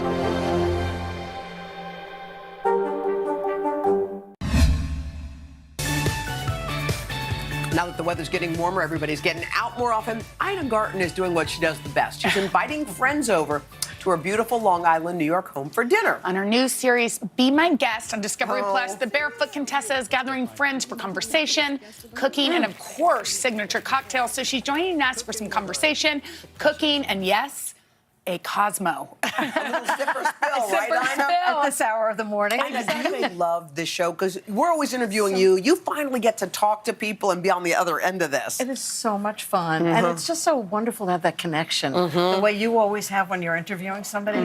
I had a ball doing this. Okay, should we start with the first sip and spill? We've got your favorite Cosmos. Okay, here we go. We're starting with Cosmos? Okay. Yeah. Be honest. What is Jeffrey's most annoying dinner party habit? Well, he doesn't have any. There you go. He doesn't. Okay. It's just, there's nothing annoying Nothing about to Jeffrey. spill. I know nothing that to spill. But can we sip anyway? Yes, we can can. sip anyway. Now, what is this drink? It's a Cosmo. Yeah, what do you mean? I know, but I didn't know if it was a special. I have no idea, but Oh my God, yummy. Okay, sip or spill. Wow. Do they make Cosmos the way you do? perfect. Oh, wow. Absolutely perfect. All Okay, right, let's so make a this is a Caesar. really easy dinner that you can get on the table. The Okay. first thing is you order out a lasagna. I know, this Order it makes out. us feel so much better. But you put it in your own dish. Okay. So you're not serving it in some, Can cardboard I tell you carton. that when I first cooked for my mother-in-law, Yeah. the whole dinner was from this restaurant And you close to had a us? wonderful time, right? Do you have to confess, Ina, No, when they no. ask you? No. When they say, how did you make that? I'm What do so you say? glad you like it. Yeah. That's it. Okay, got it. Okay. All right. So we're going to start with Caesar dressing. Okay. So I just always like to make sure that the lettuce is really clean. Okay. No, that it's clean. So it's ice water. Okay. And then what I do is I cut it up. Uh-huh. And then Like this? put it in a salad spinner. So What it if gets you nice don't? and water cr- out. I love a salad spinner, but if you don't have one, this is what you do. What? You put it in a huge towel. Oh, a towel, Are you just like ready our for- babies. Wait, what? And shake. No, you don't. And you watch What do out. you, okay. Oh, you I'm beat already- it? And you you flip it around. You flip it around. You make a Really? salad spinner out I of it. feel like Hoda And did now that it's with her nice bra and during dry. Mardi Gras. You're so sick. Because the dressing will stick to dry lettuce. Okay. All right. So let's go make the dressing. Okay, let's make the dressing. So, So that's really the only thing we're making is the dressing. And you don't even have to turn the oven on. How's that? I'm so into everything. Okay. So Caesar dressing is garlic, an egg yolk. Wait, can you just look at this egg Look yolk? at this egg yolk. Isn't that What? Wait, amazing? why? Why is it It's- orange? Why is it Because red? it's really good egg yolk. Okay. Did you bring this egg from your No, farm? your guys did it. Okay. So one egg yolk. Everything has to be room temperature because what you're basically doing is making like a mayonnaise. Is that Grey Okay. Poupon? 2 teaspoons of Grey Poupon. Okay. You know my favorite. Okay, how much salt? 2 teaspoons. Two Two full full teaspoons. teaspoons, Half okay. a teaspoon of pepper. One. Just like that. Beautiful. Okay. 8 to 10 anchovy fillets. What if you don't like anchovies? I'll tell you what, you won't notice them in the Oh, put 'em final in dressing. anyway. Put Okay, 'em in got it. anyway. You'll be really surprised. I think that if it's And clean, and if a half a cup of freshly squeezed lemon juice. Half a cup of Must lemon be, juice. Must be freshly Fresh squeezed. squeezed, okay. What else? And Do we then- need this? Yeah, in 2 seconds. So, hold on, I'm putting you in charge Okay, of this. oh, geez. You turn it on and Okay. you puree it. Pureed, okay. Okay. Got and it. then you've got 3/4 of a Do I cup li- of olive oil. Okay. 3/4 of a cup of canola oil. Mix all of Mix them them together. canola. Why do you do that? Because the olive oil has great flavor and the canola oil is light. Okay. So, Do I and then turn it off? This is no, leave it right on. I'm scared. And then what you're going to do, like making mayonnaise, you just pour it in really slowly. And I'm going to put you in charge of this. Okay, I'm in How's that? charge. I'll keep You're doing in charge it. of that? Okay. Okay. Pour it in And really what about your slowly, croutons? and it gets absorbed. Yeah, you made these croutons? I made these croutons. They're so good. made from focaccia, but you know what? You can buy them at the store. too. You're making me feel so good about myself. Nobody will know. Should I do this? Put it right in. And this Parmesan? Parmesan cheese. Just so you can hear. Okay. Is that good enough? Well, we have to Okay, let's see so if we it's can not get it. done Oh, not too fast. Too fast. It has to be really slow. This looks nice and So great. toss that together, and we're going to put the dressing on it. So this is easy. The meal is the lasagna and the salad, and then for dessert, it's completely assembled. How's that? So Okay, you the just take dessert- this as is? Take that off. Okay. We're going to put in The dessert you just Cheese. buy, half right? a cup of Parmesan cheese. Okay. And We're then going to turn it again. on, and it's done. How's It's that? done? It's done. That was so. That was By it. the way, look how delicious. And it's really like, looks- Doesn't how do you come get off? this? I don't know. Nobody knows. All right, we're going to do a quick round of sip and spill. I'm gonna because- just. I think it might already have dressing on it over there. I don't know. Okay, we're good. We're did. good. All right, one more sip and spill. okay. Ready? After the dressing, Who was okay. the best dinner party guest you've ever had? The best dinner party guest. Well, Taylor Swift came for dinner. She was pretty great. Wait, that was she fun. sing? No, she's just Okay. wonderful. But she's cool. What about the worst? Oh, God. The worst. I'm not telling. Okay, good. I think I'm going to have to sip. This is I'm gonna limoncello. try that salad down here. Thank you so much, Ina. This looks super duper yummy. Whew, Wow, that's got So it. dessert is vanilla Wait, ice get in there. cream. I'm going to show you how to do this. Vanilla ice cream. Yes. With limoncello on it. And you just buy all this. You just and do buy it. all the ingredients. Vanilla, Look at that. Vanilla ice cream. Can I pour a little of this? Pour a little limoncello and biscotti that I you mean, bought you're Wait, at a amazing. bakery. And that's dessert, and Yummy. everybody will lose their minds. I know, and this is they're so good. easy. All right, for these recipes, head to today.com. That is yummy. /food. And Ina's new show, y'all, it's going to be a huge hit. Be My Guest. It kicks off this weekend on Discovery Plus. Hope you'll come back tomorrow. We got another big morning on today. Today, bestsellers for your spring getaways that are functional, fun, and will come in handy wherever you are headed. All right, we'll see you then, guys. Bye-bye.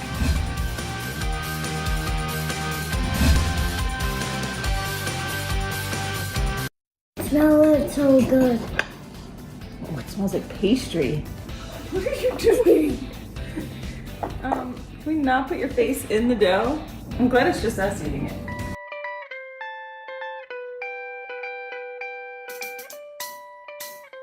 Hi, everybody, and welcome to Dylan Dishes, Cooking with Cal. I can't wait to take a look back at some of my favorite Cooking with Cal segments and offer just a few of those tips and tricks that didn't quite make it into the original episode. In today's episode, we are all about apples. Everyone in my family loves apples, and I use them in so many different recipes in so many different ways. Just ask Ollie.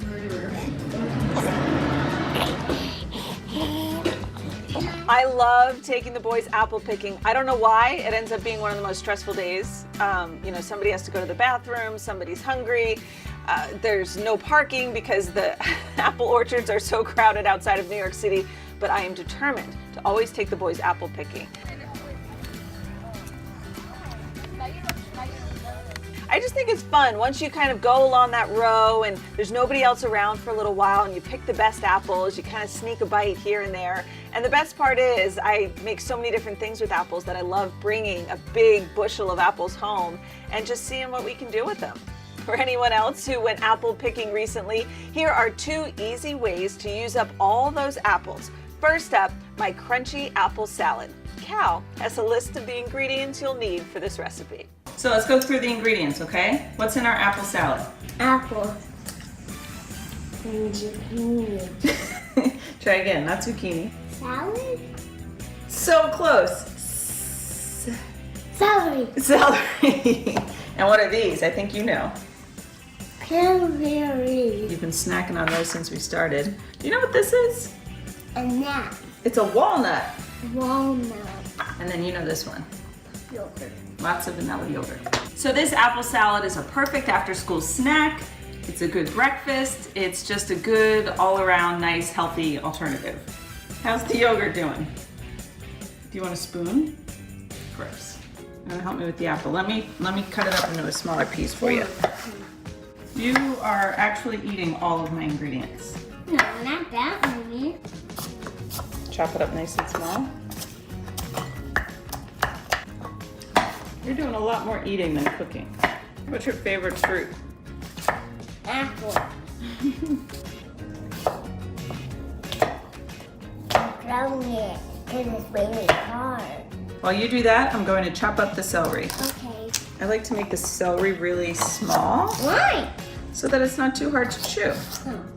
So Kel, when I was little, Yeah? I used to eat this all the time, every single morning for breakfast. Was that a long time ago? It was a long time ago. Even when I first moved to New York, I used to eat it all the time, every morning for breakfast. Really? That's weird. Mix it up. Yeah, mix it all together. All right, what should we put in next? How about some of these? Yeah, sure. Sprinkle those all in there? I can pour it. Okay. Perfect. And now let's chop these up a little smaller. Just rock your knife back and forth. Look at how small I made these. Whoa. So now we got all our ingredients in here, right? And here's the fun part. There you go. And this is the medium one or the biggest one? What, bowl or a spoon? spoon. That's the small one. I have to lick it off. Did you have to lick it off? Yeah. Oh. Yeah, because there's yogurt on it. So you can add as much yogurt as you want. It's not really a measurement here. It's more just once everything is all nice and combined. Sometimes I'll add blueberries in here. Oh, I have to lick it off. Oh. I just eat it off. So that's it. Super simple, right? I usually make a big bowl of this and then just scoop it out in the morning, or you can divvy it up into little Tupperware containers, and it's good to go as a grab-and-go snack. Are we done? That's it. That's all we have to do. Are you gonna taste one? I'm gonna taste one too. A taste test? It's a taste test. What spoon should I use? Is it healthy? It's very healthy. Up next, we are taking apples from sweet to sweeter with one of my favorite fall treats, apple dumplings with a homemade caramel sauce. You don't want to miss this. To stand on the edge of the cliff and jump takes a lot of guts. If I never got to sing another song, I would still feel the joy that I feel right now. We are meeting people one after the next who have made profound changes. It's the little moments that are the transforming moments. Oh my gosh, I never thought of that. Oh my gosh, I could apply that. I want to stop for a second. In season 2, I think you're going to be blown away by the life lessons. Join Hoda for new episodes of her podcast, Making Space. Listen now. We're here to start conversations about the big things happening in our world, because it's not my job to tell you what to think. My job is to think about what you tell me. Now Tonight with Joshua Johnson, streaming weeknights at 8 on NBC News Now. Top Story with Tom Llamas, weeknights at 7 on NBC News Now. Good morning, everybody. Welcome to Today. It's good to have you with us. So delighted we're together. We're together. I make Pop-Tarts. Yeah, see? So this show is for you, my friend. We got a huge, beautiful crowd. Can this still end diplomatically with Vladimir Putin in charge of Russia? There's a Supreme Court nominee. What would it take for you to vote to confirm her? So I guess the question is, can this end with sanctions alone? If it's Sunday, it's Meet the Press.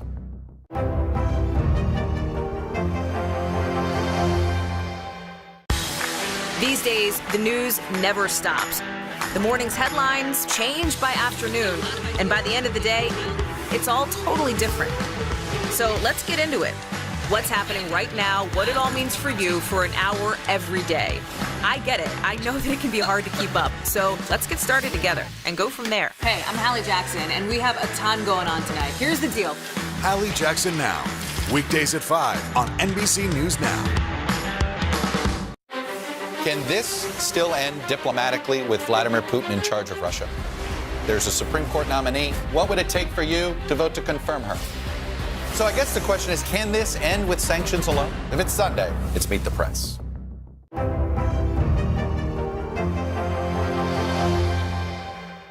Top Story with Tom Llamas, weeknights at 7 on NBC News Now. This is a very different kind of program. We're here to start conversations about the big things happening in our world. Professor, I'm not asking you to predict the future, but what do we think that the new normal is going to be?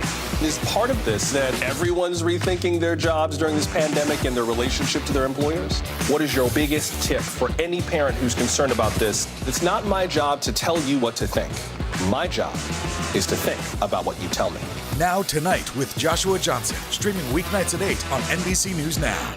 These days, it feels like the news never stops. So let's get into it. What's happening right now, what it all means for you for an hour every day. It can be hard to keep up, so let's get started together. Hallie Jackson Now, weekdays at 5 on NBC News Now. These days, the news never stops. The morning's headlines change by afternoon, and by the end of the day, it's all totally different. So let's get into it. What's happening right now, what it all means for you for an hour every day. I get it. I know that it can be hard to keep up. So let's get started together and go from there. Hey, I'm Hallie Jackson, and we have a ton going on tonight. Here's the deal. Hallie Jackson Now, weekdays at 5 on NBC News Now. These days, it feels like the news never stops. So let's get into it. What's happening right now, what it all means for you for an hour every day. It can be hard to keep up, so let's get started together. Hallie Jackson Now, weekdays at 5 on NBC News Now. To stand on the edge of the cliff and jump takes a lot of guts. We are meeting people one after the next who have made profound changes. I think you're going to be blown away by the life lessons. Join Hoda for new episodes of her podcast, Making Space. Listen now.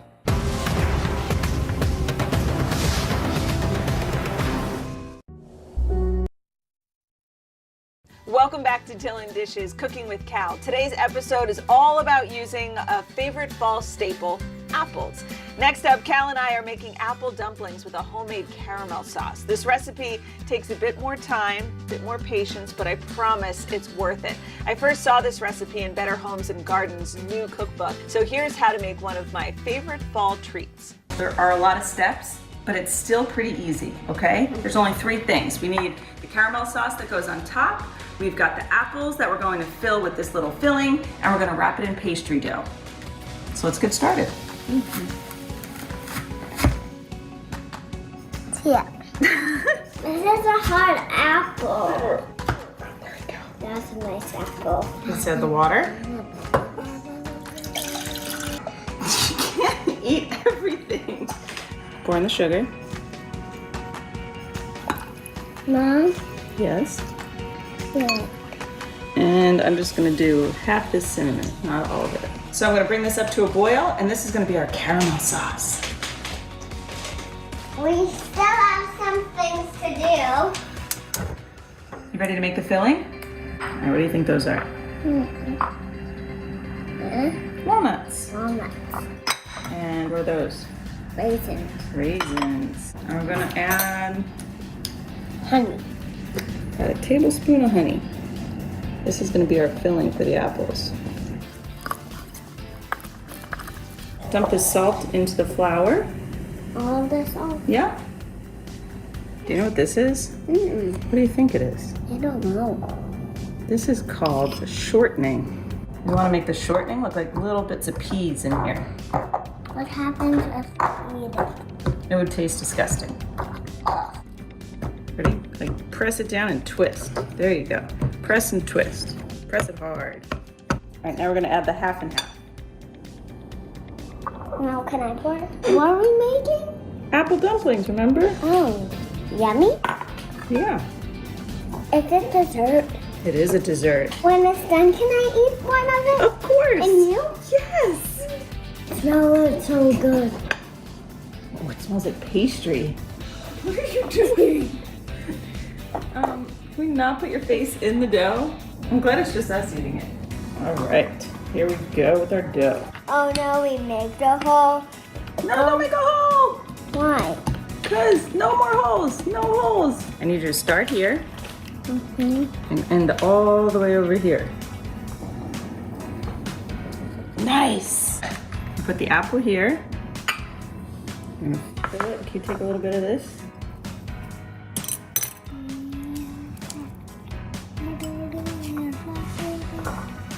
This is our standard hiding spot. A little cinnamon sugar.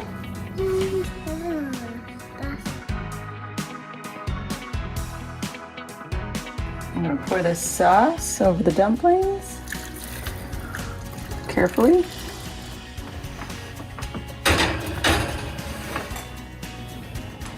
Do you love it?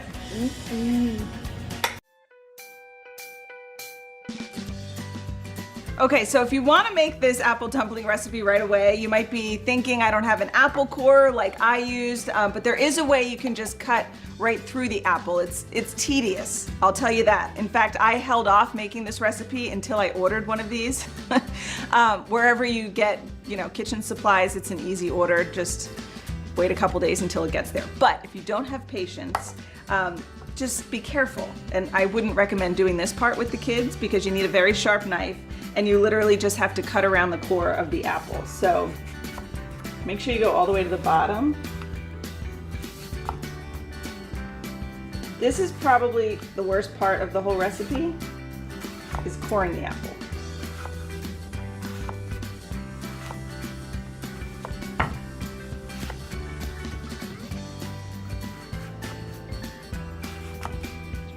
sure we get to the other side. My kids eat a lot of apples, and whether I'm slicing them or dicing them or doing whatever it is with apples, there's just no good way to get the seeds out. But this works pretty well. Okay, so you can either do it that way if you don't have patience, although I think this way is the way to go. So this is what an apple core does. Basically the same thing the knife did, just in all one big swoop. Kind of get it in there. Twist it, pull it up. And there you go. That was easier, right? So I'd recommend just holding off a couple days on this recipe and wait till you get your apple core. I mean, because that's perfect. So to core the apple with a knife, you want to make sure you use a paring knife. They're nice and sharp, they're tiny. If you use anything bigger, I feel like you're going to cut the whole apple up. And a steak knife would just never work for this. So get yourself a paring knife too. For all these recipes, go to today.com/DylanDishes. I'll do the chocolate chips. No, I want to. No. Fine. Yay. Let's pour it at the same time, Alexander. 3, 2, 1. Whee! My name's Alexander Charbonnet, and this is Kids in the Kitchen.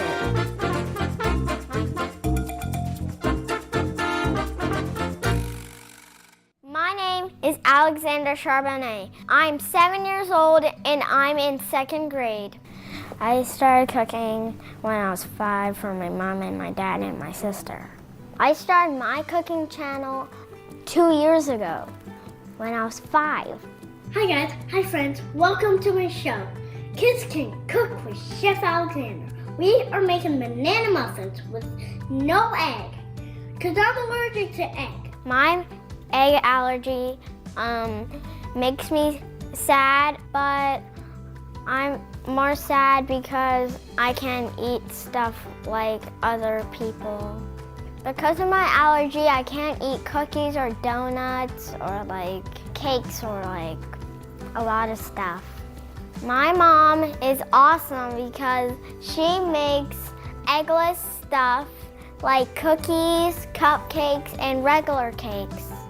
But my mom and I bring treats like cookies without egg to school with me so I can enjoy it with my friends.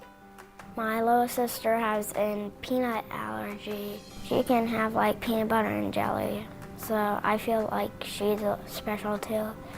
My mom was the one who taught me how to cook. My favorite part of cooking is I get to spend special time with my mom cooking. My favorite hobbies are playing video games, riding my bike, riding my scooter. I also really love dinosaurs.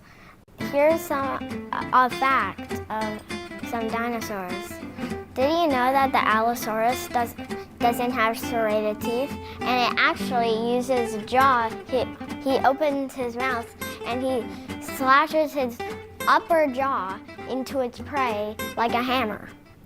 We are making chocolate donut cakes. So we have this flour, so we're gonna dump it into the sieve. I wanna be a pastry chef because I'm already a pastry chef.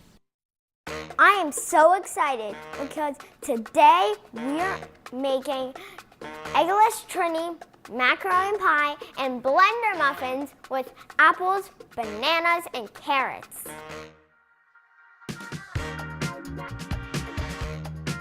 First, we're gonna start with the macaroni pie. Here's everything we need to start with. We got butter, we got olive oil, cut up onions, onion powder, garlic powder, black pepper, flour, mustard, cheese, salt, but we also need elbow and and milk. First, we're gonna make the cheese sauce. First, we're gonna melt the butter and the olive oil over medium heat. Now the next step where you need to add the onions. Make sure you cook it for a few minutes because we don't want the smell of the onions to make us cry. The next step, you need to add the flour and you need to make a roux. A roux is fat mixed with flour.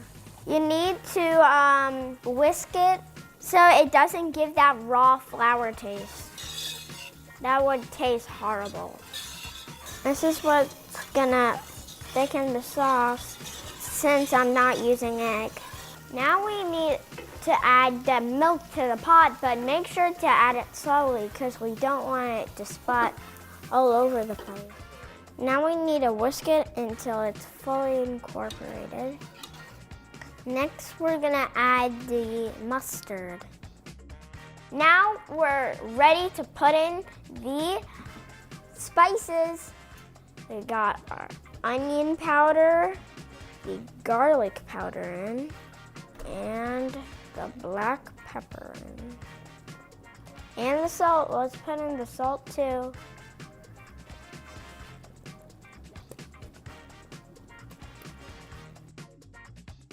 Bubbling, it looks like lava. This is what we're looking for. I wish you guys can smell this, because it really smells good. Now for the best part, we put in the cheese.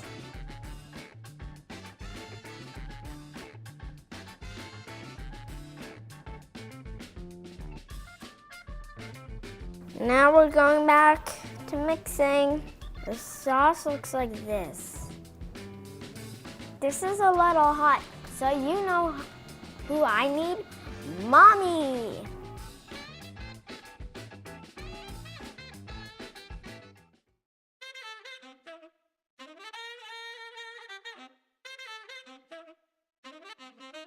Almost there, up.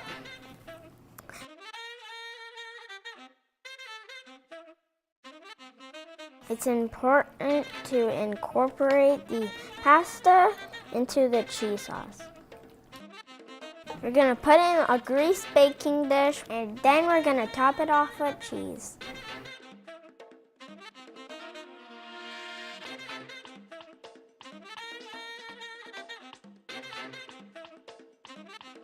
This looks great. Now we're just gonna add some cheese to on the top.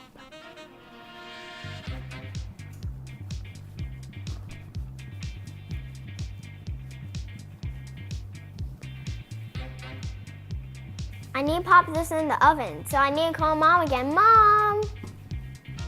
Oh, it looks good. Okay, I'm gonna open your oven. Okay.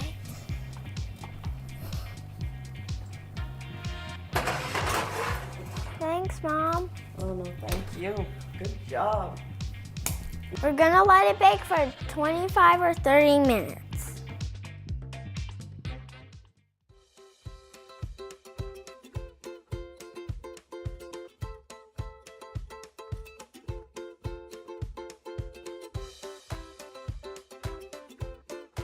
This looks awesome. It wouldn't be complete without my favorite person.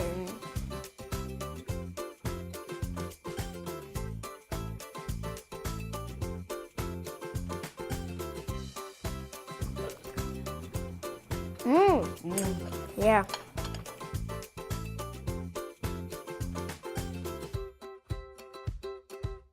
We come from a long line of foodies in our family, a long line of cooks, and you're just carrying on that tradition by continuing to be one of the chefs in our family.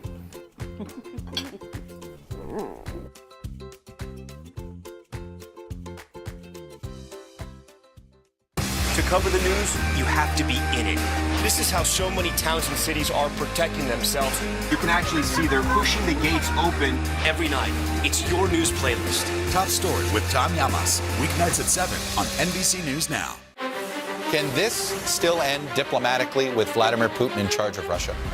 There's a Supreme Court nominee. What would it take for you to vote to confirm her? So I guess the question is, can this end with sanctions alone? If it's Sunday, it's Meet the Press. These days, it feels like the news never stops. So let's get into it. What's happening right now, what it all means for you for an hour every day. It can be hard to keep up, so let's get started together. Hallie Jackson Now, weekdays at 5 on NBC News Now.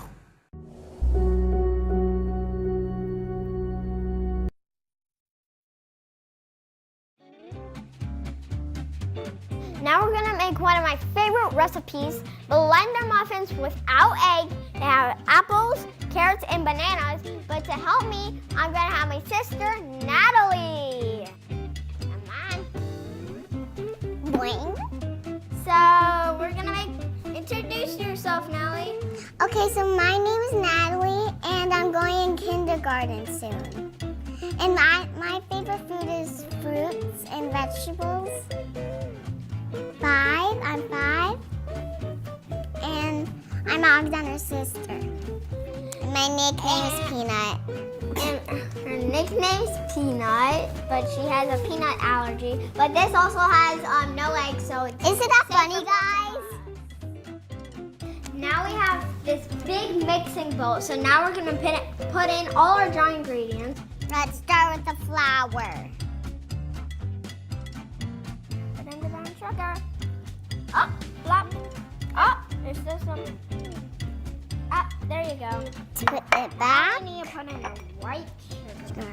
Now we put in baking soda, powder. And my now turn. Let's put in baking soda. Now let's put in some cinnamon, like for cinnamon rolls. Let's make Fender muffins. Mix up.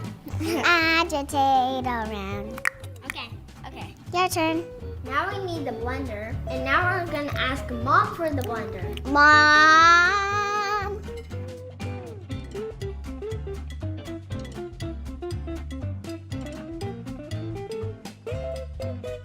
Now we're gonna add the apples, the carrots, and bananas to the blender. Let's start with the apples. Yeah. Plop. Plop. Time for carrot time. We're gonna put in the carrots. And guys, in case you know, these are for our bunnies, but we use them for baking now. Let's put the banana peel right. Break it in half and then put the other half in. That might be smart.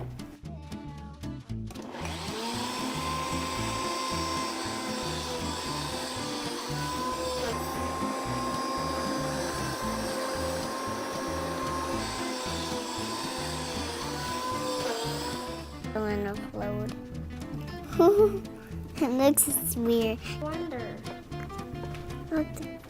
I'm trying to get the ones on the back. Maybe we should do it together. Let's mix and agitate. Let's mix and agitate. Let's do that. Now let's add. I'll add the butter. Vanilla and let's do it. 3, 2, 1. Wow.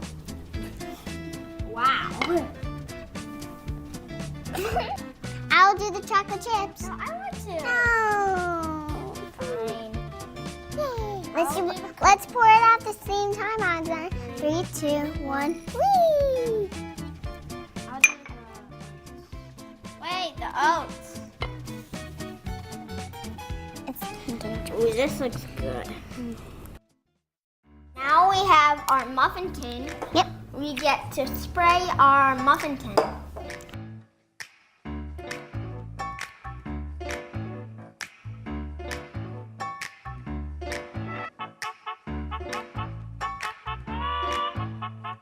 Yeah, we need to do it 3/4 way full. How about you scoop it and I put it in?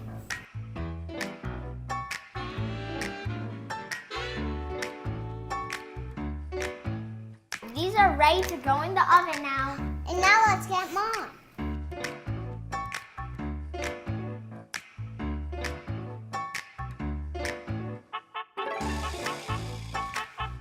Now it's going to take 18 to 22 minutes. Bye. We'll see you on the next step. Oh my gosh! They're done! Now we have to call Mom. Mommy!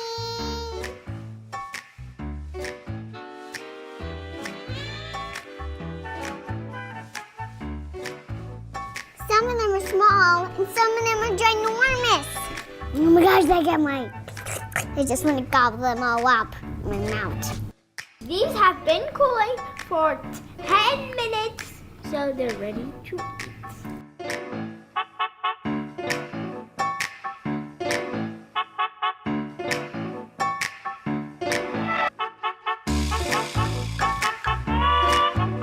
Again, you did awesome, John. High five.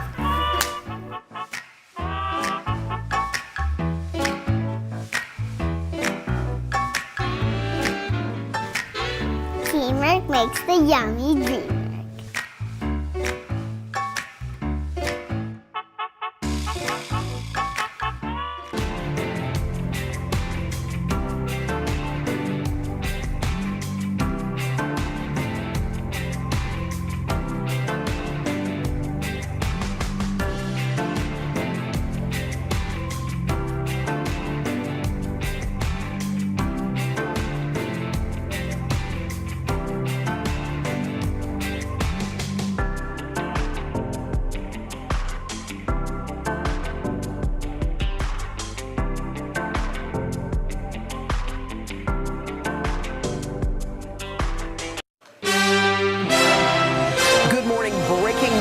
Emergency summit. President Biden huddling with world leaders in Europe this morning amid the ongoing war in Ukraine. While on the front lines, Ukrainian forces now pushing back Russian troops from the capital city of Kyiv. And this morning, new signs that growing resistance is forcing Vladimir Putin to shift his strategy. We've got complete coverage. Grilled on the Hill, Judge Ketanji Brown Jackson under fire from Republican senators over her record on the bench. You sentenced him to 28 months. Why?